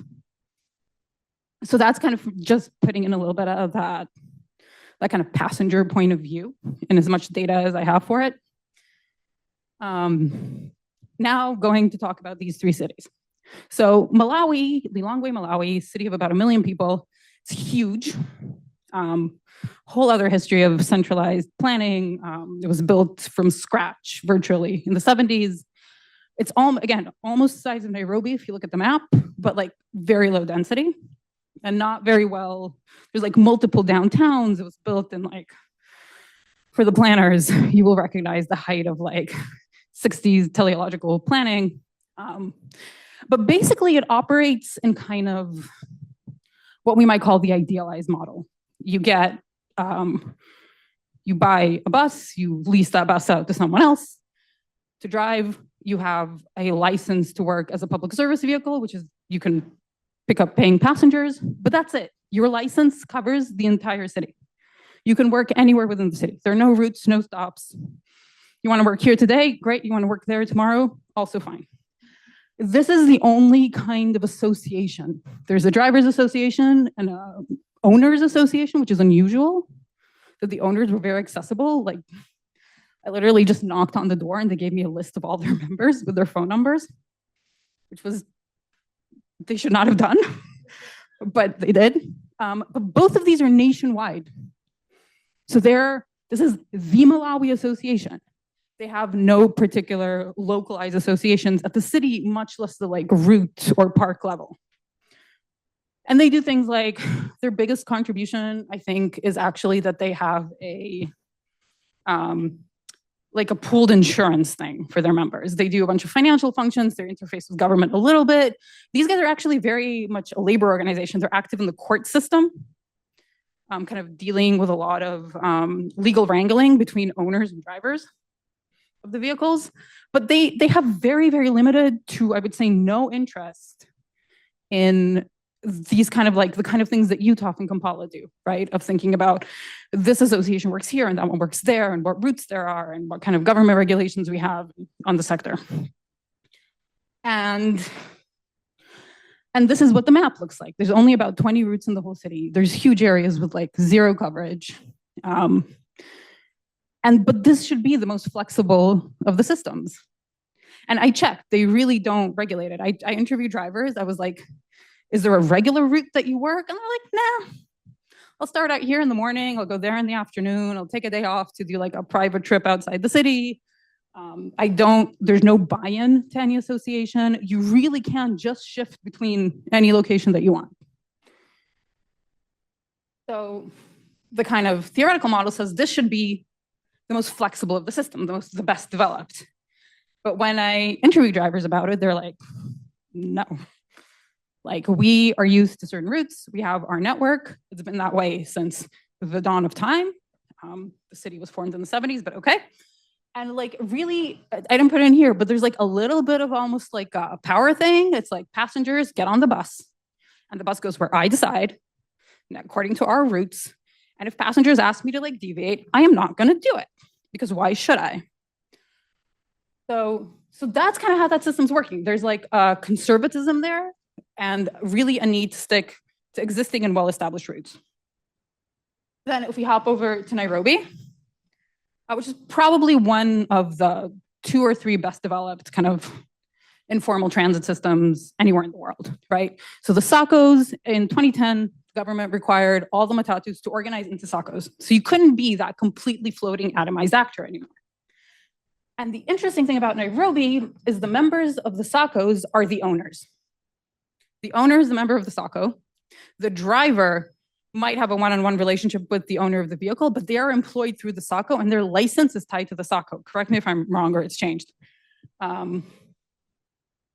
So the Kenya National Transport Authority, theoretically, I interviewed them and like technically we have a remit to like design routes. In practice, we don't. But the SACCOs take initiative. And the SACCOs, when I started interviewing them, like, they will do corridor counts. They will make transport plans. They have business managers. They will develop a map and go and test it and like try to figure out whether they have enough demand on a given route to enter it and be competitive. And they're very, very willing to compete with other SACCOs. So one SACCO, like one main road might have 3 or 4 different SACCOs working on it. And they're very willing to compete on what I would call like quality of service. So it's like, we have better vehicles, we have a better vibe, we have better music, we have better drivers, we have better prices. They think about all these things and are like, we can enter this corridor. How do we differentiate ourselves? And how do we make our vehicles the ones that passengers get on? And I would also say there is a slight willingness to tolerate conflict and violence. And I think that's driven by the fact that these decisions are made at the SACCO level, and the SACCO's owners. And it's drivers and conductors that experience the friction of pushing into the territory of another SACCO. The owners are like, what else? And the SACCOs are economically sophisticated. They do other economic activities. They own real estate. They own garages and filling stations and real estate. They can get bank loans. They can get a formal bank loan for a substantial amount of money. Some of them produce their own vehicles. So, and like you might even be a fractional owner. You just buy shares in a vehicle. You've never even seen the bus. So you really have a few layers between the people that are making those decisions and like the driver and conductor that are on a road with another SACCO and now they're competing. So finally, Kampala, which we've talked about a lot relatively, kind of in between the other 2 cities in terms of like size and density. And in Kampala, as we've talked about, there's these associations that are very strongly organized. And what's interesting about Kampala is the organization is of drivers. The drivers are the members. They're the ones that pay into the association. The leadership is elected from them, again, somewhat imperfectly, but not completely, not democratically. And even quite the kind of senior leadership, a lot of them really do have a history of being drivers themselves, being very small owners. The category of like driver owners relatively large. Quite a lot of people who work in like some sort of administrative role within the association or within the leadership might own like 1 or 2 or 3 vehicles, but not like 300, right? It's like much more material and kind of grounded, I would say. And there it's really interesting. So you do have, I feel like, a kind of interesting dialogue between the community, the city, and this association. So here's like a letter to one of the associations requesting, we've opened a new health center, provide us service, please. This is like, and I love the language here because there's like there's an equity claim, there's a practicality claim, like there's planning thought going into here, right? And they have somebody to write to. This is a completely private service, and yet nevertheless, it's like, we are your community. You're gonna make money if you do this. You also owe us a sort of, I don't know what to call it, like communal obligation, social service. And they did it. And they started operating this route to this new hospital, and it was well used. This worked. So, and the interesting thing here is, it's in our culture. If we start a new branch or a new stage, that's a new route. It has to be done by the mother stage of that area, which means basically they have a sense of the entire city is kind of divided up into zones, completely informally, and yet nevertheless, in ways that are like recognized and enforced and like debated at great length, and is meant to really avoid friction and conflict. So this was my attempt to kind of summarize it, right? We have national association, kind of not local, worker-based association, owner-based association. Here, there's just no way to invest in creating new routes. Like, who's gonna do it? Individual driver by driver, none of them belong to a given space. Whereas in Kampala, there is a clear sense of like, this is the group of people that work this area. Same in Nairobi, but there it's the SACCO, it's the leadership, that kind of slightly more distant group of the owners that will do things like go and do that corridor mapping, go and send a few vehicles for a few days and pay their salary, pay their target, because they know they're not gonna get passengers, but they will do it. So will Kampala, but it is slow and difficult and expensive. It is difficult to raise that money. I interviewed a couple of drivers that Steve started a route some years back, and I interviewed some of the drivers that worked on it early on, and they're like, we trusted Steve. He has like skin in the game. He knows this sector. He's worked on it for decades, but they were all driver owners that first like push into a new route, so they didn't have to pay a target. And they still said it was, the exact quote is, it was a hungry time. Because they know it's going to take time to build up the passenger base until this thing is going to operate profitably. So we see where conflict lies. So basically, my kind of loose theoretical model of this that I've been trying to build is, when you have that truly atomized kind of free market situation without the internal regulation, much less external, you don't have a lot of motivation for expansion, and you don't have the ability to do R&D, I call it, put in the work and the effort that expansion requires. In Kampala, we see kind of a slow expansion. It's careful, it's thoughtful, it's under-resourced, but it's there. There's some pressure for it.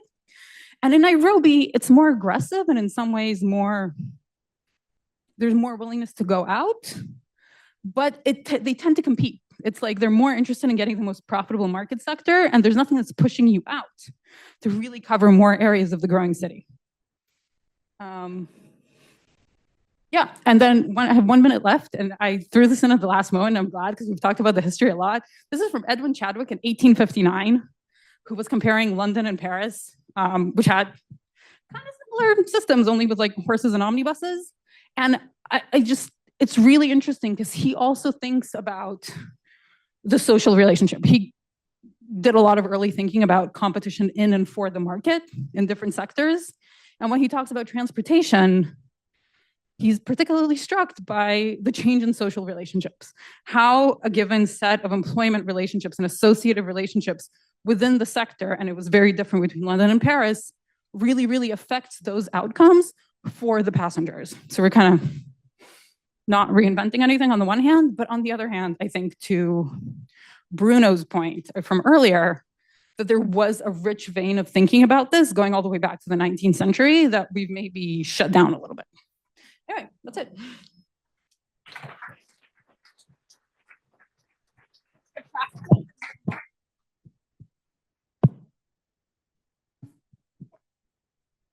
Hi, thanks to Adam Storygard from Tufts. It's a super interesting presentation. One thing I was wondering about, so you talked about kind of like a very stagnant sector in some sense in Lilongwe. So I think Lilongwe has doubled in population in the past 20 years or so. So I'm just trying to understand how to sort of reconcile those two ideas. Is that like the city's expanded outward and just no one serves those new areas, or is it that could you sort of talk about sort of how growth of the city relates to the stagnant roots? It's a little hard to tell, but as far as I can tell, yeah, that's exactly it. Like the city keeps expanding, like that northern area where I like surveyed the households that were far from the route. Those were, I mean, they were new. They weren't that new. It kind of, you could see the city being built in front of your eyes. Like there was housing already pushing out past the infrastructure. There were houses with no electricity, nice houses. And they're like, oh, we don't have electricity yet, but it'll come in a few years. Like this is a good moment to build. There were no roads. Like you could really see it in front of you. And they were not getting any service. And it's not clear when they were gonna. And talking to the operators, to the drivers, it's like how does the network change? How was the network 10 years ago? They're like, it was exactly the same. The only difference is when they get a new paved road, like a nice one, like they got a partial ring road a few years back. And it's like, after a while, we started operating there. But they like really, they're also very careful with their vehicles. Like very little of the city's roads are paved. And they're not at all eager to work in those areas. So precisely the like poorest areas, the most vulnerable areas, the newest areas are exactly the areas that get least service.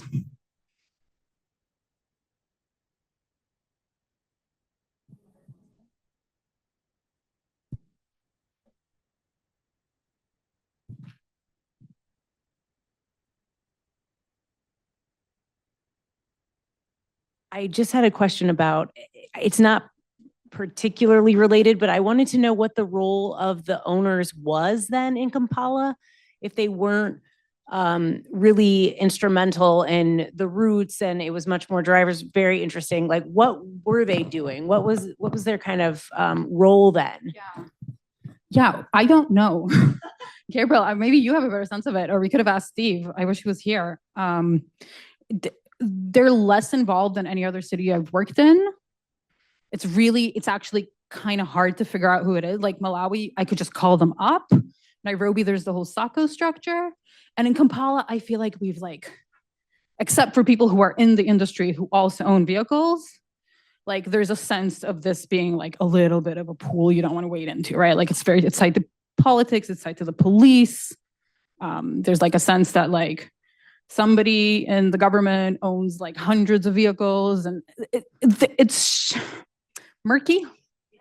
I feel like it's murky, and I've never ever heard anybody, Jay, you also, I don't know what your impression is. I've never heard anybody within like the taxi industry, from drivers to like the chair of UTOF, ever say anything about the owner's role. Like genuinely. I will say one weird fact about Malawi and Lilongwe is owners pay drivers a partial salary.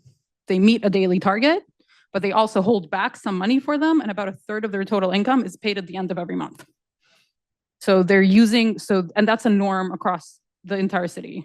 So there's this weird thing where the drivers are using the owners as like a savings mechanism. Yeah.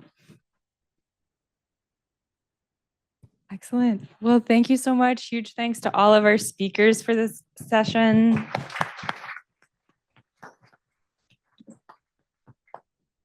We have more refreshments out in the hallway, and I'd encourage people to ask more questions of the speakers over the break. Talk to someone you haven't talked to yet. And when we come back, there are a bunch of empty seats at the tables if folks in the back row want to come on up and mingle. Hope everyone had a great break. Our next talk's going to start in just a couple minutes. Little housekeeping note before we go into our last block. This conference will continue tomorrow, and please hang on to your name tag in the interest of sustainability. All right, with that, I will turn it over to our next presenter.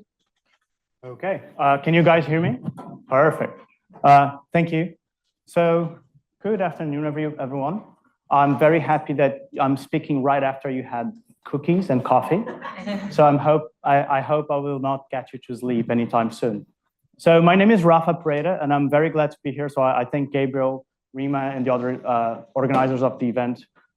It's a privilege to be here and speaking to this audience and meeting so many friends and new friends here as well. So my name is Rafa, and I work at the Brazilian Institute for Applied Economic Research. So just for the sake of context, IPEA is kind of an interesting place. We are an institution linked to the Brazilian federal government, and we sit right in the gray zone between academic research and advising policy decision-making, which means we get to do a lot of research that we want to do, but we also have oftentimes to address questions and demands from the federal government, which is sometimes nice, sometimes very stressful, but we do have access to some very interesting data sets and data sources.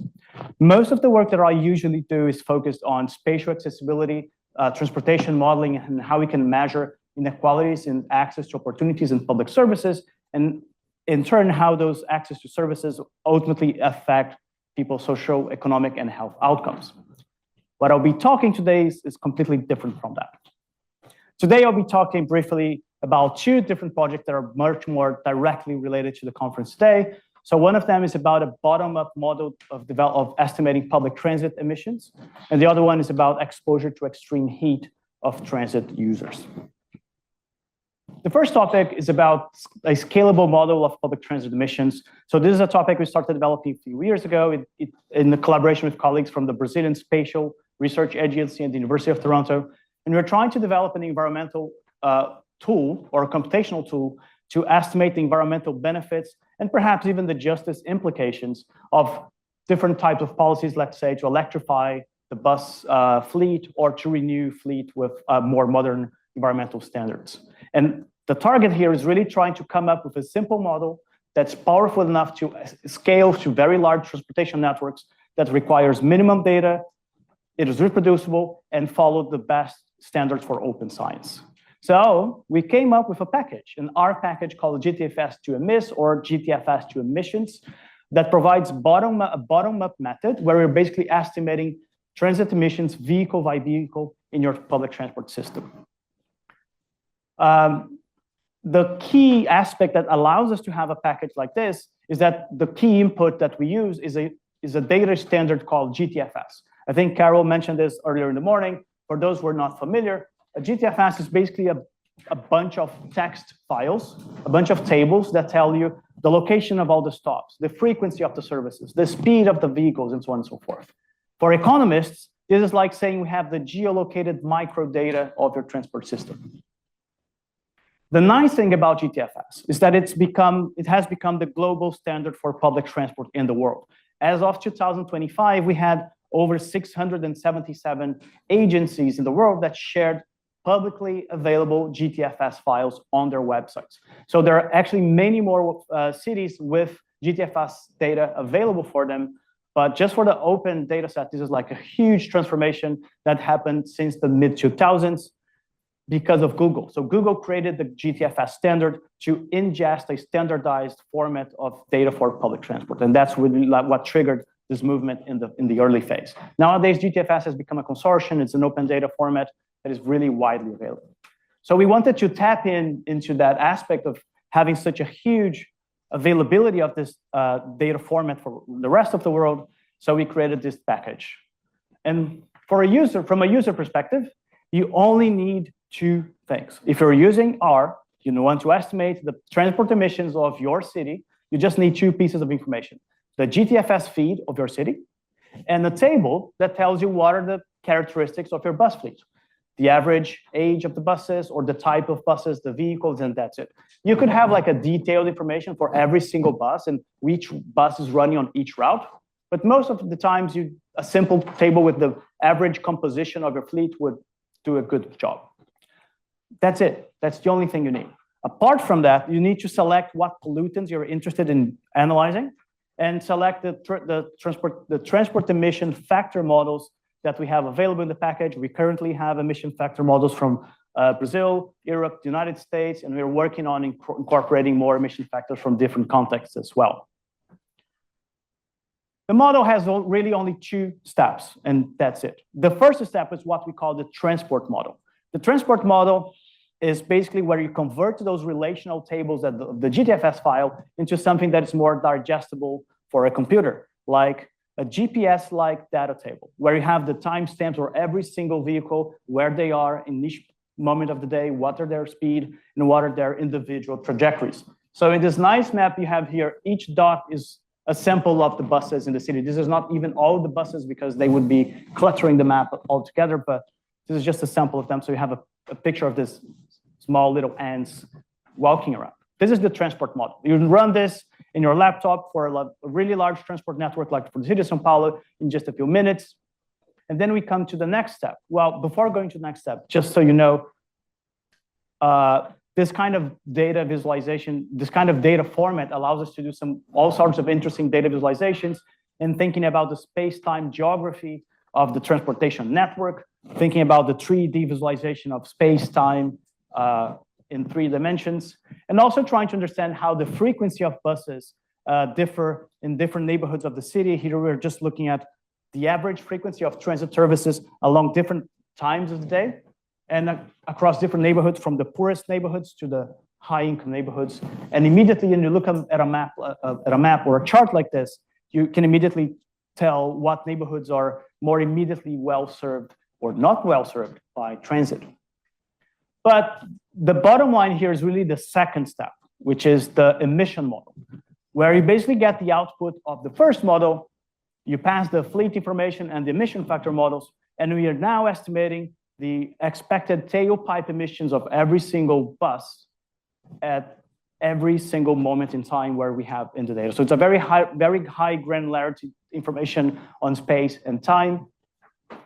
Just so you have some idea about the temporal distribution of emissions for particulate matter 10 in São Paulo at different moments of the day. And these are all, the data, as I said, is at the individual bus level, but here we're aggregating them in high resolution hexagons. Just so you have an understanding, this is the general pattern of CO2 and PM10. Even those who have not been to São Paulo before, you look at a map like this and you already see where are the large capacity transportation corridors in the city, right? And this is a zoom into the city center.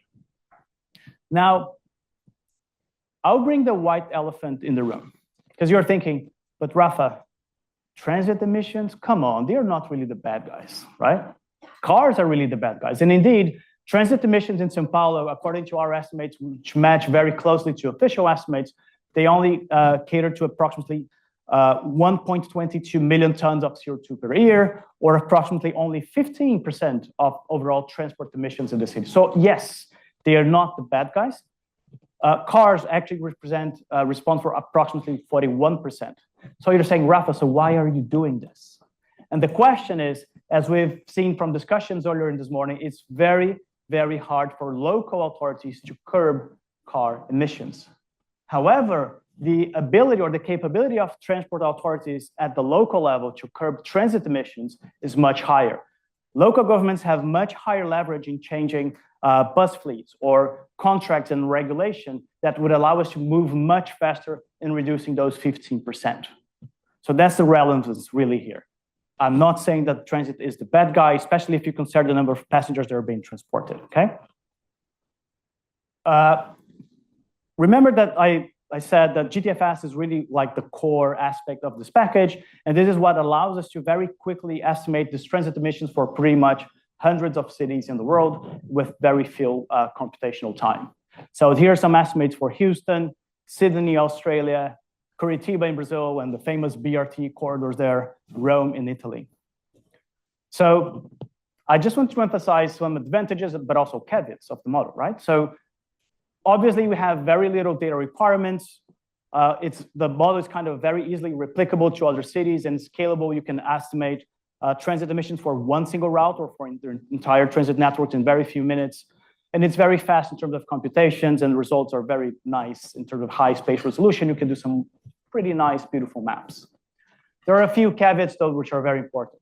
We are currently not estimating emissions for rail modes, especially like diesel-based rail modes, which is a problem. We are working on that. We are only looking at tailpipe emissions. Like for many cities in the world, as we discussed earlier in the morning, life cycle emissions are actually pretty important, especially with the electrification of cars and buses. We are currently working on how to improve terrain elevation, gradients, and load, and idle and congestion, like stop and go effects into the model. These are not incorporated yet, but we are working on it. This should be done at some point in the near future. And moving forward with this specific project, we are really eager in trying to create a global environmental benchmark of transport system across cities. So the idea here is how we estimate the transport emissions and the number of emissions per passenger for dozens or a few hundreds of cities across the globe, and we compare what transit systems are more or less green, but most importantly, what drives why some cities have much greener transit system than others. Is it about population density? Is it about land use? Is it about urban form, regulation, network design? What factors are crucially shaping the environmental efficiency or the footprint of your urban transit system? But what I think I'm more excited about, this is kind of would be a very academic aspect, but from our policy perspective, if a city is electrifying its buses, or you're just renewing 20% of your bus fleet, where should you put those buses? Obviously, for electric buses, the routes that you put them to run on requires a lot of different type of technical information. It's not just about emissions, but for the new buses, if you're just renewing old buses with new buses, this kind of tool allows you to very easily identify or target what would be the top priority routes or transport corridors that should receive those buses. Or if you want to have some funding from the World Bank, maybe you want to show them that if you get this funding, maybe with that funding, you would avoid this amount of CO2 emissions in your city. So this is kind of tool that's very simple to use to make the simulations about electrification policies and emission policies. And lastly, this kind of work would allow, with much more effort, if you combine these emission factor models with emission dispersion and pollution dispersion models, to understand how different socioeconomic groups and demographics are actually more or less exposed to local pollution, specifically of public transit. Yes, was that too quick? Okay, now I have a second paper now. Do not clap yet. So in the second paper, this is also has been published a couple of years ago. And this was a collaboration we did with colleagues at different universities in the United States, where we're looking at exposure to extreme heat in public transit, thinking about environmental resilience from the perspective of the human experience within transit systems. So the idea here is that transit users are usually particularly vulnerable to extreme heat. We have decades and decades of literature talking about heat island effects in cities, and extreme temperatures are becoming more common, more frequent, more extreme. But there are relatively few studies that actually look at the exposure of transit users. And this is aggravated because most of the transit systems are located in cities where you have trapped temperatures by dense impervious environments. And also most transit users in the US, in Latin America, and Southeast Asia and Africa tend to be the most socially disadvantaged communities and marginalized groups. Disproportionately rely on public transit, and they have also longer outdoor activities. So we're trying to bring some more robust analysis into this kind of research question, trying to bring more behavior precision and high resolution climate models to address this kind of question. So our departing point is really the fact that most of the studies on this topic, they depart from a very standard way of how you calculate stress heat in cities using satellite imagery data, which comes with very interesting data sets and methods and technology, but it's usually very static understanding of what other places are very warm. And from this spatial perspective, you kind of miss the point that individuals are not plants, right? So we move around. Actually, I'm moving around quite a bit right now. So you move around a lot from your home to your job, to your grocery store, and so on and so forth. So the exposure to heat is not something static. It's actually much more dynamic. And trying to bring this behavioral aspect about people's travel behavior into this analysis is what we're trying to do here. So in the paper, we proposed the transit heat exposure index, which is basically the cumulative mean radiant temperature exposure along your route during your waiting time at the bus stops summed. We are not considering exposure within the vehicle here because at least in this specific context that we are analyzing, we assume that most buses in Miami or in the United States, they have air conditioning. If we did this analysis for Jakarta, Brazil, and other places, the picture could have been a little bit different, mind you that. But the basic idea here is that we are using multimodal routing analysis to estimate what would be the most likely route from door to door that accounts for walking along the path, waiting at the bus stop, and how long does it take for you to wait at the bus stop? It depends on your GTFS data and on the transit performance of your city. So in terms of data and methods, we have two major steps. The first step, super complicated. It involves a lot of machine learning with GPUs and super expensive. But one of our colleagues in the paper, he combined LiDAR data at 1 meter by 1 meter resolution with humidity, air temperature, solar radiation data, satellite imagery data, and 3D models to capture the shades of trees, tree canopies, and buildings, and bus shelters, and all of that. So we have a fairly detailed estimate of mean radiant temperature, which is more close to what we actually perceive. This is not like air temperature. If it's raining, the air temperature drops. If it's windy, the air temperature drops, and so on and so forth. And the second step, we combine household travel surveys to understand what are the origin-destination pairs of all the trips in a typical day in the city of Miami, and understand from I think we're looking at city blocks or combined blocks. So we know exactly the origin destination pairs and how many people are making those trips. And with R5R and other computational packages we developed, we know exactly what would be the exposure time for each step of your trip. The walking time, the waiting time, the traveling time in the bus, and so on and so forth. So we applied this case study presenting this new methodology to the city of Miami, which is one of the most high temperature or warmer cities in the United States. But it's just one representative case of what you would see in many cities in the south of the United States and also Latin America more broadly.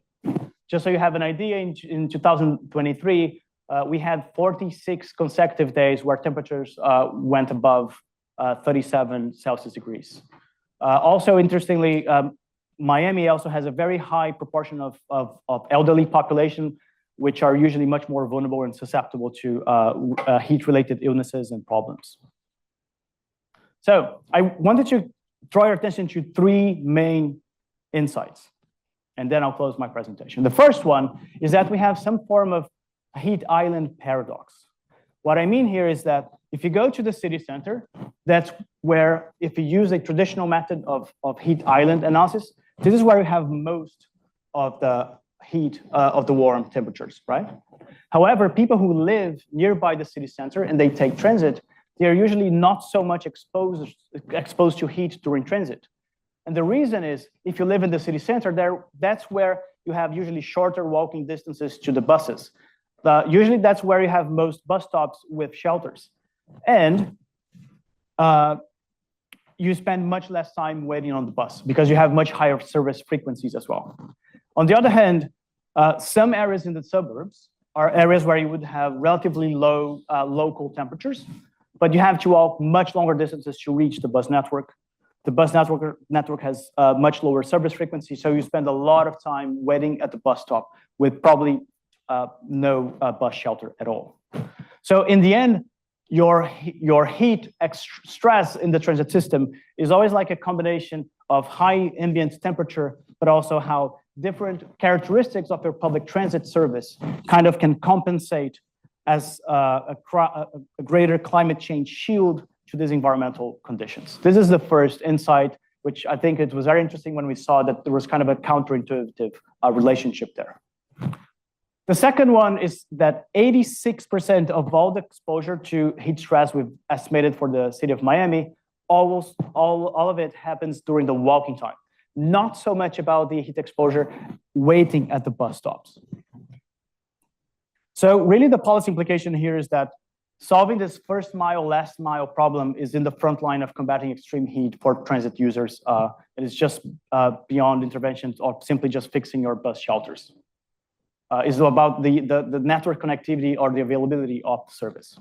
And the third and final insight is that most of this problem is highly localized, meaning of all the 1 million road links we have for the city of Miami, the top 5% of those links, or just 5,000 links, account for 60% of all the heat exposure. Even the top 100 street segments, a mere 16-kilometer length, accounts for already 10% of all the city's entire transit heat exposure. This is actually very good news, because if you're the mayor of Miami, it means that you can have maximum impact in improving the climate conditions or the transit experience of your citizens with very local and small spatial interventions. The final slide I have is just one key takeaway message from all of this.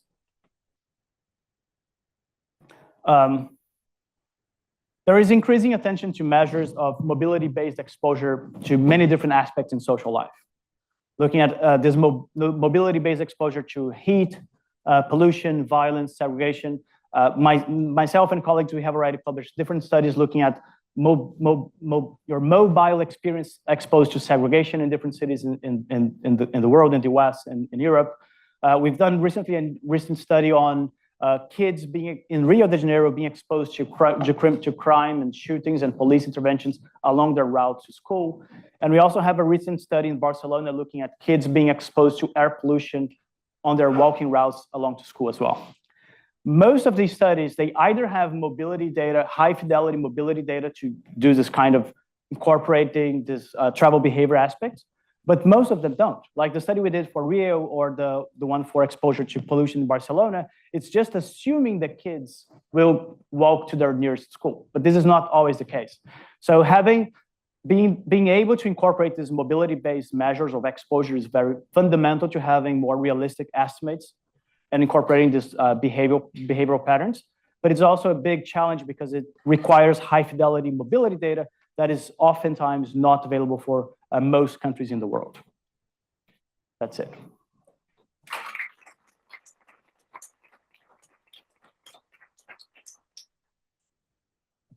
Any questions? Was one question there.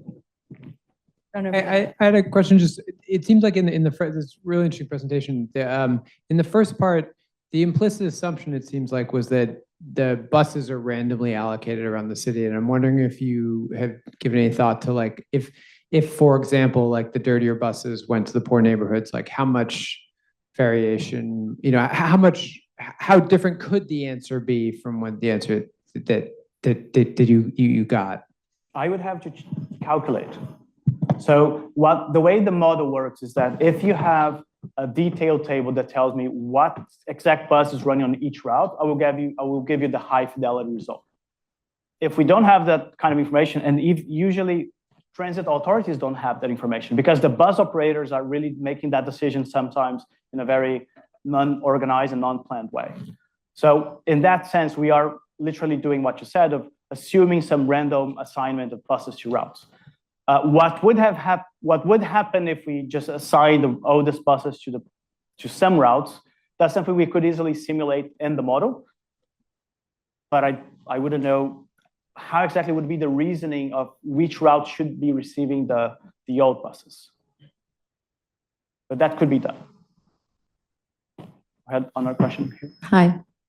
Hey. So I'll grab a little bit because there are three types of data the Rio has. I think you may be helpful. One, we had a lot of problems in forcing the operators to turn on the air conditioner in the bus. So what we did, we installed a sensor. So we have the temperature of the buses with the GPS sign every minute because we only pay subsidies if the air conditioner is on now. Thanks, you, yes. So we have all the data of the temperature and all the buses real time. And also we have the bus that is in the every day, which bus is in each line. And about kids, because of the new ticketing system, for each school, I know the kids, they use the card. Yeah. So if they don't use the card because they go walking, if they use the card, I know which line and route they take to go to school. So maybe that's helpful for this kind of data can be helpful for you. Mine is being very humble because everything that she's saying is only possible after she took the role, she took the office. Before Maina became the Secretary of Transport in Rio, it was a nightmare to have access to any data. Most of the data of the buses, the fares, the ticketing, the GPS, it was all in the hands of the operators. And I do this by personal suffering because when I was doing my PhD, I had to negotiate with the bus operators, hey, can you give me the GPS or the GTFS? But now, thanks to Maina and her team, they're doing a terrific job. And I would be in love with working with this data set, and I'm happy to talk about this later. Okay, thank you. There is another question here.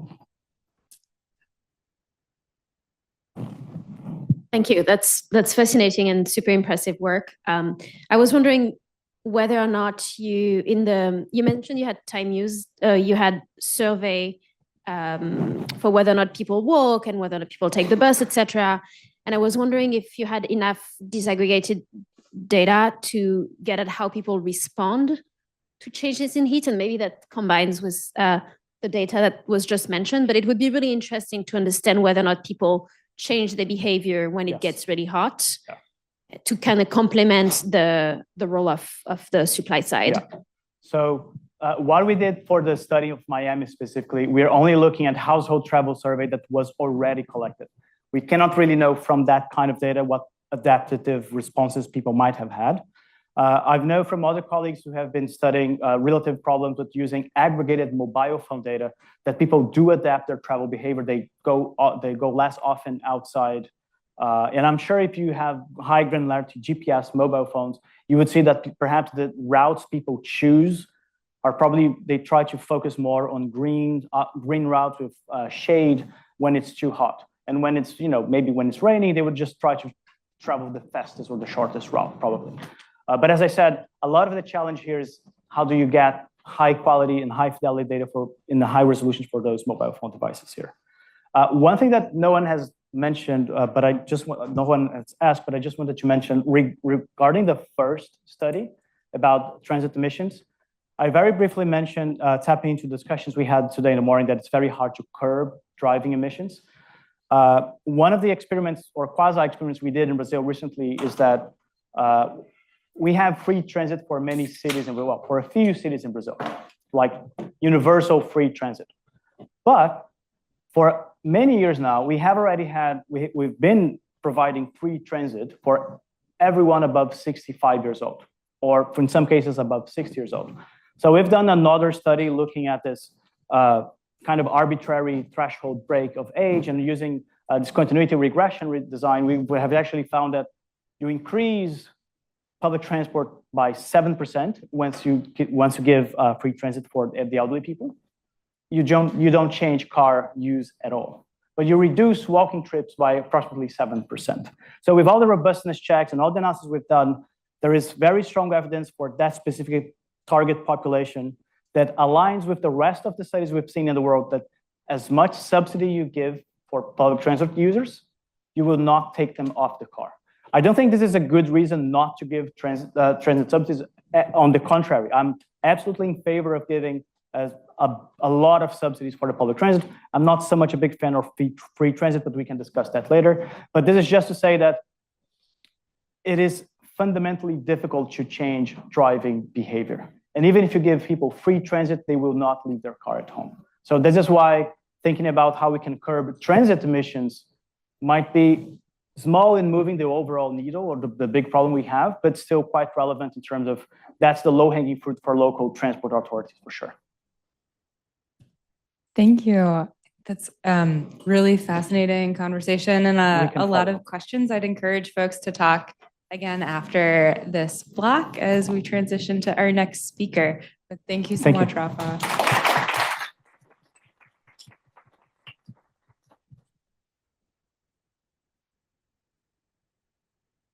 Can I also use this one? Hello? Hello? Yeah. This okay? Yeah.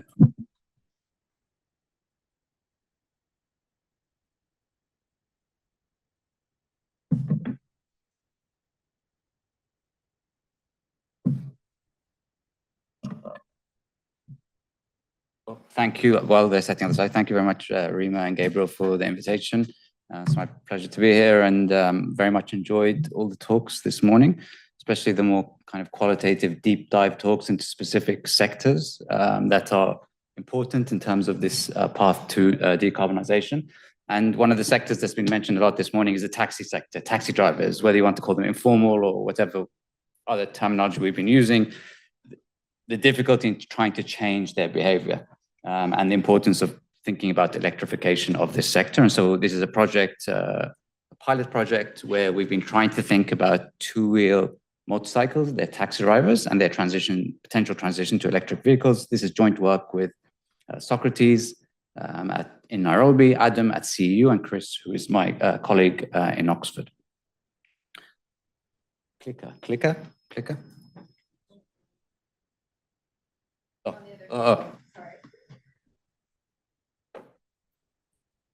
Okay, so motorcycles are central to urban mobility and livelihoods in East Africa. We've heard a lot about that today. Electric two-wheelers offer a plausible path to decarbonization, and it's estimated that the running costs are maybe 25 to 40% lower over the lifetime of the asset. It's only a small proportion of motorcycle taxi drivers have actually transitioned to electric, which is a little bit puzzling. A lot of the policy and industry work has focused on the supply side.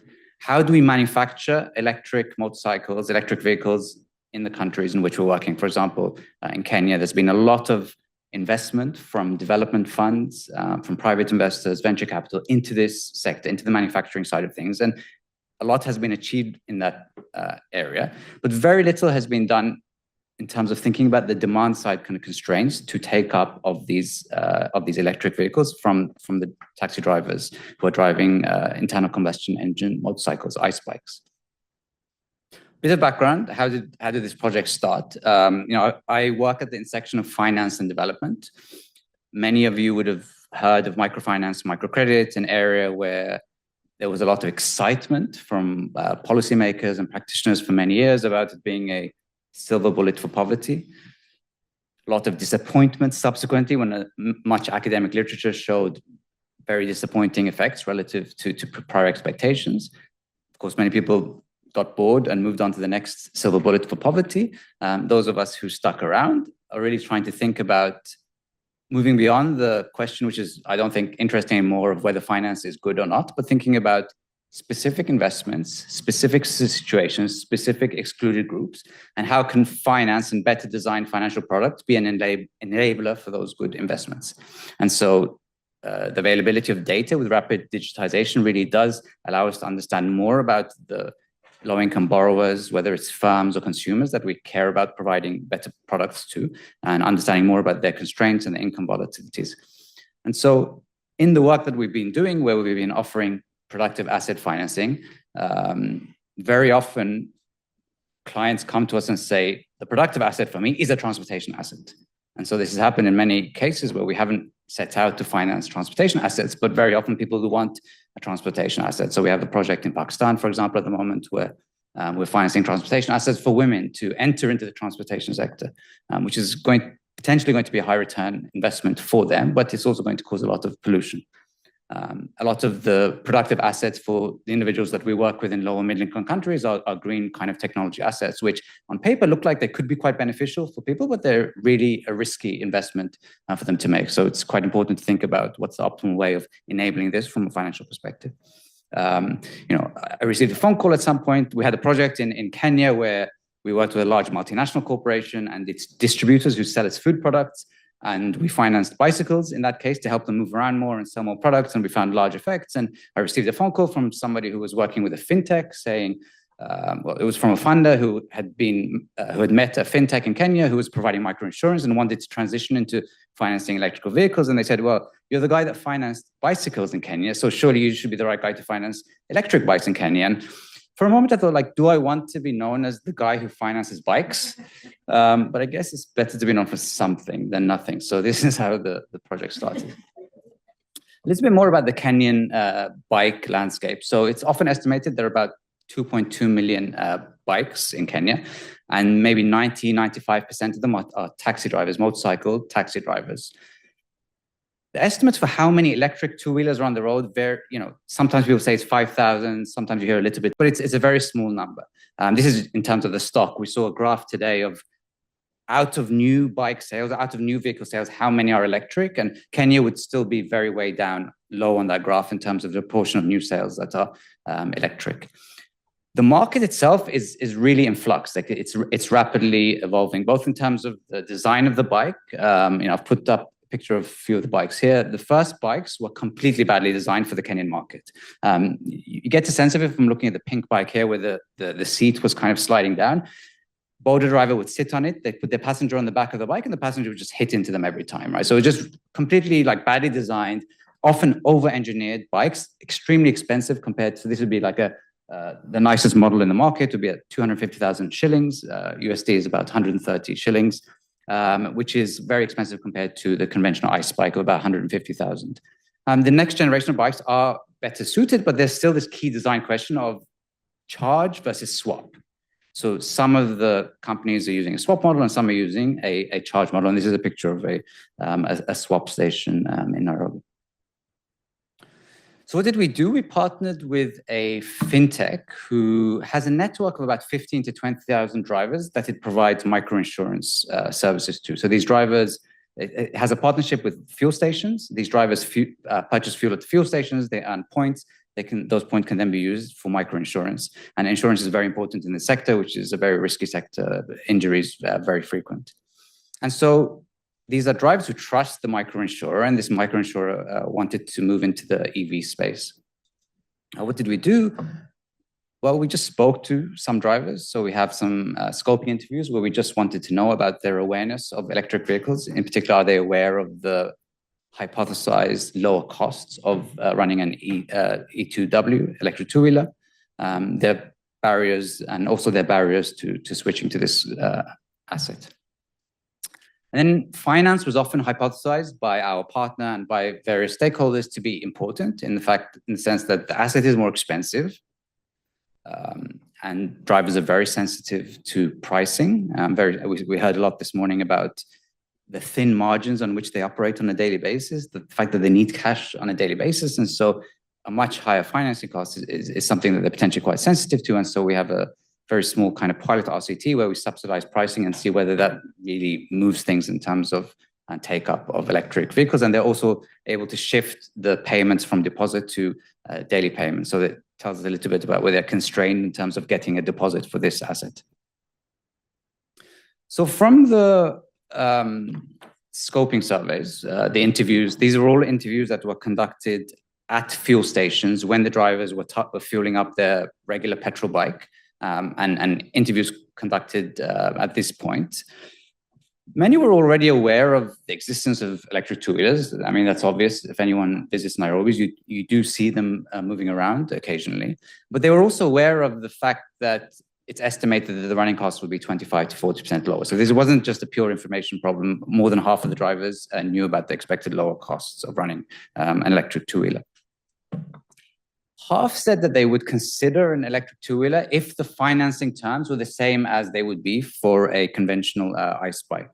And so the terms for the EVs are generally less favorable than a conventional bike. And this relates a little bit to the collateral value for a lender. So a lender who is lending for an asset, and the asset itself is quite uncertain compared to a conventional asset. So with the conventional motorcycle, you know there's a resale market, you know the value of the asset, whereas with these electric vehicles, the market is still in flux. You don't know if that manufacturer is going to default or not.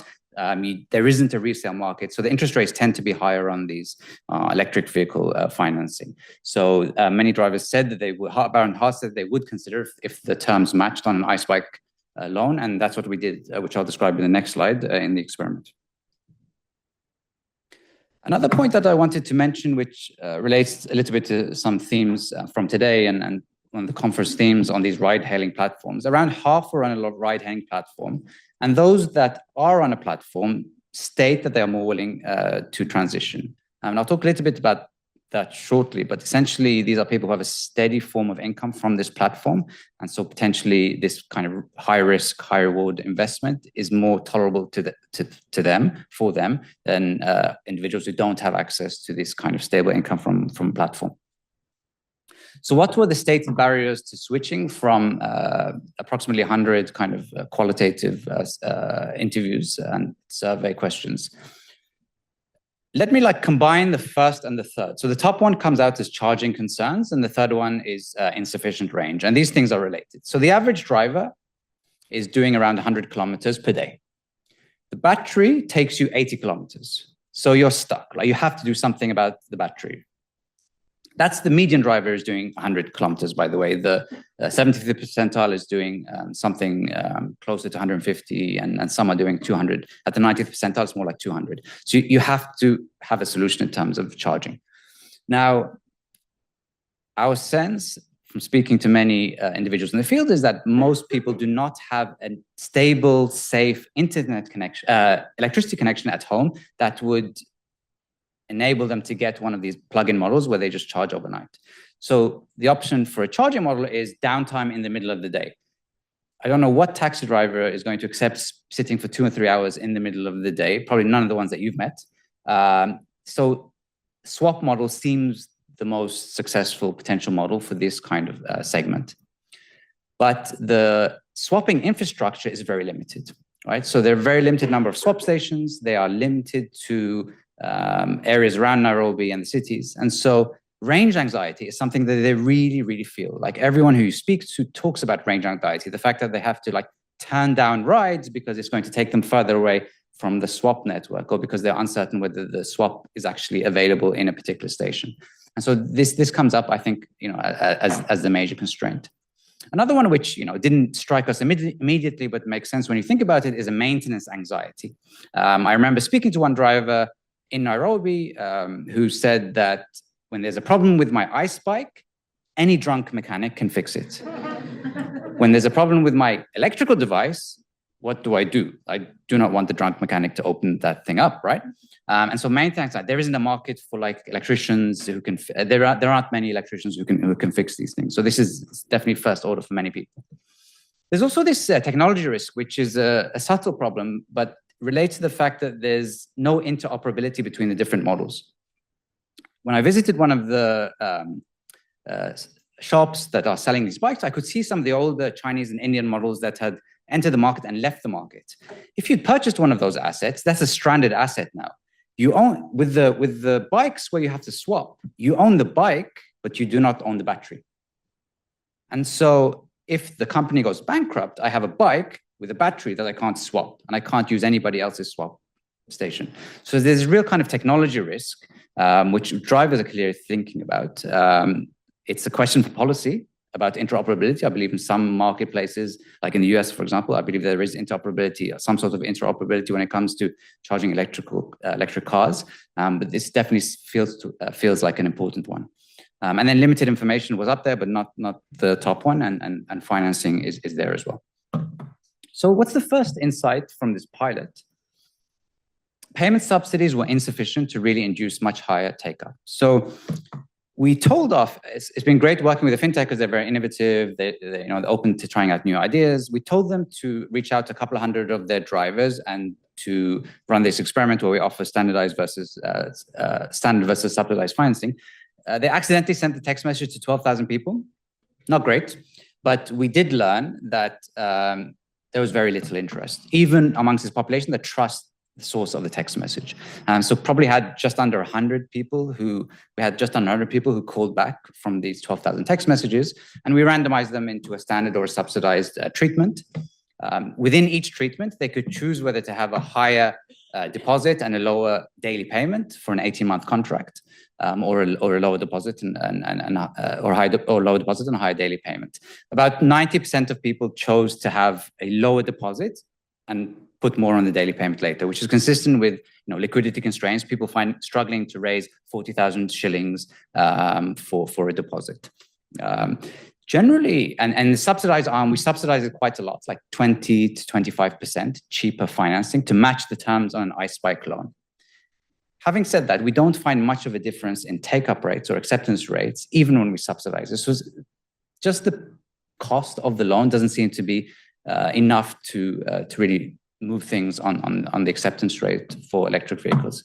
Having said that, around 90% of people really strongly favored, reducing the deposit, which is evidence of, as I said, liquidity constraints.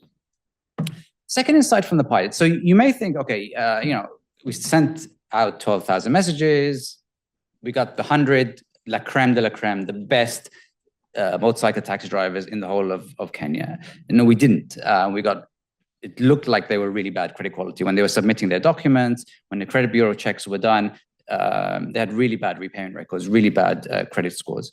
And so this made us think, is this some, and subsequently had really bad repayments for the handful of loans that were actually financed. Like they just went horribly bad, which is partly related to the credit quality of the borrowers, but also partly related to what happens when somebody who isn't in the lending space, this insurance fintech, enters into the lending space. And lending is messy. Like you give someone your money, they don't pay back, you have to like chase them up, take things from them. It's a messy business. It's not for everyone. It's a different type of business. Having said that, we were curious. Is it just that we attracted the worst credit quality drivers in this kind of mini experiment? And so we ordered the credit bureau, the full bureau data for 14,000 drivers, of which about 13,000 appeared in the bureau. So most of the network of this fintech.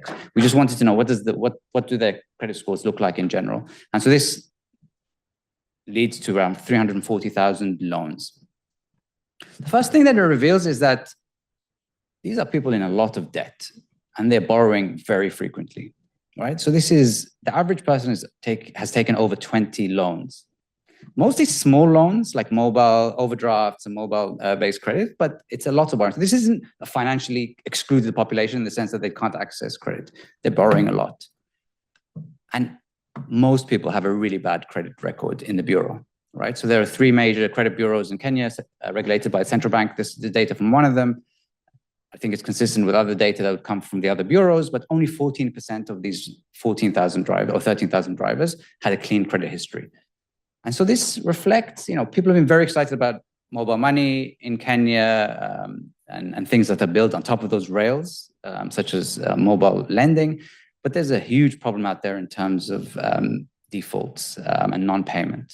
And this is something that anybody who wishes to finance electric vehicles for this sector really has to engage with, that there's a lot of non-payment out there. And when you speak to lenders, they say that this is a risky segment anyway, because they're mobile, there's no fixed location, the asset itself is mobile. So very challenging. So I feel like I've just given you bad news so far, right? And so let me give you some good news, which I think is a glimmer of hope for potentially scalable models, which isn't something that we studied directly, but we came across in the field, and I've spoken to some people involved in this. And so one initiative that has led to a lot of e-bikes on the road is a partnership between Green Wheels Africa and Uber. And they put about 3,000 electric two-wheelers on the road. Essentially, this is a model where the company partners with Uber and works with drivers who have this steady income stream from the Uber platform. And repayments are then done directly through the platform. So rather than the Green Wheels having to actually chase up drivers for repayments and deal with that side of things, the repayments are taken directly from source. And it's also a model that's a lease-to-own model. Rather than requiring a big upfront deposit, it's actually very easy to get into for drivers. And so this seems to be a model that has worked more successfully than other models in Kenya. And some of you may have seen these Uber electric bikes on the road. Okay, so just to wrap up, our pilot suggests that this transition to electric for border drivers, motorcycle taxi drivers in Kenya is shaped by multiple frictions, credit and maintenance and other. And it really points towards the value in a more big push kind of intervention where financing is paired with other things such as hands-on experience. I mean, our sense is that for many drivers, even though information wasn't up there as the most important constraint, having experience with the asset could change their perception of the asset for many of them. Like it's a really experiential good. Taking it for a few days, testing it out may help for some drivers, but there is other support that's needed really to facilitate this transition in terms of support for maintenance, and also back to this theme of products that are better designed to the needs of the drivers, and some of the other things that we've seen today about understanding about movements. Current conversations that we've been having with a different large asset finance provider is about both pre-screening drivers for adequate credit quality, but also using the GPS data for their current movements based on their iSpike loans to understand how far, we've seen a lot today about there are fixed routes. There are often fixed routes for these taxi drivers. And so we've overlaid on top of the map of their routes, the swapping infrastructure. And so you can get a sense for who is more suitable or less suitable for EVs based on their existing routes, right? So some sort of like range anxiety type of index. And so we think this is a fruitful avenue. Thank you very much.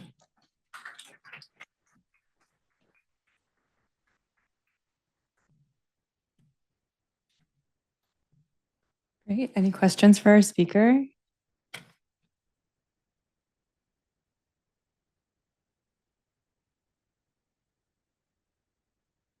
So yeah, thanks. Very nice experimental design. And I was wondering another potential treatment arms that could be possible. That is like in my country, there's also many two-wheel vehicles and they're used for food delivery. And the model they use is to make the riders own the vehicle, and then the battery swap is completely on a subscription model. So then the riders own the vehicles and you pay a minimal fee to the battery swap service. And it turns out that this kind of model works quite well for the riders in Taiwan. So maybe this is a possible way to further do this research, because this is the pilot, right? So yeah, this is one possible idea I can think of. Thank you. Thank you for sharing your thoughts. I think creative thinking is needed on the battery side of things. I mean, the battery is very expensive. It's like $500 just for the battery.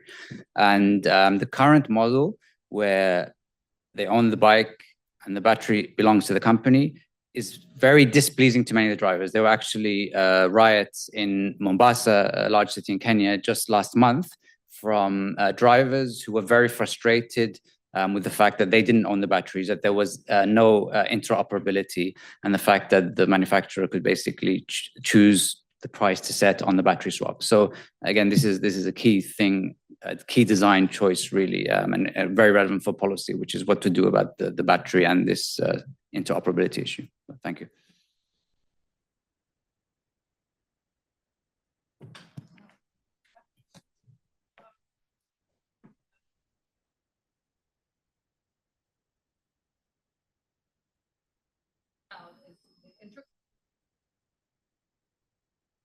Any sane taxi driver is going. Yeah, so like I should know more about settings where interoperability has been negotiated and how that worked. Like, people in this room would know more than me, but it seems to us like this is really needed to get this thing moving in Kenya, right? Which is, of course, we would love to just have all the existing manufacturers build out a very big swap network so that this is not an issue at all. But the interoperability thing seems like a first order policy concern. But please tell me if you know about settings where they have figured this out and how they figured this out and where this came from. That would be really useful. Sounds like very like a century kind of. It's like who owns them? Yeah, who owns the battery? Yeah, exactly. Yeah. Part of your own bike that you were. Yeah. And you can't DIY it. You just cannot DIY it. Yeah. Just thinking about some of the results you showed about range anxiety and sort of the battery swap infrastructure and ability to internalize the costs of these as infrastructure. sort of leaves me a little bit in a pessimistic view of like replacing ICE bikes with electric bikes.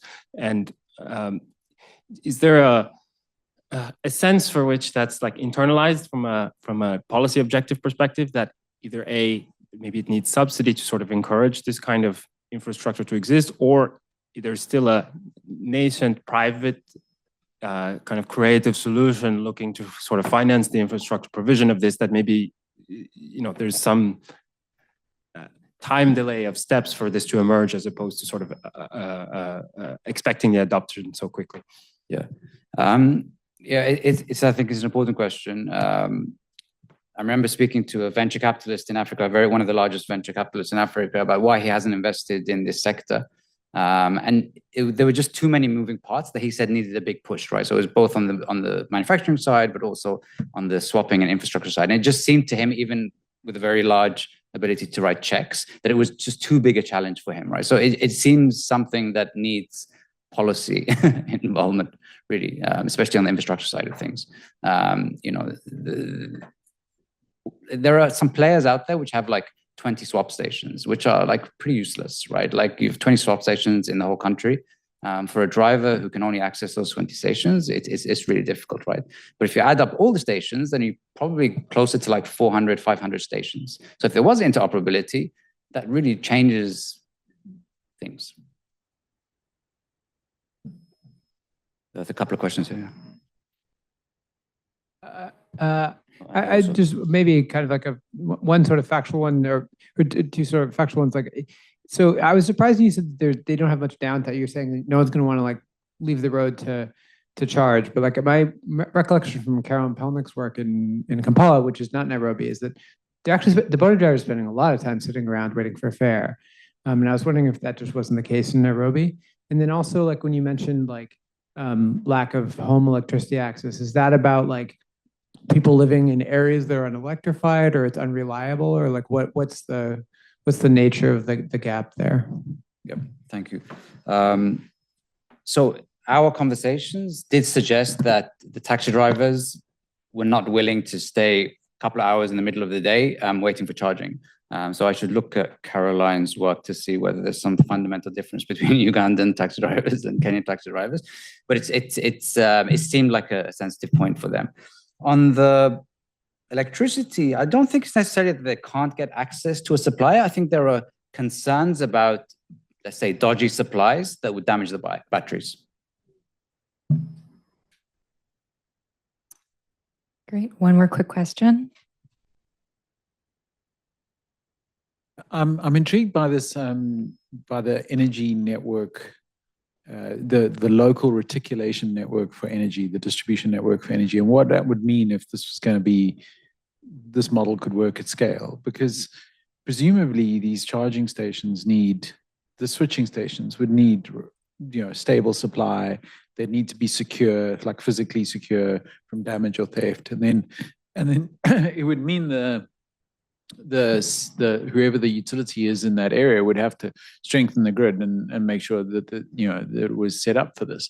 And I was wondering if in your conversations around this pilot, if you had any conversations about the implications of putting that infrastructure in place. Yeah, no, these are great points. The swap stations do need to be in a safe location. They need a good electricity supply.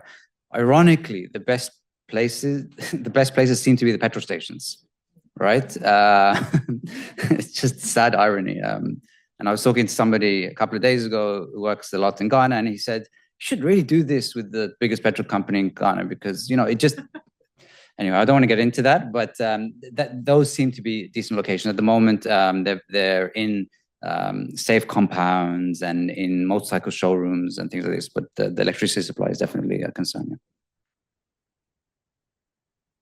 Yeah. Thank you very much. Thank you.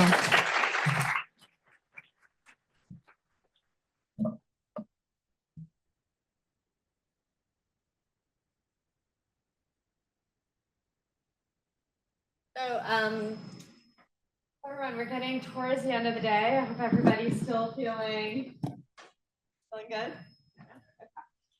So I think the next two sessions, we want to briefly talk about the work of the cluster that we're doing. So this is, as I said this morning, this work is being funded by the Salata Foundation, with the Salata Center here at Harvard, and it's funding a number of different activities around the Harvard campus. And so I'm going to be talking about one of the activities now. That's sorry for those of you not from Harvard. It's an internal Harvard RFP, but then I'll also talk about another RFP as well that relates to the broader community. So I'll talk about both, and then we'll talk about some of the data that is being funded under the cluster as well. So, part of what we want to do is support innovative interdisciplinary research at the intersection of urban mobility and climate change. As we talked about this morning, we have these three themes: to improve and decarbonize urban transport, to measure and reduce co-pollutants, and to understand and adapt to climate shocks. And so what we're doing is we are now launching two types of grants. The first one is a travel grant. It's max $8,000. It's for 6 months. It has a very short timeline because we want to, I know I'm hoping a lot of students and postdocs will apply for these grants, and we want to be able to travel over the summer. The second one is research grants. These are for seed pilot projects. They're max 50K. On average, we're thinking they'll probably be about 25K. This is for faculty, students, postdocs, PhD students, postdocs. We're hoping you'll apply. And this gives you an opportunity to jumpstart research and collaboration. And as I said, part of the conference here today is to try to start collaboration between researchers and policymakers, learn about data that's available, and hopefully some of the ideas and questions and issues we've been talking about in the conference can help spur ideas for the RFP. As I said, it's open. Both grants, the travel and the pilot, are open to our Harvard affiliates, all schools across campus, not just the Kennedy School, faculty, postdocs, PhD students. We're hoping maybe the conference will spur collaborations with people inside and outside Harvard to open up it up a bit. It'll be scored by a multidisciplinary review board with contributions. The typical. We care about academic contribution, but as Ed said, we're all here because we don't want to just publish in journals, but we want to make a difference in the world. So we also care about the policy question and the policy relevance. And then all the technical details, the risk, the viability, all of that. We do have a strong preference for cross-disciplinary teams because that's part of what the initiative is meant to do. And we, as I said, we very much have a preference for projects that are in close collaboration with policymakers and practitioners because we really want this research to spur action in the world. Okay, so how to apply. There's an online form that you can always get in touch with our team if you have questions. And I won't go through all the details because it's the typical RFP type form. Okay, so that's the internal one. I also wanted to alert everybody here to another opportunity. So the WAM Foundation, which is many of you might know it, is the Weiss Asset Management Foundation. They do a lot of funding of development and research. They contacted us when they saw the conference because they got really, really excited about it because they have an RFP out right now. Their focus is funding highly cost-effective programs and research that reduce human suffering in developing countries. They have a bunch of different priority areas, but when they saw our conference, they got really excited because they're super, super interested in air pollution and reducing air pollution and measuring and understanding it. It's a very big budget for projects, $50 to $1.5 million over 3 years. It's very, very open both to researchers, but also non-government organizations and governments as well. I think they fund both programs and research activities. There's rolling deadlines. There's a March deadline coming up. They'll also have one in July. And as I said, they were really encouraging. They saw the schedule of the conference and they got really excited by the research they saw. And so they wanted among our group and among our cluster group for people to be aware. And again, if you have questions, do contact us. So the conference website has the information for both the Urban Mobility and Climate Change Research Fund and the Weiss Asset Management. Again, if you don't find it, be in touch with us, and we can direct you to it. And I hope, as more opportunities for funding and such come up, or more opportunities for partnerships come up, we'll be in touch with people through the cluster to let you know. And always contact us if you have questions. Thank you.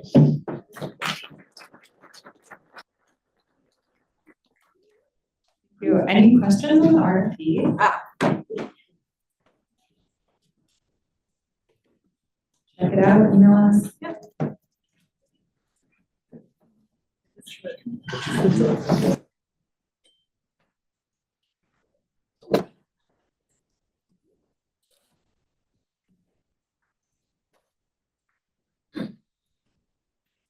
Great.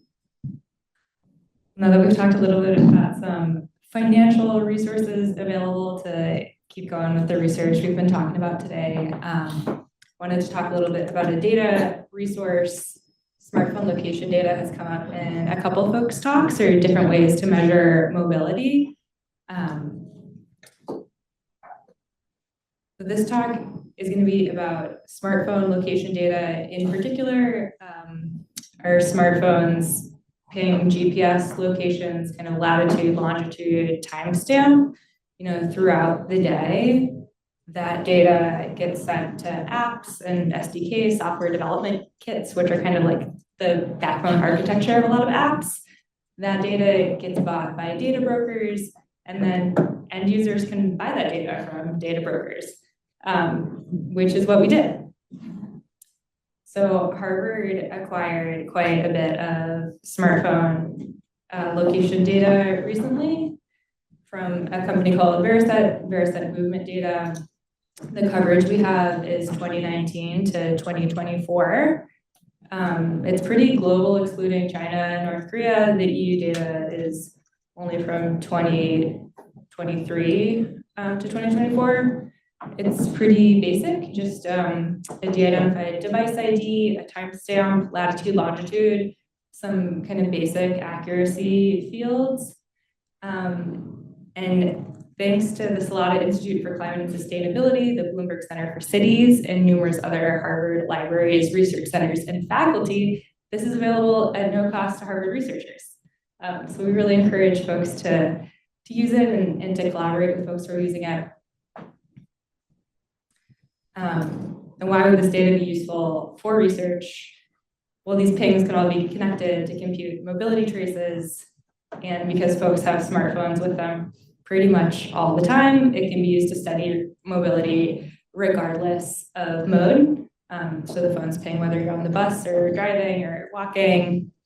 The coverage is really broad, and there are lots of interesting applications to study mobility across modes. This graphic is kind of the current Trans-Jakarta network and computer simulation of what the optimal Trans-Jakarta network might be based on where folks are moving in the city, whether on or off the bus.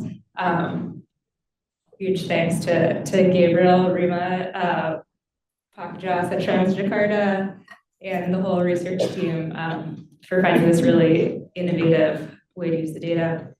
Some considerations: the data is really big, like 200 terabytes for the whole thing. So got to figure out what slice you want to work with. Representativeness is a little bit of an issue. There's just better coverage for this kind of data in high income countries, and maybe for certain demographics within countries, like wealthier folks who use phones. We don't really know because we don't have the demographic data associated with it. But we can see like 30% coverage in the US versus 1% in India. There are legal and ethical considerations. Researchers have to sign an end user license agreement based on the contract from the data provider. There are specific data security requirements. The data can't be shared outside of Harvard, but of course teams can collaborate with a Harvard researcher, like doing the data analysis and then sharing out results with the rest of the collaborators to inform the study. Can be used to study sensitive locations, combined with other data sets to try to identify individuals. And it's time bound. So right now we can start new projects through 2026. And then once it's started, you can keep going to the completion of the project, but we have to renew that contract annually to start new projects. And of course, there are some specific administrative processes to access this data. So to navigate all of that, we built a website on Harvard's code.harvard.edu, which is like an internal GitHub repo. And that covers all of your like admin needs, legal info, forms, where you can store this. You can submit questions and answers. You can post what project you're working on so other researchers can reach out to you. And then we also post their information about contract extension updates and funder acknowledgements. And again, that's behind like our internal Harvard login, but reach out to a Harvard collaborator if you're interested in working with us. And then here we've got links to the Harvard internal website and also a survey to support continued access. As I mentioned, we're kind of fundraising year to year to extend our access and maybe extend the coverage of this data into newer years. So if you're interested in working with it or already working with it, please let us know. And with that, I think I'll bring up a researcher who's an expert at using Versa data, Professor Gabriel Krindler, and we can take some questions.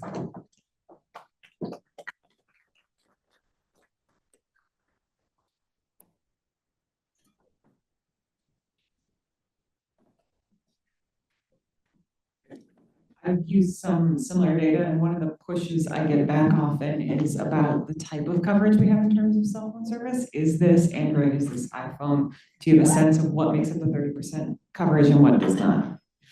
That's a great question. This is going to, the type of device is one of the fields in the data. If it's an iPhone or Android, that's kind of varied by country and by period. One of the things we're working on also with funding from the sources that Alex has mentioned is producing these kinds of analyses of representativeness. So Terry, who presented earlier, did this for the Philippines, where you do see a lot of income driving the share of the population in a location that appears in the data.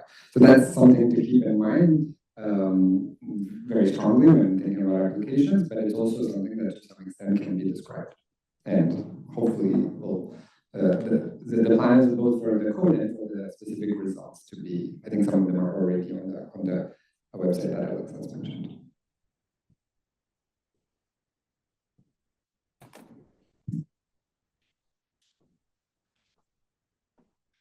Thank you. Just wanted to mention that that's a very typical problem with this kind of data set, but there have been many developments over the past 4 or 5 years in trying to de-bias data with strategies like inverse probability weighting with your mobility data compared to census data. So there are different ways to get around that problem.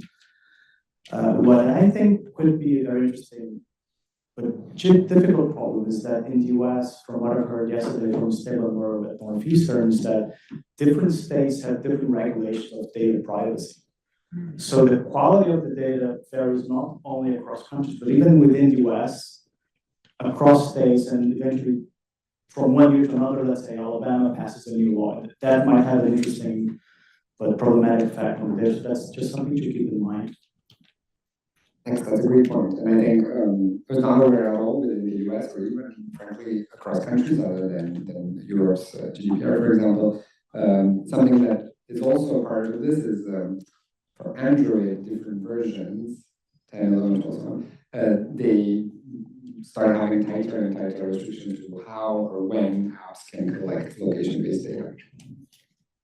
And also on the note of legal restrictions, not only are we not allowed to research sensitive locations, the data is actually missing from some sensitive locations for legal reasons.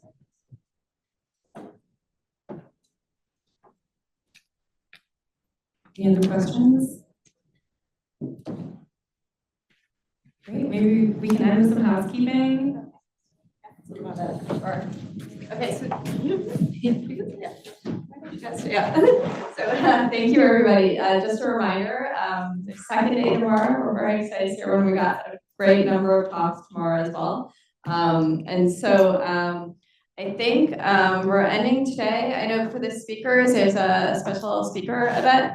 So come see one of the CID team and we can take you there. And thank you all for coming.